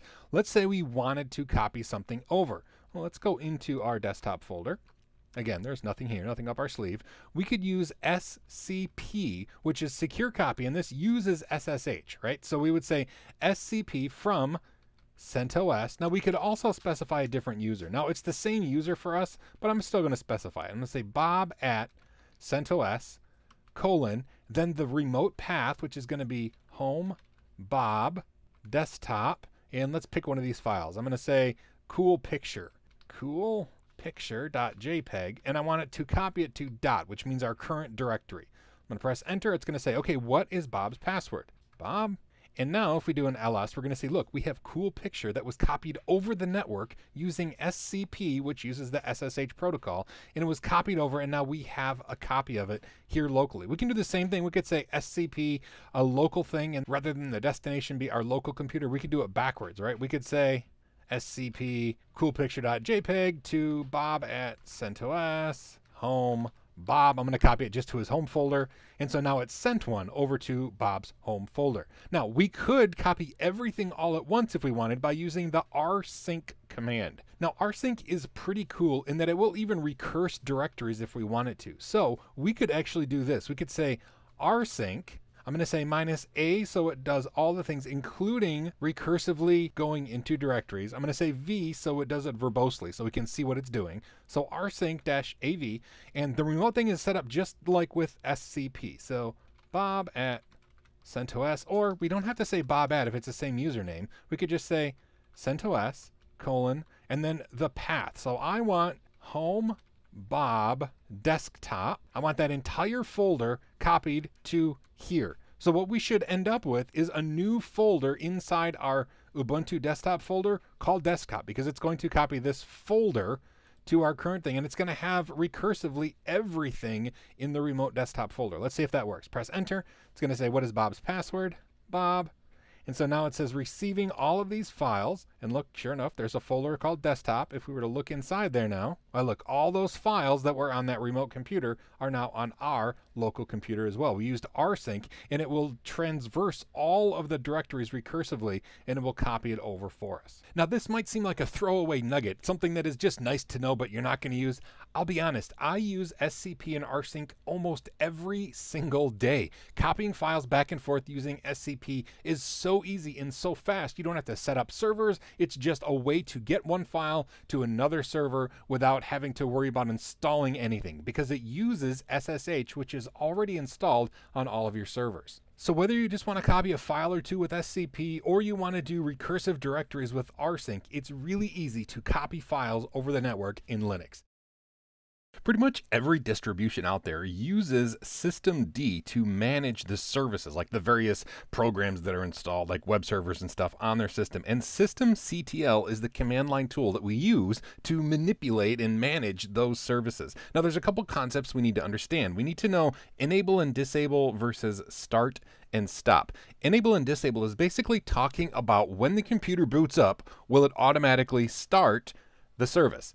And so you can have something that you can start and stop, but that doesn't mean it's automatically going to start or stop when the system boots up. That's where the enable and disable comes into play. Now, it's really, really easy to tell what a service is doing by default, and we can change it without much more difficulty at all. So I'm at a computer right now, and I've installed Apache 2 on this CentOS machine. So HTTPD is the package name, and I've installed it. However, if we go over here, we can see localhost, it's unable to connect. It's not running. So the first thing we would do is say systemctl status HTTPD. And it's actually giving us more information than it first appears. See, it's telling us that it's actually inactive, which makes sense because we can't get it to load. But more importantly, it's saying that the service itself is disabled, and the vendor preset, meaning like when you first install it, it's set to disabled. So we can change that, because if it's disabled, it means it's not going to start when the computer boots. So even if we rebooted this computer, it still wouldn't load because it wouldn't start by default. So we can say systemctl enable HTTPD and press enter. And now if we do that status, we're going to see that it's changed. Okay, it says it's enabled even though the vendor preset is still disabled. This means that, when we installed it, it was disabled, but we've changed it now so it's enabled. But you'll notice it's still inactive or dead. Now, if we did restart the computer, it would automatically start up, but we can start and stop it independently from whether it's enabled or disabled as not. We can just say systemctl start HTTPD, and it's going to start our service. We can look at status HTTPD, and we can see, sure enough, now that it's active, right? It's running and it's still enabled. So when we reboot, it's going to start running automatically. Now, even if we left this disabled, we could still have started it using the start command. However, when the computer rebooted, it wouldn't start automatically. So if you want it to always start up, you have to make sure that it's enabled, even if it comes disabled by default. Just a quick look. Boom, it's running, and sure enough, it's right there running for us, and it will run when the computer reboots because we've changed it to enabled. I really like systemd because systemctl is kind of the one-stop shop. It's like the Swiss Army knife for managing services on a computer that's controlled with the systemd startup init service. sys5 or sysv or system5, it's called a lot of different things, but this is an older way that Linux systems would put themselves in various modes or run levels that determine the type of system, whether it's a GUI system, whether it's just a standalone network system, and we can switch those various modes. We can set defaults to those modes, but it's important to understand what the modes actually are. And there's a whole list of them. Unfortunately, the modes are different in Debian and CentOS, or Debian Ubuntu, CentOS, SUSE. They actually use the various levels differently. So I just want to briefly go over the difference so that if you're on one system, you kind of understand what's going on. So CentOS actually separates them the most. So let's go here. First, we have run level 0. And run level 0 is basically if you go into this mode, it halts the system. This is like a way to power the system down. Run level 1 is single user mode. There's no networking or anything, and there's no asking for the root password. This is the way that you would recover a root password on a sys5 computer. Mode 2 is multi-user with no network. 3 is multi-user with network. 4 is not used at all with CentOS. And 5 is the multi-user GUI system, like if you have X Windows installed. And then lastly, run level 6 is reboot. If you switch into run level 6, it will then reboot your computer and it will go into whichever default is set. Now, Debian and Ubuntu are similar. Halt is the same, reboot is the same, single user mode is the same. The difference is here. Run level 2 is the full multi-user system, just like run level 3 is here. And then if there's a GUI installed on the system, the GUI will start up. There's no difference in Debian and Ubuntu between having a GUI system and having a not GUI system when it comes to run levels. That's only if the GUI is installed. So run level 2 is pretty much what we use all the time when we're in Debian and Ubuntu. Run levels 3 through 5 don't do anything at all. They're just not used. So that's the big difference between the two. We still have reboot, we still have halt, we still have single user mode, but it's how they handle the other things that are a little bit different. Now, switching between them and setting the defaults are exactly the same. Now, here's the gotcha. It took me a long time to find a system that still uses sys5. This is outmoded and not used in any modern distributions, but if you find one that is still in use, like this is CentOS version 6, it will still use it. So what we can do, we can say run level, and it will show us what run level we're in. We're in run level 5. And the previous run level we were in was just a new boot, okay? Now, if we want to switch between run levels, we can say tell init, and then the run level we want to switch to. So I'm going to say 3. This should drop us out of a GUI and into a text-only environment. You can see here there's no GUI, there's just this text box right here. So I'm going to log in so we can go back. If I want to go back into the GUI system, I can say tell init 5, and it'll get us right back into the GUI system. And here we are in the GUI system. If I start up a terminal and we say run level, we're going to see we're currently in run level 5. Our previous run level was 3. Now, if we switch into run level 6, it's going to reboot. If we switch into run level 0, it's going to just halt the computer and power it down. If you want to change the default, and the default is just what run level it automatically boots into, we need to edit a file. So I'm going to become root, and we need to edit etc init tab. And this file has a couple things we can edit, but really the main thing is all the way down at the bottom, which is the default run level. Now it gives us a little bit of a cheat sheet here, and this is actually really, really good advice.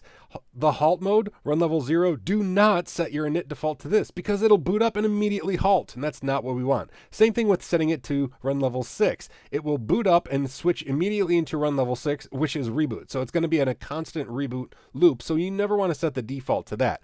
Ours is currently in run level 5 for the default, and it's right here. Now we could change that to 3, save this file, and now when we reboot the computer, it's just going to automatically go into the text-only mode.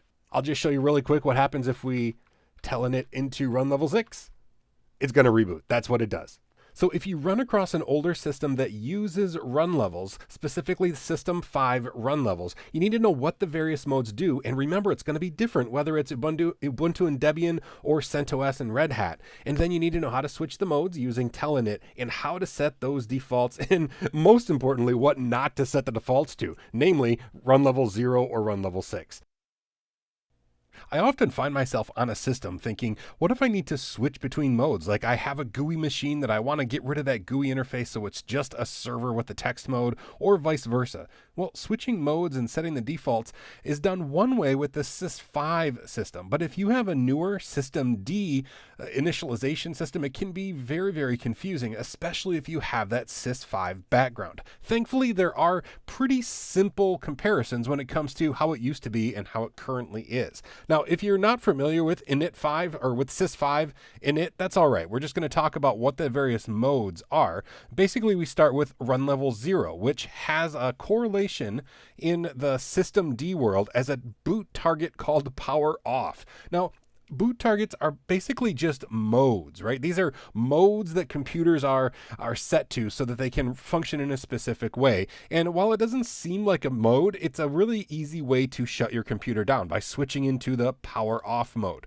Now, there's also this is single user mode. In the world of System D, it's called rescue mode. This is like in Sys5, if you want to like reset your root password, you need to switch into single user mode. Well, same thing with the boot target. It's just called rescue mode. Then there's mode 3, which in a CentOS system is going to be like a non-graphical user interface with networking support. That translates to just multi-user target in System D. The GUI mode 5 translates to graphical target. And of course 6 is like the compatriot to run level 0. And this is how you can reboot your system by switching into run level 6 or boot target reboot. Now, switching between them is actually easier than it is with the old Sys5. You can actually just use a command line tool instead of editing that init tab file that you have to do with Sys5.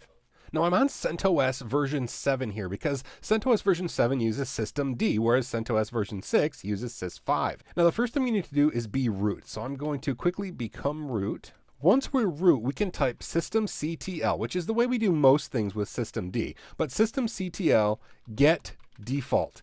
And this is going to tell us what the default mode is. And that makes sense because our default mode here is graphical target. And you can see we have a GUI interface. Now we could change that. We could say systemctl set default to multi-user.target.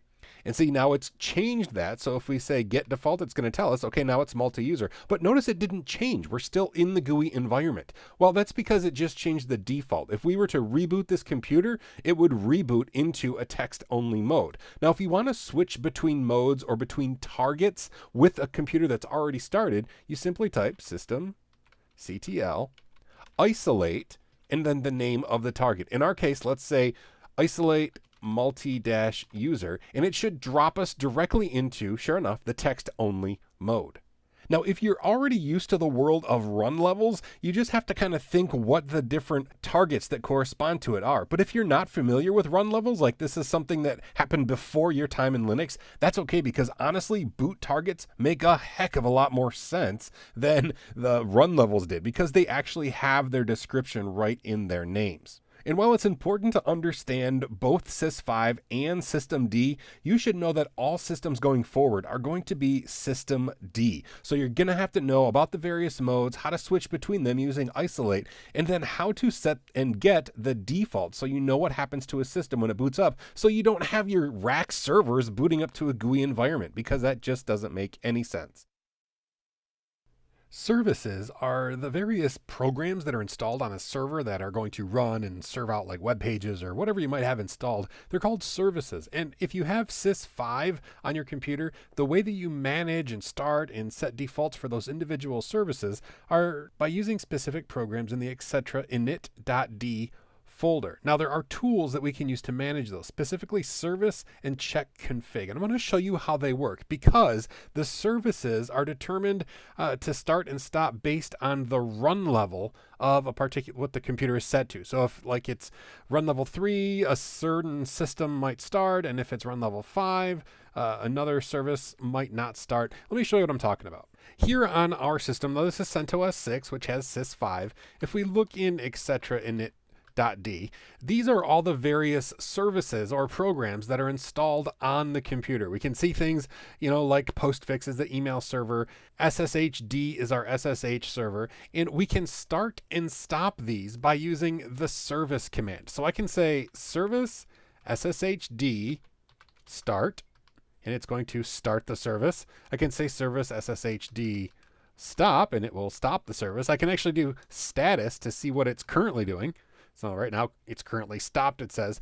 But what I want to do is change how it starts or stops on system boot. And what we can do is say chk config -- list SSHD, and it's going to show us what SSHD is going to do on every run level. So run level 0, it's off, 1, it's off, 2, it's off, 3, it's off, 4, it's off, 5, it's off, and 6, it's off. So this means it is not going to start up on system boot, regardless of what run level the system is starting at. Now we can set it so that it will start for all of the run levels 1 through 5. It's never going to start automatically for 0 or for 6, because those are halt and reboot, and that would just be silly. But if we want it to start on all of them, we can just say chk config SSHD on, and it's going to set them to on for all of the run levels. And we can do that list command again, and we're going to see now it's on for 2, 3, 4, and 5. Actually, it doesn't do it for single user mode. So if we just say on, it's going to set it for run level 2, 3, 4, and 5, it's going to be turned on. But we can do it individually too. So first of all, let's turn it back off. So now they're all set to off. If we look, see, they're all off again. We can do a single one. So we could say chk config -- level 3 on. And now if we look, it's just going to be on for level, got to get the format right, SSHD on.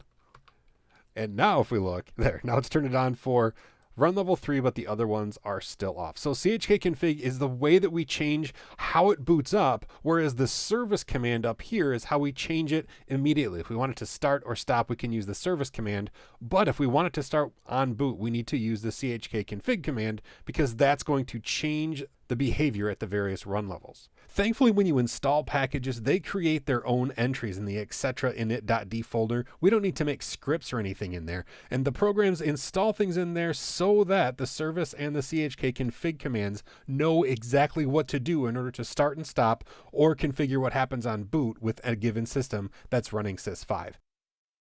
Modern Linux systems use systemd to manage their services, things like their web server, their SSH server. And the same tool is used to start them, stop them, enable them on boot. And that's that Swiss Army knife, that catch-all tool for systemd, systemctl. So I want to show you how to go about starting and stopping individual services, but also how to affect what happens on boot when a system boots up, what happens with particular services. But first, there is one thing that can be frustrating about systemd, and that is that the service files can be scattered all over the hard drive. So for example, inside etc systemd system, we're going to find a couple service files. Like anything that ends in .service is going to be a systemd service file. But you'll notice like there's no SSH here. Well, that's frustrating. Well, let's actually search for that. Say locate sshd.service. service. You'll find that this is actually located in user lib systemd system. That's where sshd.service lives. So there's several places that you can find the service files. Whereas with sys5, it was always in the etc init.d folder. Here there are several folders that are going to house system files or service files for your system. So that can be frustrating, but nonetheless, regardless of where they're stored, we can still use systemctl to query them. So we can say, for example, systemctl sshd, let's do a status. And this is another gotcha. If you're going from sys5 right into systemd, the frustrating thing is normally we would say like service sshd status. Well, now it's backwards. Now we have to say systemctl status SSHD. Grr. It's frustrating, but you get used to it. Unless you go back and forth from systems, then it can be a little bit frustrating. But nonetheless, on systemd, we have to say status or start or stop and then the service name, whereas it's backwards with sys5. Anyway, we have a lot of information here. So we can see that it's active, which means it's running. So it's currently started. There's more information here, though. If we look up here, it says it's loaded, it's enabled.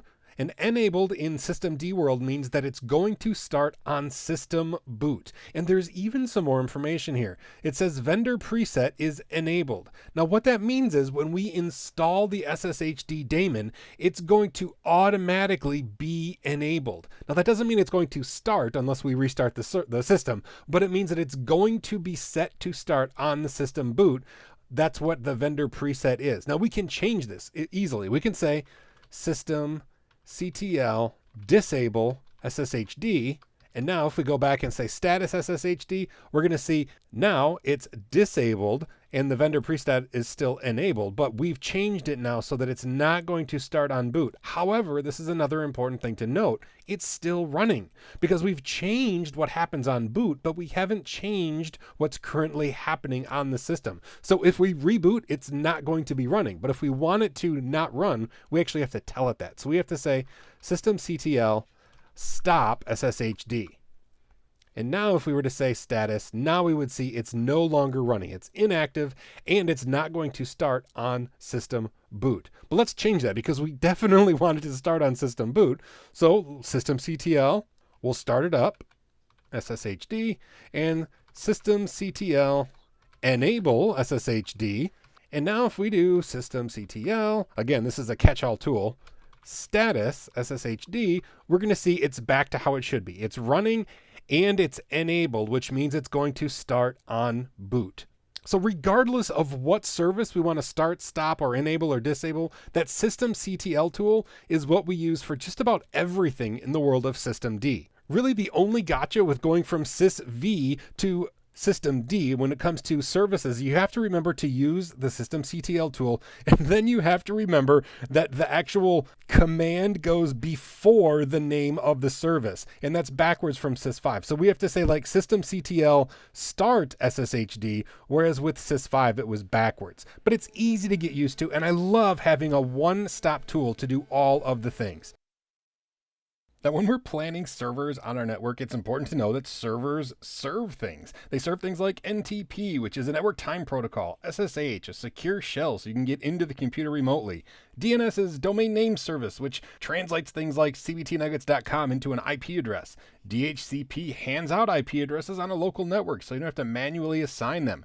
Docker is a containerization system that allows you to run services in siloed environments. And then, of course, configuration management tools allow you to centralize the individual configuration of servers. So there's basically several kinds of services that we're going to install in our networks. We have centralized things, which are going to run on like one server for your entire network, and then individual, which are going to run on all or most of your servers. So here we have things like I mentioned before, DHCP, DNS, configuration management server. These are going to run on one server on your network. You don't need more than one DHCP server, more than one DNS server, apart from redundancy or high availability. But generally speaking, you only need this in one place. Individual computers all have to have an SSH server installed because you want to get into every server on your network, right? This is just something that's going to be installed everywhere. Your configuration management client is going to be installed on every computer. It's a service that needs to be there so that it can take advantage of the configuration management system like Chef or Puppet or Ansible so that it can, work together to keep those servers in line. Docker is a containerization program that runs on an individual server, and if you're going to have a lot of different servers out there, you may have Docker installed on multiple computers so that it can host services for you. Now, NTP is kind of in the junction point of my Venn diagram here, and that's because NTP, or Network Time Protocol, is the service that keeps your computer in the proper time. Like, if you have some clock skew where it's a little bit too fast or a little bit too slow, NTP will keep your server running in the proper time. Now, there is a centralized NTP server very often on your network,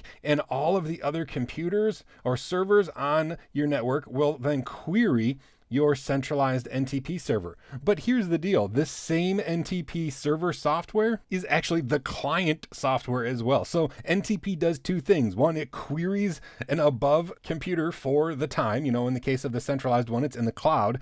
And it also can serve out that time information to its peers or to people on your local network. So usually we have a centralized NTP server, but we don't even have to, right? All of these NTP server machines could query right out to the cloud and bypass a centralized NTP server. It's just nice to have a centralized place so you have one time frame that your entire network is based on. But it's the same server program, so that's why I kind of put it in both camps here, as individual and centralized. Now, when you're setting up your servers on your network, it's important to think through how it should work. And it's actually gone through this change as computer hardware and technology has progressed. There used to be a time where you would have a bare metal server for every service on your network. If you had a DNS server, it would literally be a physical server sitting in your server closet, and it would sit right next to your DHCP server, whose sole purpose was to serve out DHCP. Same with NTP or a web server.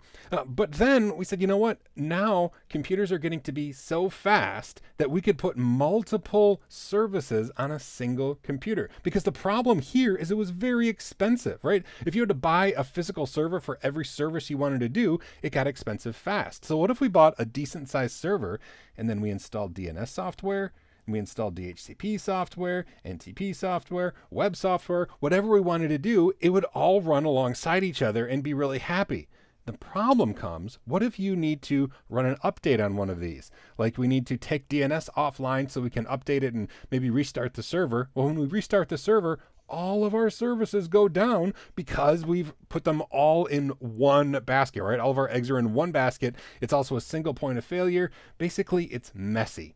And then the dawn of virtualization happened. And this is where server closets got really awesome really fast. That's because we had large computers, basically the same large computer. It's not that computer hardware got all that much faster, but virtualization technology allowed us to, instead of just installing a DNS service software, we could install a virtual server inside here by taking a slice of the resources from the bigger server and install a completely new server virtualized in there that would run DNS, and we could do that alongside another virtual server. And if we had to take this offline or restart it, it wouldn't affect the others because they were their own standalone virtualized servers. It was really, really awesome. It still is a very powerful way to go about protecting your different services from each other on the network. The problem is, and this is something that I've fallen prey to, is sprawl potential. It's really easy to spin up another server. Oh, I want to do this. I'll spin up another server. Oh, what if we did this? Spin up another server. That's where Docker comes into play. And I won't go too much into Docker other than to tell you what Docker does is it takes a server and it has a single operating system running Linux, and then each service has its own isolated pocket. It doesn't have its own operating system. It's not like a virtual machine. All it does is have its own little slice of the running system where it has its own file system and it can run its own little service here, and it doesn't affect anything else because it's walled off. So containerization is an even better way to take better advantage of server hardware, even than virtualization when it comes to virtual servers. So yes, there's a lot to think about when you're installing servers on your network and where to put them. But the nice thing is, whether it's a local service that has to be installed on every computer or a centralized service that you just install like in one place for your whole network, planning has gotten a lot easier because you don't have to worry so much about putting all of your eggs in one basket. We've been able to isolate individual services without the need to buy brand new hardware. So planning is kind of fun and more flexible than it's ever been before. Conceptually, we pretty much understand how a web server works. You send a request and the web server sends back the web page. But when you add SSL or TLS, it really does add a layer of complexity, but that complexity is for a good reason, because it can secure the traffic so nobody knows what is going through your internet connection, like bank account information and stuff like that. So it's very important that we have SSL, encrypted secured traffic. Now, the process is going to be a little bit different than just a standard web page, and part of the thing that you want to make sure you have, if it's like for a bank or something, is a certificate authority. Now, let me demonstrate exactly what goes on when you try to get a web page from a web server. Let's say this is our web server. Now, if you're not talking about SSL, basically the guy on the computer here says, hey, I would like to see your web page. And then the computer says, okay, here is my web page. And that's pretty much the entire process. There's no encryption at all. But when you go to like your bank's website, you're going to set up an SSL session so that all of your information that goes back and forth is encrypted. So basically, here is how the process works. The client sends a message to the server, and it says, hey, I would like to start an SSL encrypted session with you.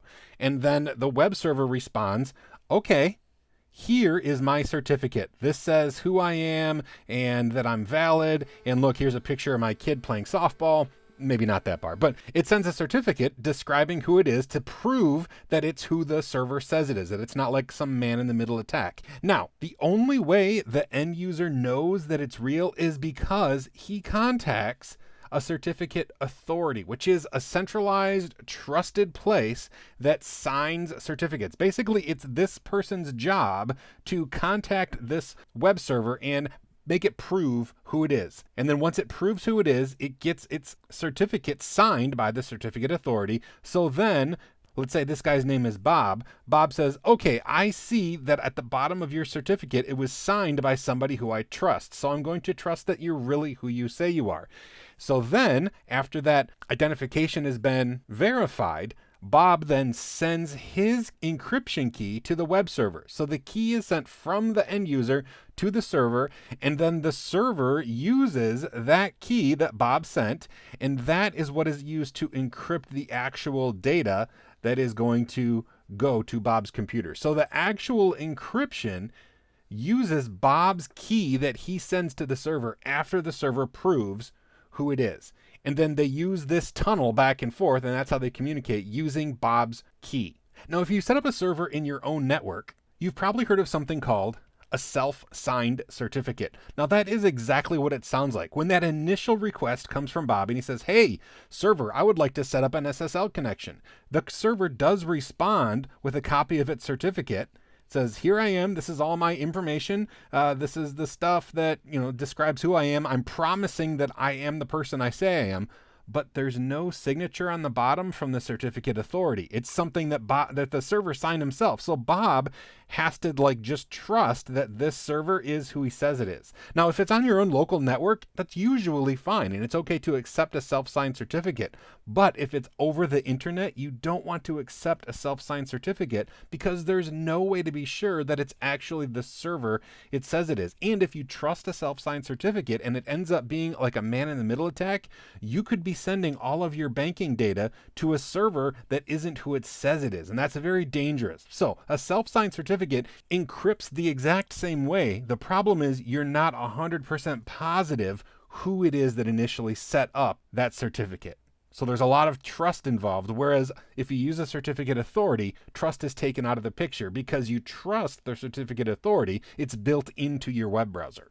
So the actual SSL encryption is the same whether it's a certificate authority or a self-signed certificate, but you don't know if it's the server it says it is unless you have that certificate authority that signs the server certificate. That's why it's very important, especially on the internet, to make sure that you don't get an error about not having a certificate signed by an authority. But the process is the same either way. It turns out that local network server roles have changed fairly dramatically over just the past few years. Now, don't get me wrong, things have come a long way from when we used to have a sneaker net. So if we had a file, we'd have to put it on a floppy disk and then, carry it to the cubicle next to us and pass it on like that. But we don't even use local servers as much as we used to. Now, what am I talking about? Well, I'm talking about the introduction of cloud computing. Now, let's look at file services, for example. We used to have, and we do still have local file services that, if we want to save files in a local centralized place, we do things whether we're on Windows or Linux or Mac. If we want to serve to Windows computers, we can use the Samba program, which allows us to do file sharing that is hosted on Linux but is accessible from a Windows machine. It's a free way, very stable, very scalable, that we can actually share files with Windows computers. Same thing with NFS, which is network file storage, and this is applicable for Linux, Mac, Windows. And then if you have old school Apples that only use like the AppleTalk sort of networking stuff, well, there's Netatalk, which uses the native Apple file sharing, but this isn't even used anymore so much because now Macintosh computers can very easily do Windows shares using Samba or NFS, but Netatalk is still around if you like that native Apple file sharing stuff. The point is, Linux computers can do local file sharing very, very well. The thing to think about if you're implementing a network, though, is should I? And that's where cloud services come into play, because while sure you can serve things locally on a file, you might want to consider something like Dropbox or OneDrive or Google Drive that works on almost every platform and allows you to not only sync things between computers, but also have an online backup, which is really, really vital. And it saves a ton of money if you don't have to buy the servers to actually store all of your files. If it's stored on a cloud service that you usually pay a service fee for, you're going to save that money on maintenance and hardware purchases and et cetera, et cetera. So think about cloud services every time you're thinking about local services. There are some cases you'll want local services, but some cases it just doesn't make any sense. And there are complementary cloud services to almost every one of our local services that we can offer. I want to mention the ways that you can serve them locally because it does make sense sometimes. For example, a print server is going to be CUPS, Common Unix Printing System. This works across the board. If you're sharing a printer with Mac or Linux, it's going to be using CUPS, and even Windows can print to CUPS servers. It's like a centralized place, but honestly, most printers now pretty much have a robust ability to share and queue jobs on their own. So we don't always have to use a centralized CUPS server. We can all print to the same printer and it's just handled well. Netatalk also has printing if you have an old school Apple computer you want to use that for. But again, that's not even used very much anymore.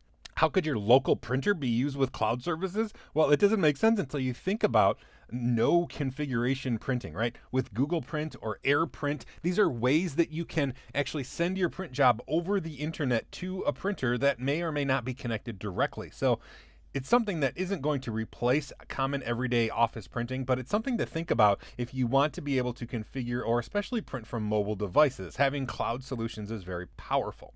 Now, mail is a special case because a lot of times we want mail to be as secure as possible, and that means we don't necessarily want to give the ability to another company to host our mail. But remember, with great power comes great responsibility.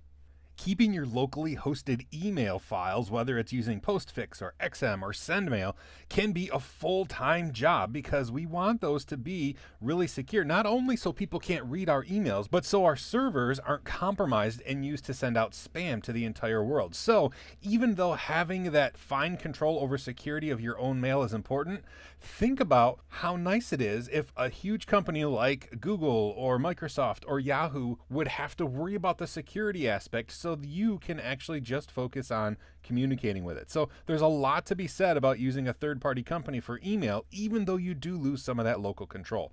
And then lastly, I want to talk about a proxy. Now, when we talk about proxies in Linux, we're talking about Squid or Squid Guard, which is an add-on to Squid. And generally, proxies have historically taken the load off of your internet connection, so a bunch of computers can actually request things one time from the cloud, and then the proxy server kind of takes that and distributes it internally. But our internet connections are very powerful now, so we don't often do that. Now, when we're thinking about proxy, a lot of people mistakenly call a web filter a proxy. And what a web filter does is it stops you from going to like pornographic websites. And that's what SquidGuard does. There's a lot of commercial products that keep a list of sites that shouldn't be visited by people. And there are other solutions too, like OpenDNS is a way that you can set your DNS server, your upstream DNS server, so that it doesn't resolve sites that you don't want to see, like pornographic websites. They won't even resolve properly, so your users can't get there. Now, when it comes to actually caching or proxying large things,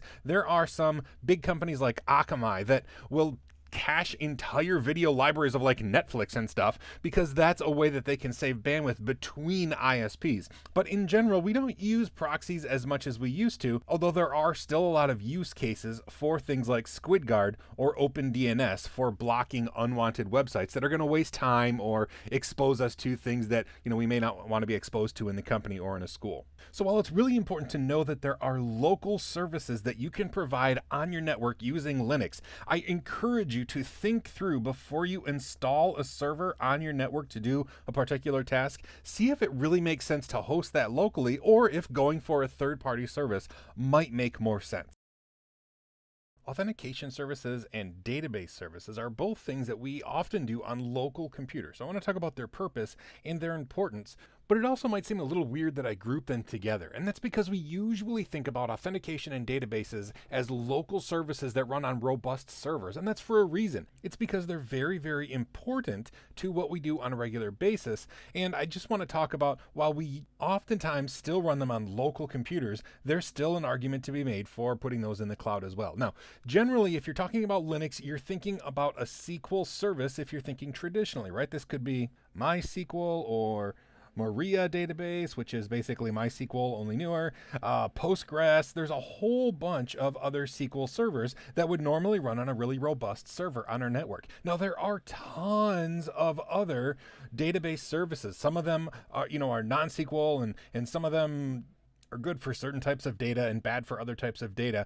But there are tons and tons of database services. And generally, when we have a database server, it's going to be on its own computer. And that's just because database servers tend to be kind of robust. So you're going to have something like MySQL, Maria, Postgres. They're going to be on their own server.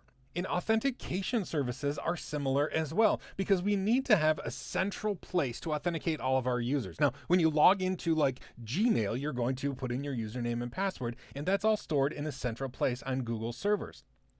If you're on your local network, there are tons of ways that you can store user information on your own local network. And in fact, for years, I would use NIS on a Linux server, and I would use all of our computers in the network would authenticate to this one centralized server. And it was so important that all user information was stored on there that I had a redundancy so that in case one of the servers went bad, I would still have a backup that was live, high availability. So there's lots of ways that we can do it, but the vital importance of having our own server or even multiple servers is important. But here's the deal. You'll notice I have all of these things around the outside. You can use OpenLDAP to host your user accounts on your network, and it's going to work with a bunch of different programs. But honestly, I would say 95% of the time, user data is going to be stored on an Active Directory on a Windows computer. Even if you're a Linux person in a Linux shop, it seems like AD has taken the cake as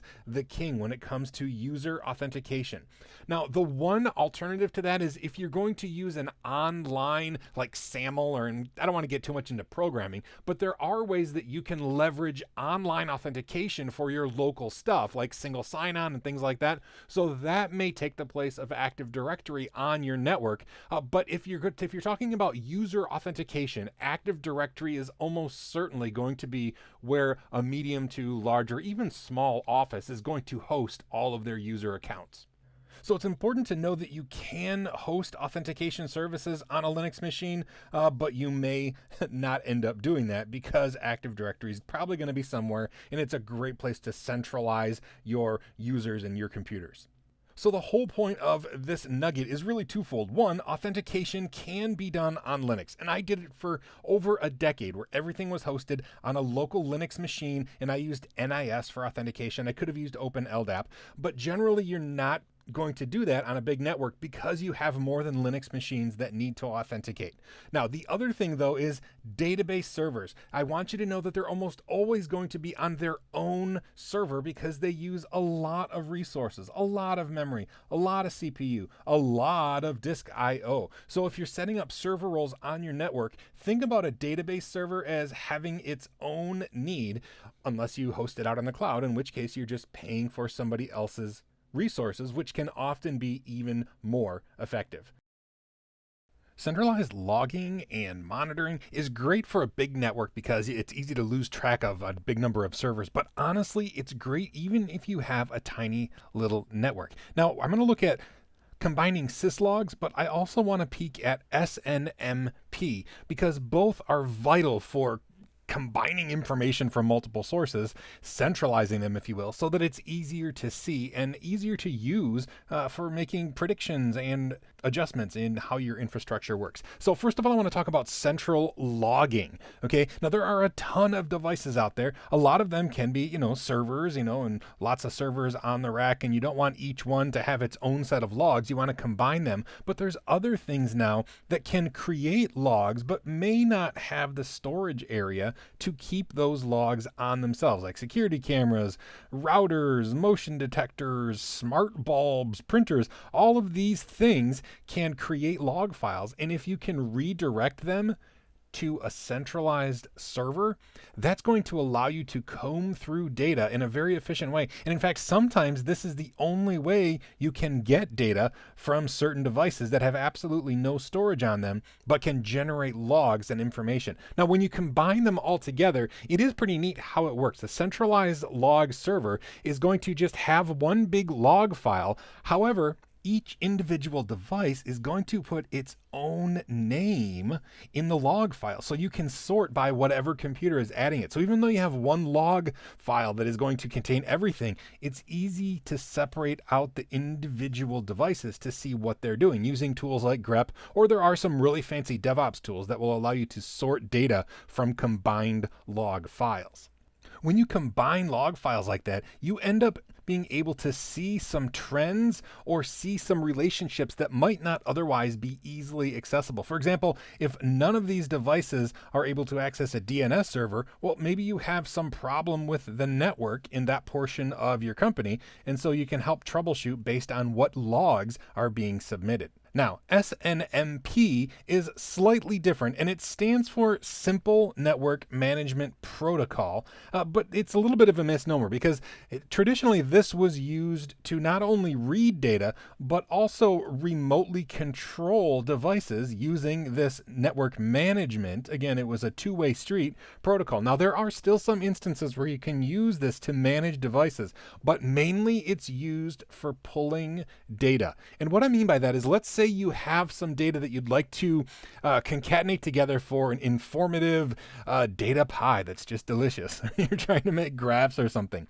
You can use SNMP to pull data from a device. One of the most common things that I use it for is I have a router that I connect to the internet with, and I would like to see some interface statistics for what's going on, how much data is going through it, and things like that. SNMP can pull that data. It's not really like individual servers pushing data to a centralized logging. It's kind of going the other way. It's kind of using SNMP to pull data from individual devices. And what that looks like in practice, here is, this is actually the homepage that every time I load up a web browser, this is what loads up. And I have a couple convenient links for me, to go to see the weather in my area, that sort of thing. But I have these graphs that show the bandwidth usage, both in my house in the town, and we own a farm as well that has fiber internet connection. And this shows the connection between them. Now, you'll notice there's a lot of matching between the two, and that's because I will often back all of my townhouse data to our farm because it's an off-site storage location. So that makes a lot of sense. But this is just a way that I can see what's happening on my network, and I pull this from my routers using SNMP. Now, it's important to realize that while they accomplish sort of the same thing, centralized logging allows all of your servers to push data to a centralized server so you can comb through all that data in one place. Whereas SNMP is generally used as a protocol that you can pull data out of a server and do something with it, like make cool graphs or whatever it is you want to do. VPNs might be something that you use every day but don't really understand what's going on. So VPNs, or virtual private networks, are really just a way to connect to a private network that isn't accessible from the internet itself. Now, I'll talk about the concepts, and then I want to talk about what options are available if you're using Linux, because VPN isn't just a one-size-fits-all thing. There are several different protocols and stuff that you can use to connect. But first of all, conceptually, what is going on? Well, we have two networks. Let's say these networks are separated by being in different countries. Okay. Now you want to have this computer be able to interact with this computer or this server or something on the remote network, but you don't want to open those ports up to the internet, right? Because that's unsafe. So what you do is your router or your Linux server or something will establish what's called a tunnel. And this tunnel is just a layer of encryption that goes from one side to the other. And then inside that encrypted tunnel, it just sets up a route like it would any other route on your network. So your router just sees inside the tunnel, and it sees a route using standard network addressing. Like, let's say the VPN internal route is 10.10.0.5 or something, and it just sees this as another route so that this computer can route information across the tunnel to this router and then get into here. So it works the same as traditional routing. The only difference is the router, or like I said, the Linux server or whatever it is, sets up this tunnel that blocks anybody on the internet from actually seeing what's going on in the route. So that tunnel is set up, and then the route goes inside the tunnel so nobody sees the traffic. Now, this setup that I have here is called a site-to-site VPN. And what it means is, since there is a standard route set up here, anything on this network is going to be able to go over here to this network, and anything on this network is going to route over to this network as if they were in the same building. It's just a standard route inside that encrypted tunnel. Now, the other type of VPN is going to be just an end user connecting to an office. And if you're a remote worker or you're like a road warrior, you're going to use this a lot. Your computer is going to establish the same type of tunnel to block all of the internal network traffic from the internet itself. Once it sets up that tunnel, then just your computer is going to be connected to this internal network. Okay, so you're actually going to, as if you plugged into an Ethernet port in the wall next to all of your other employees or your other fellow workers who happen to be in the headquarters. So what this does is it puts your computer inside this local network by establishing a tunnel and then setting up routing protocols that will put you inside there. So it's a little bit different than a site-to-site, because these computers are probably not going to like serve data from your computer. It's going to work a little bit differently, but conceptually the same thing is happening. Your remote computer is now able to connect to computers inside the remote network, and it's all protected from the internet by using a VPN. Now, I talked about different protocols to do that, and there are a bunch. There's OpenVPN, which is an open source program that allows you to establish these types of connections. There's SSH, which can establish a tunnel for you to do stuff. There's L2TP, there's IPsec. There's all these different protocols and programs that will allow these tunnels to be created. And a vast majority of these will actually run on a Linux server inside the network. So if your router itself doesn't support VPN, that's okay. You can port forward into a Linux server, and the Linux server will handle all of the VPN routing. Now, there are lots of nuances when it comes to VPN. Like, can you only connect through the remote business? Can you connect to the internet and also to those things? Is all of your traffic routed through the VPN, even if it's a slow link? So there's a lot to think about when setting up VPNs, but once you understand what's going on, it's a lot easier to plan how you're going to implement it so that it can best serve your users or your multiple branch offices so they can communicate to each other. I hope this has been informative for you, and I'd like to thank you for viewing. Containers aren't really new technology. They've been around for quite a while. There have been options like LXC, and you've probably heard of Docker, and also Kubernetes comes into the mix, which is actually like an orchestration tool that takes care of Docker. But while containers aren't new, they are kind of the new kid on the block when it comes to DevOps. And containerizing applications is something that's really, really popular. Now, conceptually, they're a little bit like a virtual machine, but they're different enough that it's important to understand the difference. So let's say we have a traditional virtual machine, which I'm going to say is the left-hand side of this slide. So how it works is you have the big computer, and then that computer or that host has its own operating system. And then on top of that, we carve out a section of the host's CPU and memory and cards and hard drive space. We carve that out, and then on top of that, we install another operating system inside this virtualized environment, and then we can put applications on that. Now, containers work in a different way. They run right inside the host operating system. So you just have an app running and another app running and another app running. And this seems like the traditional server model, right? Where you just install Linux and then you install applications like Apache on top of it. The difference is with a containerized application, they are running directly on the host computer, but they have not really their own operating system. All they have is like their own file system. And they're jailed off, or they're completely separate from the file system of the host operating system itself. So they run in their own little world, but they're still running directly on the operating system. It's just like they're sectioned off in a little container, but they're still running on the host operating system. And that's really what makes them efficient. You'll notice over here, it's drawing. It's not like the actual technology, but it takes up a lot more hardware and storage and slices of the host system itself if you're going to install an entire operating system on top of virtualized hardware. You can't put as many things on one host operating system. Plus, you also have then this operating system to maintain along with this operating system.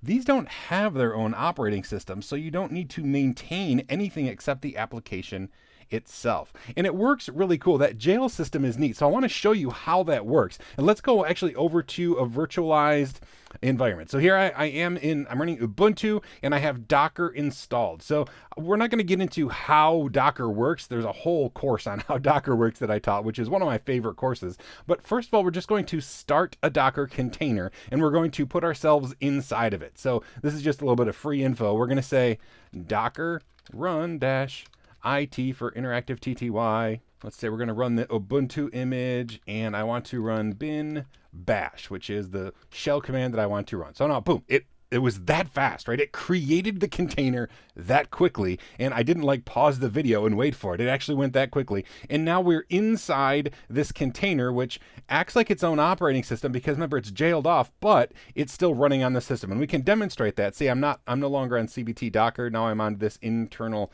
container and we have our own file system, but let's run a command in here. We're going to run something that'll show up with CPU usage. So I'm just going to say dd input file equals dev 0, output file equals dev null. And this is just something that's going to keep running, and not really do anything except use up resources on the computer. And I want to do that so we can come over to CBT Docker here, run the top command, and even though this is now in its own container, completely separate from CBT Docker, the operating system, you can see, look, dd shows up as another command running inside this computer because even though it's separated in a container, it's still using the same operating system, the same kernel, the same hardware that everything else along this system is. It's just separated so it doesn't interfere, and dependencies won't interfere with other apps. It won't interfere with dependencies on the host system. It's just super efficient. So whether you're looking at LXC containers or Docker containers, which is what we looked at, it's important to understand that containers are a lot like a virtual machine, except they don't use all of that hardware and they don't completely section themselves off. And most importantly, they don't have their own operating system. That's where containers make things much more efficient and much easier to deal with much less overhead, meaning you don't have to maintain the operating systems of individual apps. It's really easy to confuse the concepts of clustering and load balancing because they kind of are the same. It's kind of like the question, is a hot dog a sandwich? I mean, they're both meat between bread, but are they the same thing? Not exactly, not quite, but they both functions similarly, and that's what clustering and load balancing is. Like, the difference is, though, clustering is an actual computer term for computers working together to do one task that can be split up, whereas load balancing is more of an IT concept that can be accomplished in multiple ways. So when we have a cluster, basically we have a bunch of computers like we have here that are working together, and then there's like a cluster manager. It can be a computer, it can be a software on, one of the cluster computers, but it actually keeps track of which computer in the cluster is doing what part of the task, and these are designed to work together. They know about each other. These computers are a team, and they really do well if Susie here sends them a task that is designed to be broken up into multiple pieces so people can work on it at the same time. So some jobs lend themselves to clustering solutions, whereas some of them don't. But basically, they know about each other. The cluster works together as a team to break down a bigger task into a bunch of smaller ones they can work on at the same time. A load balancer, like I said, is more of a concept. It load balances, meaning it has a big job and it splits that job up and lets different computers do the job. But usually these computers don't know or care about each other at all. They don't know each other exist. The load balancer itself, whether it's software or a hardware device, it knows the entire big load that Susie is sending to it, and it splits it up and says, okay, she has 12 jobs, so you do 3 jobs, and you do 3 jobs, and you do 3 jobs. They don't know each other are doing jobs. As far as the computers know, there's only 3 jobs to do. It's the load balancer's job to keep track of everything. So it's a little bit different. They don't really work together. They each work separately and accomplish a bigger task that the load balancer itself knows about. Now, I said it's a concept. It can work multiple ways, right? A very common way it's done is the load balancer will be in front of some web servers, and there's a whole bunch of people that want to hit that web server, and so the load balancer says, okay, you go to this one, and now you go to this one, and the next request will go to this one, and it splits up the load so that one computer isn't doing all of the work. Now, we can do that very simply on a Linux machine if the Linux machine is set up for round-robin DNS. Now, this is not a great way to load balance. Just conceptually, this is what it's going to do. So here is my DNS configuration on my network. I have the domain name web. It's actually set up for 3 different IP addresses. Okay, so you'll see it's actually web, but they have 3 different IP addresses. And what my DNS server is going to do is then round robin, and it will split up the load between these 3. Let me show you how that works. Here we are on the command line. So I'm going to say ping web, and we'll see we get the response from the web server. Notice the IP address here is 216.168.192.238. If we do the exact same thing now, boom, we get responses, but notice it sent it to a different computer altogether. So we got these from another computer, and if we do it again, we'll get still that third one. If we do it a 4th time, it's going to wrap around and give us the first one again. So this is technically a load balancer. We're using DNS round robin load balancing, and it's conceptually splitting up the load of the pings so that each computer that is responding only gets a third of the requests. So I guess it's fair to say that all clustering is load balancing, but not all load balancing is technically clustering, because clustering is a specific way that computers work together to accomplish a task. Now, is a hot dog a sandwich? I gotta leave that one up to you. I have no idea, but I hope this has been informative for you, and I'd like to thank you for viewing. Cron jobs are pretty much the Linux equivalent to like the task scheduler in Windows. Now, there's some really cool things that we need to understand, and that's how to set up the scheduling, which is kind of complicated, but also very powerful. And I'll be honest, it's kind of fun. The other thing I want to point out, though, is that there are pre-made folders that you can just drop scripts in, and they will execute at a regular interval. I'll show you those, but first, let's talk about how we set up the schedules, because it can be intimidating, but like I said, it's not that bad, and it's actually kind of fun. So the scheduling fields, which we'll look at in practice, are separated into 5 different fields. So we have minute, hour, day of the month, month of the year, and day of the week. And how it works is, for example, this first line that I have has all asterisks, and this means everything. So every minute of every hour of every day of the month of every month of the year of every day of the week, it's going to happen. So this means every minute for all of eternity, whatever task we schedule with this string is going to execute. So every minute it's going to do whatever you tell it to do.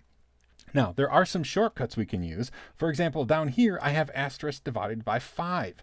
This means every 5 minutes. Now, we could actually spell it out. We could say 0, 5, 10, 15, all the way to 55, but I don't really like to do that because it's a big mess. And, one field would be this entire big string of numbers. So rather than do that, we can just say asterisk divided by 5. And this is going to be every 5 minutes during the 3rd hour of the day. So this means at 3 a.m., 3:05 a.m., 3:10 a.m., 3:15 a.m. But once it gets to 4 a.m., it's going to stop doing it. Okay, so this is during the 3rd hour, every 5 minutes, every day of the month, every month of the year, every day of the week. So this means every day it's going to do this, but only between 3 a.m. and 3:59 a.m. and every 5 minutes. Okay, now this one is very, very, very specific. This says 2 minutes after the 4th hour. So 2 and 4 means at 4:02 a.m. on the 13th of July, but only when that 13th of July lands on a Tuesday. The day of the week goes from 0 to 6, so 2 is a Tuesday, right? Sunday is 0, Monday is 1, Tuesday is 2. So this means every July 13th at 4:02 a.m. if it happens to also be Tuesday. So this is only going to execute every few years when July 13th happens to land on a Tuesday. And then down here, this one, 0 minutes after the hour. So this means at 6 a.m. precisely on every day of the month, every month of the year, days 1 through 5. So this means Monday through Friday at 6 a.m., it's going to execute whatever task. Okay, so this is basically the way of saying 6 a.m. every weekday, because we've specified 1 through 5 on the days of the week over here. Pretty cool, right? Let's actually see how it works in practice. Now, I'm on a CentOS system here, and I'm root because we're talking about the system-wide cron jobs. If we go into etc. cron.d, we're going to see we have a few files in here. Now, any file in here is going to be read by the cron daemon. So let's actually look at one. Let's look at sysstat, all right? Because this is already in there. So we're going to look at sysstat, and here we can see a couple things are scheduled. Here are the 5 fields that we just talked about. So here's the first field. So every 10 minutes of every hour, every day, every month of the year, every day of the week. So this is going to be every 10 minutes, it's going to execute as root. So this field talks about what user it's going to run as, and then the rest of it is what it's going to actually do. So we have the 5 scheduling fields, who it runs as, and then the last part, however long it is what it's going to execute. So down here, these are commented out, but let's pretend it's not. This would be every hour at 0 past, right? Because this is like at 1 o'clock, 2 o'clock, 3 o'clock, 4 o'clock, it's going to run as root this command. Down here at 23, which is 11, so 11:53 p.m. every day, see all these are asterisks, so every day as root, it's going to execute this. So you can either add to any of these, or really the best thing to do is create your own, right? Just create a file and then put that scheduling, the username, and what you want it to execute, and it will do that. Now, the one other thing I wanted to mention really quick, if you go back into the etc. folder, and let's do an ls and just look for cron, we're going to see there are a bunch of folders in here. There are cron daily, cron hourly, cron monthly, cron weekly, and if we go in there, let's go into cron.daily. We're going to see these are just executable scripts. These are not timed things, right? Let's look at one real quick. So vi log rotate. Notice there's no like star.star, star, star, star, star, star. There's no scheduling in here. This is just an executable script that we want to have execute every day. So this is going to do the scheduling of everything in here once a day. Same with monthly, same with hourly. The cron deny is a way that we can tell a specific user that they're not allowed to use the cron daemon for personal use. Cron.d we looked at. Actually, cron tab is a single file. Let's look at that one really quick. That'll be our last thing, etc. cron tab, and this is the same sort of thing. We can put things in here if we want. It even tells us like very specifically all the things, the 5 fields, the username we want it to run as, and then the command to be executed. This is the same thing as creating a file in the etc. cron.d folder. You can just add things here and they'll automatically execute. Now, the pre-made folders are very convenient for dropping scripts in that you want to have execute every so often. But really the coolest part about cron is just how flexible that scheduling system is, and you can figure out how to do that by, manipulating all of those different fields like we looked at in this slide here. So I encourage you to just try to figure out how you would specify a particular time and, just play with it. It's a lot of fun to do. When it comes to scheduling events, you have a couple options as a personal end user on a Linux account. You can use cron tab, personal cron tab, which you invoke by typing cron tab -e, or we can use the @daemon, which is a one-time thing. It's not like for recurring events. It's for events that happen just at a specific time. So let's go right to the command line because it's not difficult to use either one, and scheduling tasks is something that's really, really nice to be able to do. So here we are on a CentOS machine. I'm logged in just as a user. Notice I'm not root. And the first thing I want to do is look at my personal cron tab. Now this is a little bit different than a system-wide cron tab. So first we type cron tab -e, and it's going to bring us into an editor. Okay, and now this is my personal cron tab. Again, it's not system-wide, and it's slightly different because I still have 5 fields. If you're not familiar with the 5 fields, look at the system-wide cron tab nugget because it'll explain how this works. But we have every 10 minutes of every hour of every day of every month of the year, every day of the week. So here we have every 10 minutes, it's going to do something. Now notice there's no field here that specifies the user. In the system wide, we have to specify what user it runs as, but since this is my personal cron tab, it obviously runs as me. So we just have the 5 fields, and then we have the command that we want to have it execute at the time scheduled here. So what happens here is we have echo and this text string and append it to a file called homebobtimetracker.log every 10 minutes. So every 10 minutes, it should add a line to our field. So let's see if this is actually running because it's been here a while. Let's quit here. If we do ls, we can see, oh, there is a file, timetracker.log.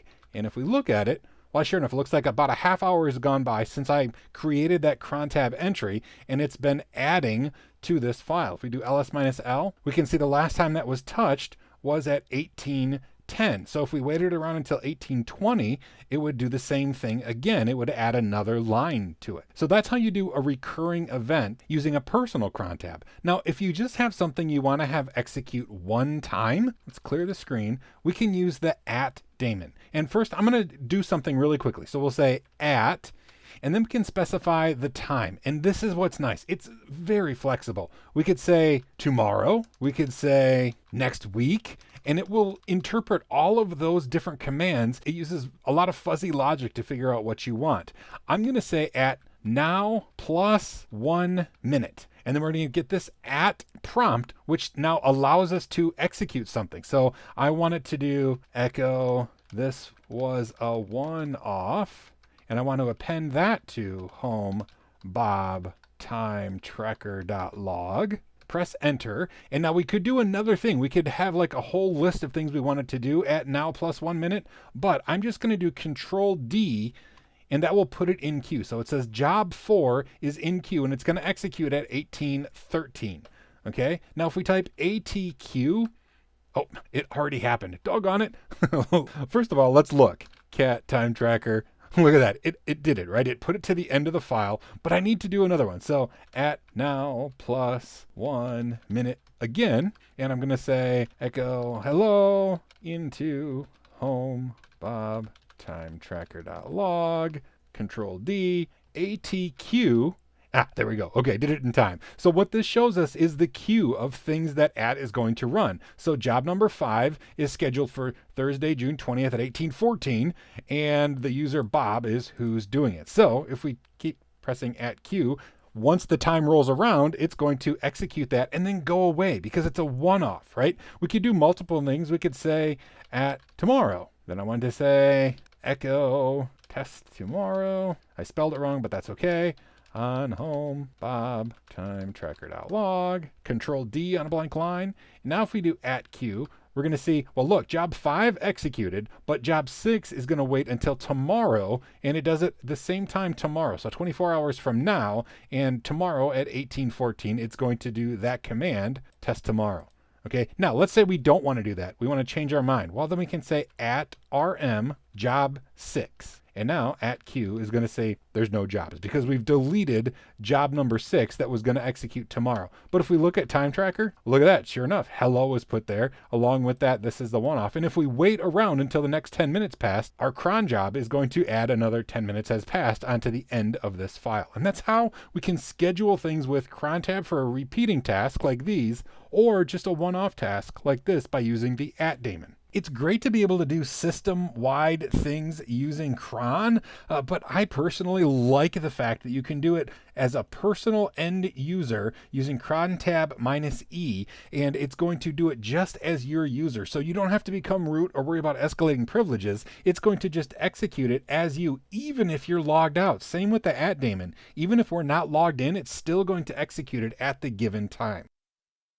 Working with multiple processes on Linux is really, really easy because you can put them in the foreground or the background and interact with them however you want. Now, there's some tools that may not seem intuitive at first, but once you get the hang of using them, they're really, really easy. And there's also some keystrokes that we're going to have to learn and a couple tricks that'll allow us to do things that we normally couldn't do. So let's go right to the command line because this is the kind of stuff you have to experience in order to really understand. So first of all, I am on the command line and I'm going to show you how to put a process in the background. Now I'm just going to use a simple process called sleep. The sleep command, if you're not familiar with it, it just pauses, right? So if we say sleep 1, it's going to sleep for 1 second and then it's going to be done. So I'm going to say sleep for a whole bunch of seconds, which will like, I don't know, that's probably a couple of hours or something.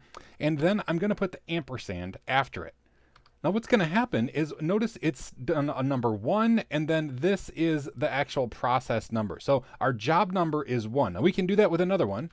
Sleep 22222, put that in the background, and now we're going to see we have job number 2 in the background with this process ID, and they're just running in the background. If we type jobs, we can see, sure enough, there they are. There's sleep 111, there's sleep 222, job 1 and job 2. Now, if we want to start going and using one again, like let's say we want to bring one in the foreground, we just type FG and then the job number. So FG2, and it's going to bring us, it tells us what the command is that's running. And here we are, we're just at the command line here. If we wanted to stop this, we'd have to do Control-C. It stopped that process. And now if we do jobs, see there's only the one job running. It's actually really cool. Now, what if we did a job like we did sleep 33333 and pressed enter, and I'm like, oh, man, I really wish that was in the background. I didn't mean for it to just like hold my command prompt here. Well, what we can do is do Control-Z, and it stops it and puts it in the background. So see, it says stopped. If we type jobs, we can see this first one that we did is still running, but this one is stopped. So if we want to make it run in the background, we have to say BG for run in the background, job number 2. And now if we do jobs, we're going to see now they're both running in the background. So BG and then the job number will start that background task running. FG will bring it out of the background and bring it right to our interactive terminal. Okay, so that's kind of neat. It's a way we can create them. We can put them in the background. If we've started them and we don't, and we want to put them in the background, just Control-Z will suspend it briefly, and then we can tell it to go in the background by doing BG and then the job number. So let's do foreground 1. I'm going to do Control-C, foreground 2, Control-C, and now jobs. We have no more jobs running. Now, there is a problem because if we have a job running in the background, like I have a command here called myHello, all right, and all it does is every 2 seconds it prints hello on the screen. All right, so I'm going to Control-C. What if I wanted to put myHello in the background, and it's going to run in the background? Now it's still going to put it out on the screen every hello, but it's running in the background. If we do exit, it's still running in the background, but the problem comes where if we log out and then we log back in, we open a terminal window and we do a ps aux grep for myHello, we're going to see it's no longer running. This is just actually the grep process that it actually found here. But notice it's not running in the background anymore. And if we wanted it to stay running, just putting it in the background wouldn't work. We'd have to use a program called NoHup. Because here's the problem. When we log out of the system up here, it actually sends a hang-up interrupt to all the running processes. And the hang-up, or HUP, tells it to stop running. Well, we can run a program by saying NoHup, which means don't hang up when the user logs out, what program we want to run. So myHello and then ampersand in the background. It's going to put it in the background just like before. We can see it. jobs. There it is running. But it says it's ignoring the input and appending the output to nohup.out. All right, so I'm going to exit. I'm going to log out. And then I'm going to go log back in. Open up a terminal window. I want to notice two things. One, if we do a ps minus aux grep for my hello, it's still going to be running. See, here it is. It's still running because we ran it with no hup. But here's another cool thing. If we do an ls, see this nohup.out? Let's look at that. All of the output was put into that file. So all of the hellos were put into that file, so we know what's going on. Plus, when we logged out, it didn't stop running. So not only is it really easy to handle processes when you're on the Linux command line, it's also possible to do a couple cool things like no hup if you want to make sure it doesn't quit when you log out, and also Control Z of a running process, which will put it in the background suspended, and then you can run BG to make sure that it continues executing in the background. Finding specific information about local devices on your system can be a little bit challenging, but thankfully there's a bunch of tools that will help us along the way. dmesg is one that we can use that will kind of see how things are going in real time. If you plug something in, dmesg is going to show you the results of plugging that in. But then there's a whole suite of ls tools, if you will. They start with ls. It's ls USB, ls PCI, ls dev, ls BLK, ls CPU. All of these tools are going to be able to be used to find out information about hardware on our system. And there's a nice trick to remember these so that you don't have to actually remember PCI, dev, BLK, CPU, all of these different things. So let's check that out and see if we can find the various hardware that is in our system. You have to be root to use most of these. Some of these you can use as an end user, but since we're going to be looking at all of them, I became root just so that we get a better view of what's going on. Now, first of all, dmesg. You just type dmesg on the command line and it's going to show you things as they happen. And this is the location that we'll see things happen if we make changes to the system. Like if we plug in a USB drive or plug in a SATA drive or something like that, a new mouse, it's going to show up here and it's going to give us information about the particular device. But if something's already plugged in or you just want to see like what's built into the system, that's where the ls tools come into play. So let's clear the screen.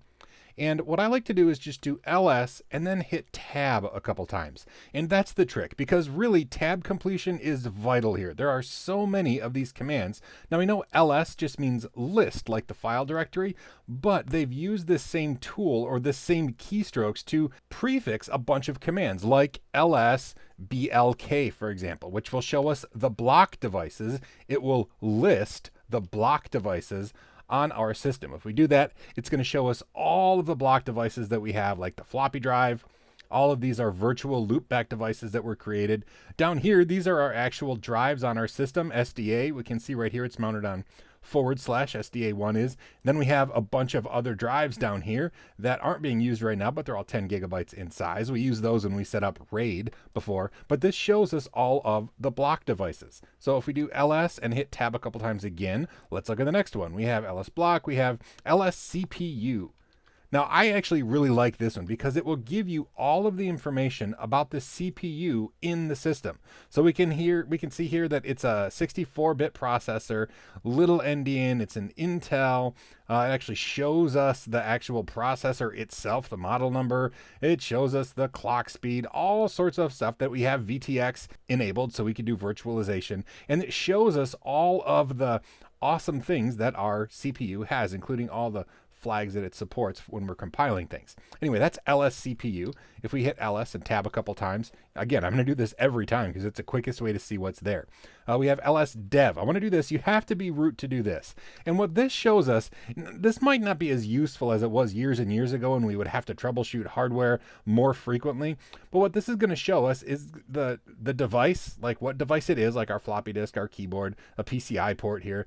And it's going to show us what direct memory access number it uses, what DMA, what IRQ number it's using, the IO ports, meaning like in memory, what IO parts of memory or what parts of memory is it using for IO, and it will show us all of these things. Now, if we're trying to find conflicts on our system, this might be useful, but I'll be honest, I've never once had to use this in practice. It's important to know that it's there though. LSDev will show you all the devices on the system. Now, if you do ls tab tab, one that I actually do use fairly often is LSPCI. Where's that? Up here, LSPCI. So LSPCI will show us all the PCI devices. So here we have a VGA compatible controller. This is the ACPI controller, the IDE controller. So these are the PCI devices that are plugged into our system. We can do LS USB. Now, I don't have anything plugged into our USB ports, but if we did, LS USB would show us what's there. Same thing, LS PCMCIA. If you're a laptop user, you might have things that show up if you type that. And one last one we'll look at is LS mem, and this will just give us the range of the memory and how it's being used and where it is in our system. But really the big pull away from this is ls tab tab, and it'll show you all of the different ways that you can look at the devices on your system. So whether you're trying to get an inventory of the things that are currently on your system or you want to see changes as they happen in real time, there's some really simple built-in tools on our local Linux machine for detecting and looking at specifics on devices. You ever try to solve a problem only to make it worse? Yeah, me too. For example, we had a wall with a nail in the wall, and that nail would get loose after hanging stuff on the nail for a long time because it was just in the thin layer of drywall. This nail just went in the drywall, and then the more we hung stuff on it, the more it got loose. So I thought I would make things better by getting rid of the nail, drilling a hole in the drywall, and then getting one of those really nice hollow wall anchors that you could then put a nail or a screw into, and it would be really nice and sturdy. The problem is I drilled the hole way too big. The hollow wall anchor didn't work at all, and then I just had this gigantic hole in the wall that my wife was really upset about. That's kind of what happened in the world of Linux virtual file systems. And let me tell you what I'm talking about here, because the idea of virtual file systems has been around since the Unix days. Basically, it's a file system that's created when the system boots up, and one of the really popular ones is called proc. And what this was used for is process information, like running apps and running programs on the system. They would store all of their runtime information in this virtual folder in memory called proc. And then people said, hey, that's a really neat place to store things like process ID number 181 for that application and 2556 for that application. What if we also put things about like the CPU in there or the network card in there? And then people started adding things to the proc folder. It started to get a little bit confusing, and so we thought, hey, wouldn't it be a great idea if we separated all of that kernel information so that process information was stored in the proc folder and kernel information was stored in a sys folder? They're both virtual file systems that work the same way, but some organization seemed to make a lot of sense, right? Now, the same thing with dev. Dev is a folder that we thought, why don't we start putting things like information on different devices, like hard drives or mouses. Mouses? Anyway, we want to put those things into the dev folder.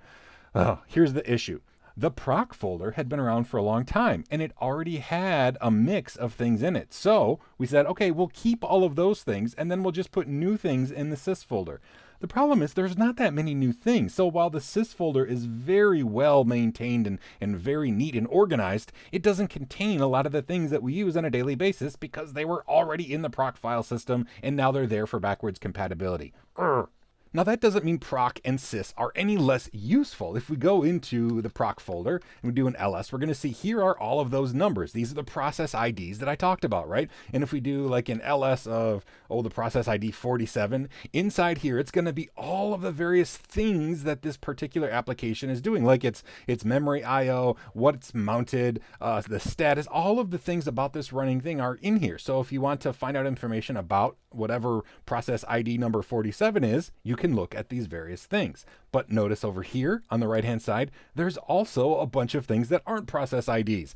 And that's where like MDStat, MEMInfo, CPU info. Let's look at that. So if we look at CPU info, this is going to just be a complete breakdown of the CPU in the system right now that's running. This is our current CPU, which is really useful information, but it might make more sense if it was over here in the sys folder, because the sys folder is very well laid out, right? There's not a whole bunch of crud here. This is laid out in very nice sections. We could go into, let's say the kernel folder, and inside the kernel folder, it's separated into various things about the kernel, like the current configuration.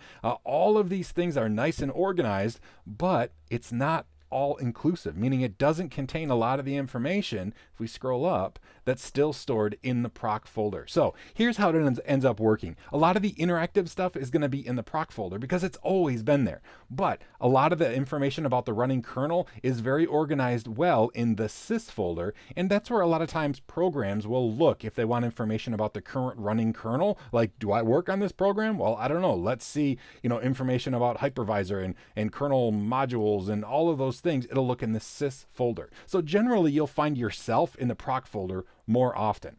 All right. Now, one other place that it's worth looking in is the dev folder, and this just shows about system devices, right? These are hardware devices that are plugged into the system, either like soldered in like the real-time clock, or hardware like hard drives that we put in here. And this is going to be information, binary information generally, available to the system, talking about the various bits of hardware that are plugged in. Now, this is fairly well organized too, and a lot of times programs will look here to find out information like, hey, is there hardware that is going to be compatible with my software? Well, this is where it would look for hardware information.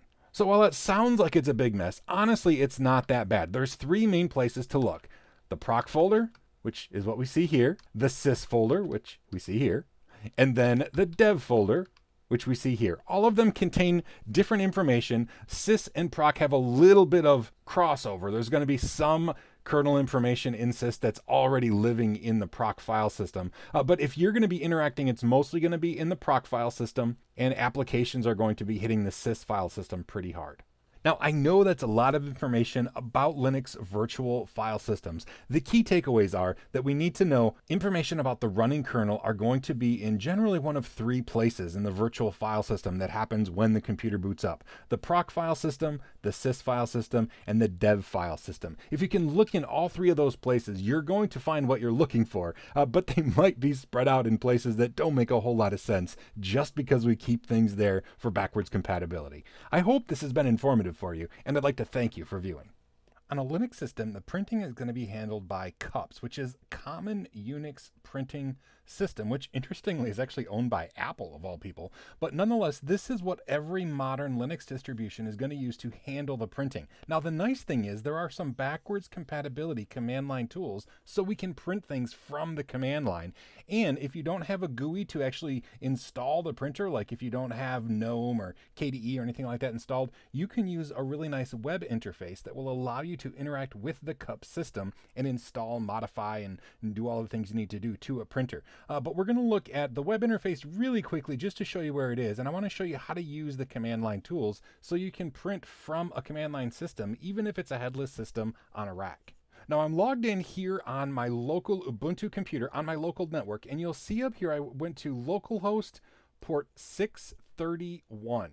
Now, that's important because CUPS listens for incoming connections on port 631, and if you go there, it'll allow you to log in so you can do things like administration. For example, we are here, and I have one printer installed. We can click on it. It'll give us information about this particular printer called Office_Laser. We can see it's a socket-based connection on this IP address on port 9100, and basically it's installed on the computer. I actually installed it using the web interface instead of going into the GUI on this computer and installing it with the Ubuntu tools. I used the web-based interface to make sure that it would be able to install correctly, and it did. Once we're here, we can actually do things, from Firefox, like print the page. But if we're on the command line, things are a little bit different. There are a couple tools that start with LP, and if we hit LP and then hit tab a couple times for tab autocomplete, we're going to see some of those here. Now, they're not all things we're going to look at right now, but mainly LPR is going to send commands to the printer.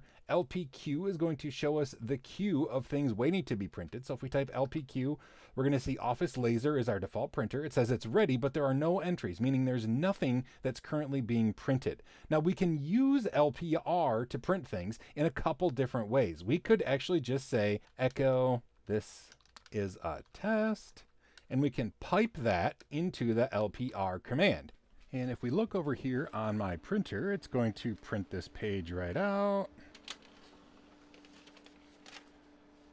And we can see, sure enough, it says this is a test. So it'll do text just like that. Now, we don't have to do line by line. We can also do something like, in my folder here, I have a file called My Document. So if we look at my document. We can see it's just a string of text things, and we can say LPR and then the name of the text file, my document. We'll print that, and as it prints out on the page, if we look at LPQ, we're going to see we have a job right here. Job number 10 is that. We could use LPRM if we're quick enough and get rid of job 10.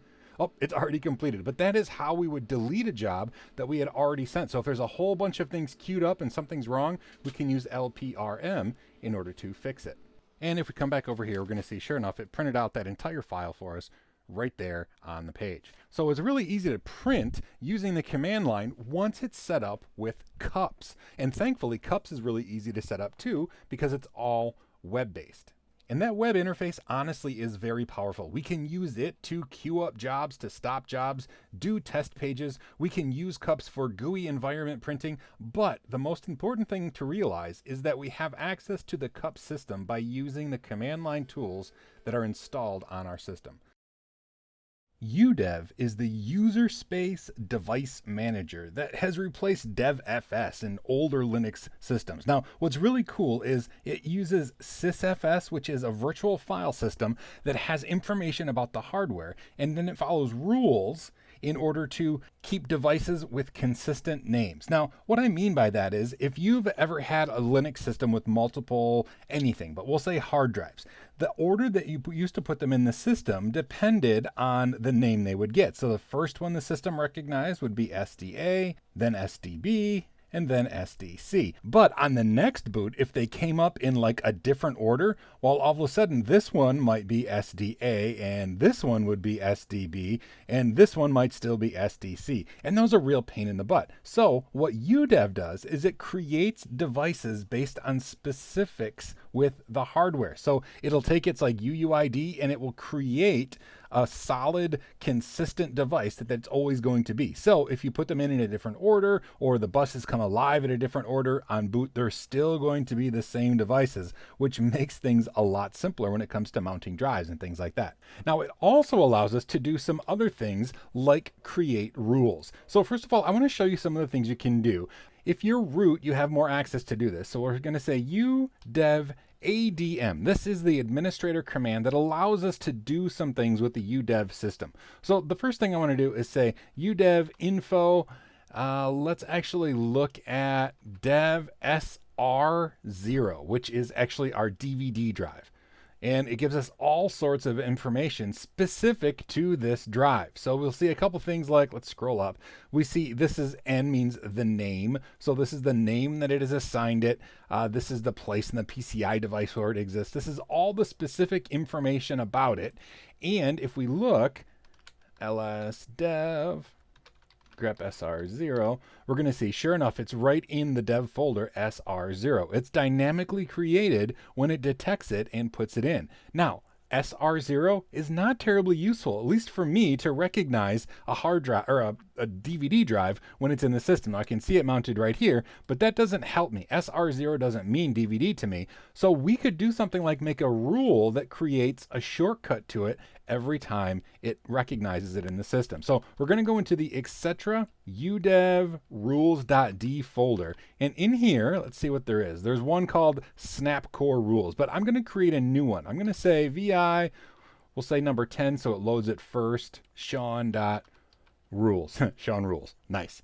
Anyway, it has to end in .rules, and then we're going to create our own rule. Now, the format here is something that you just kind of have to get the hang of, but the kernel is equal to SR0, meaning this is what the kernel knows the device as.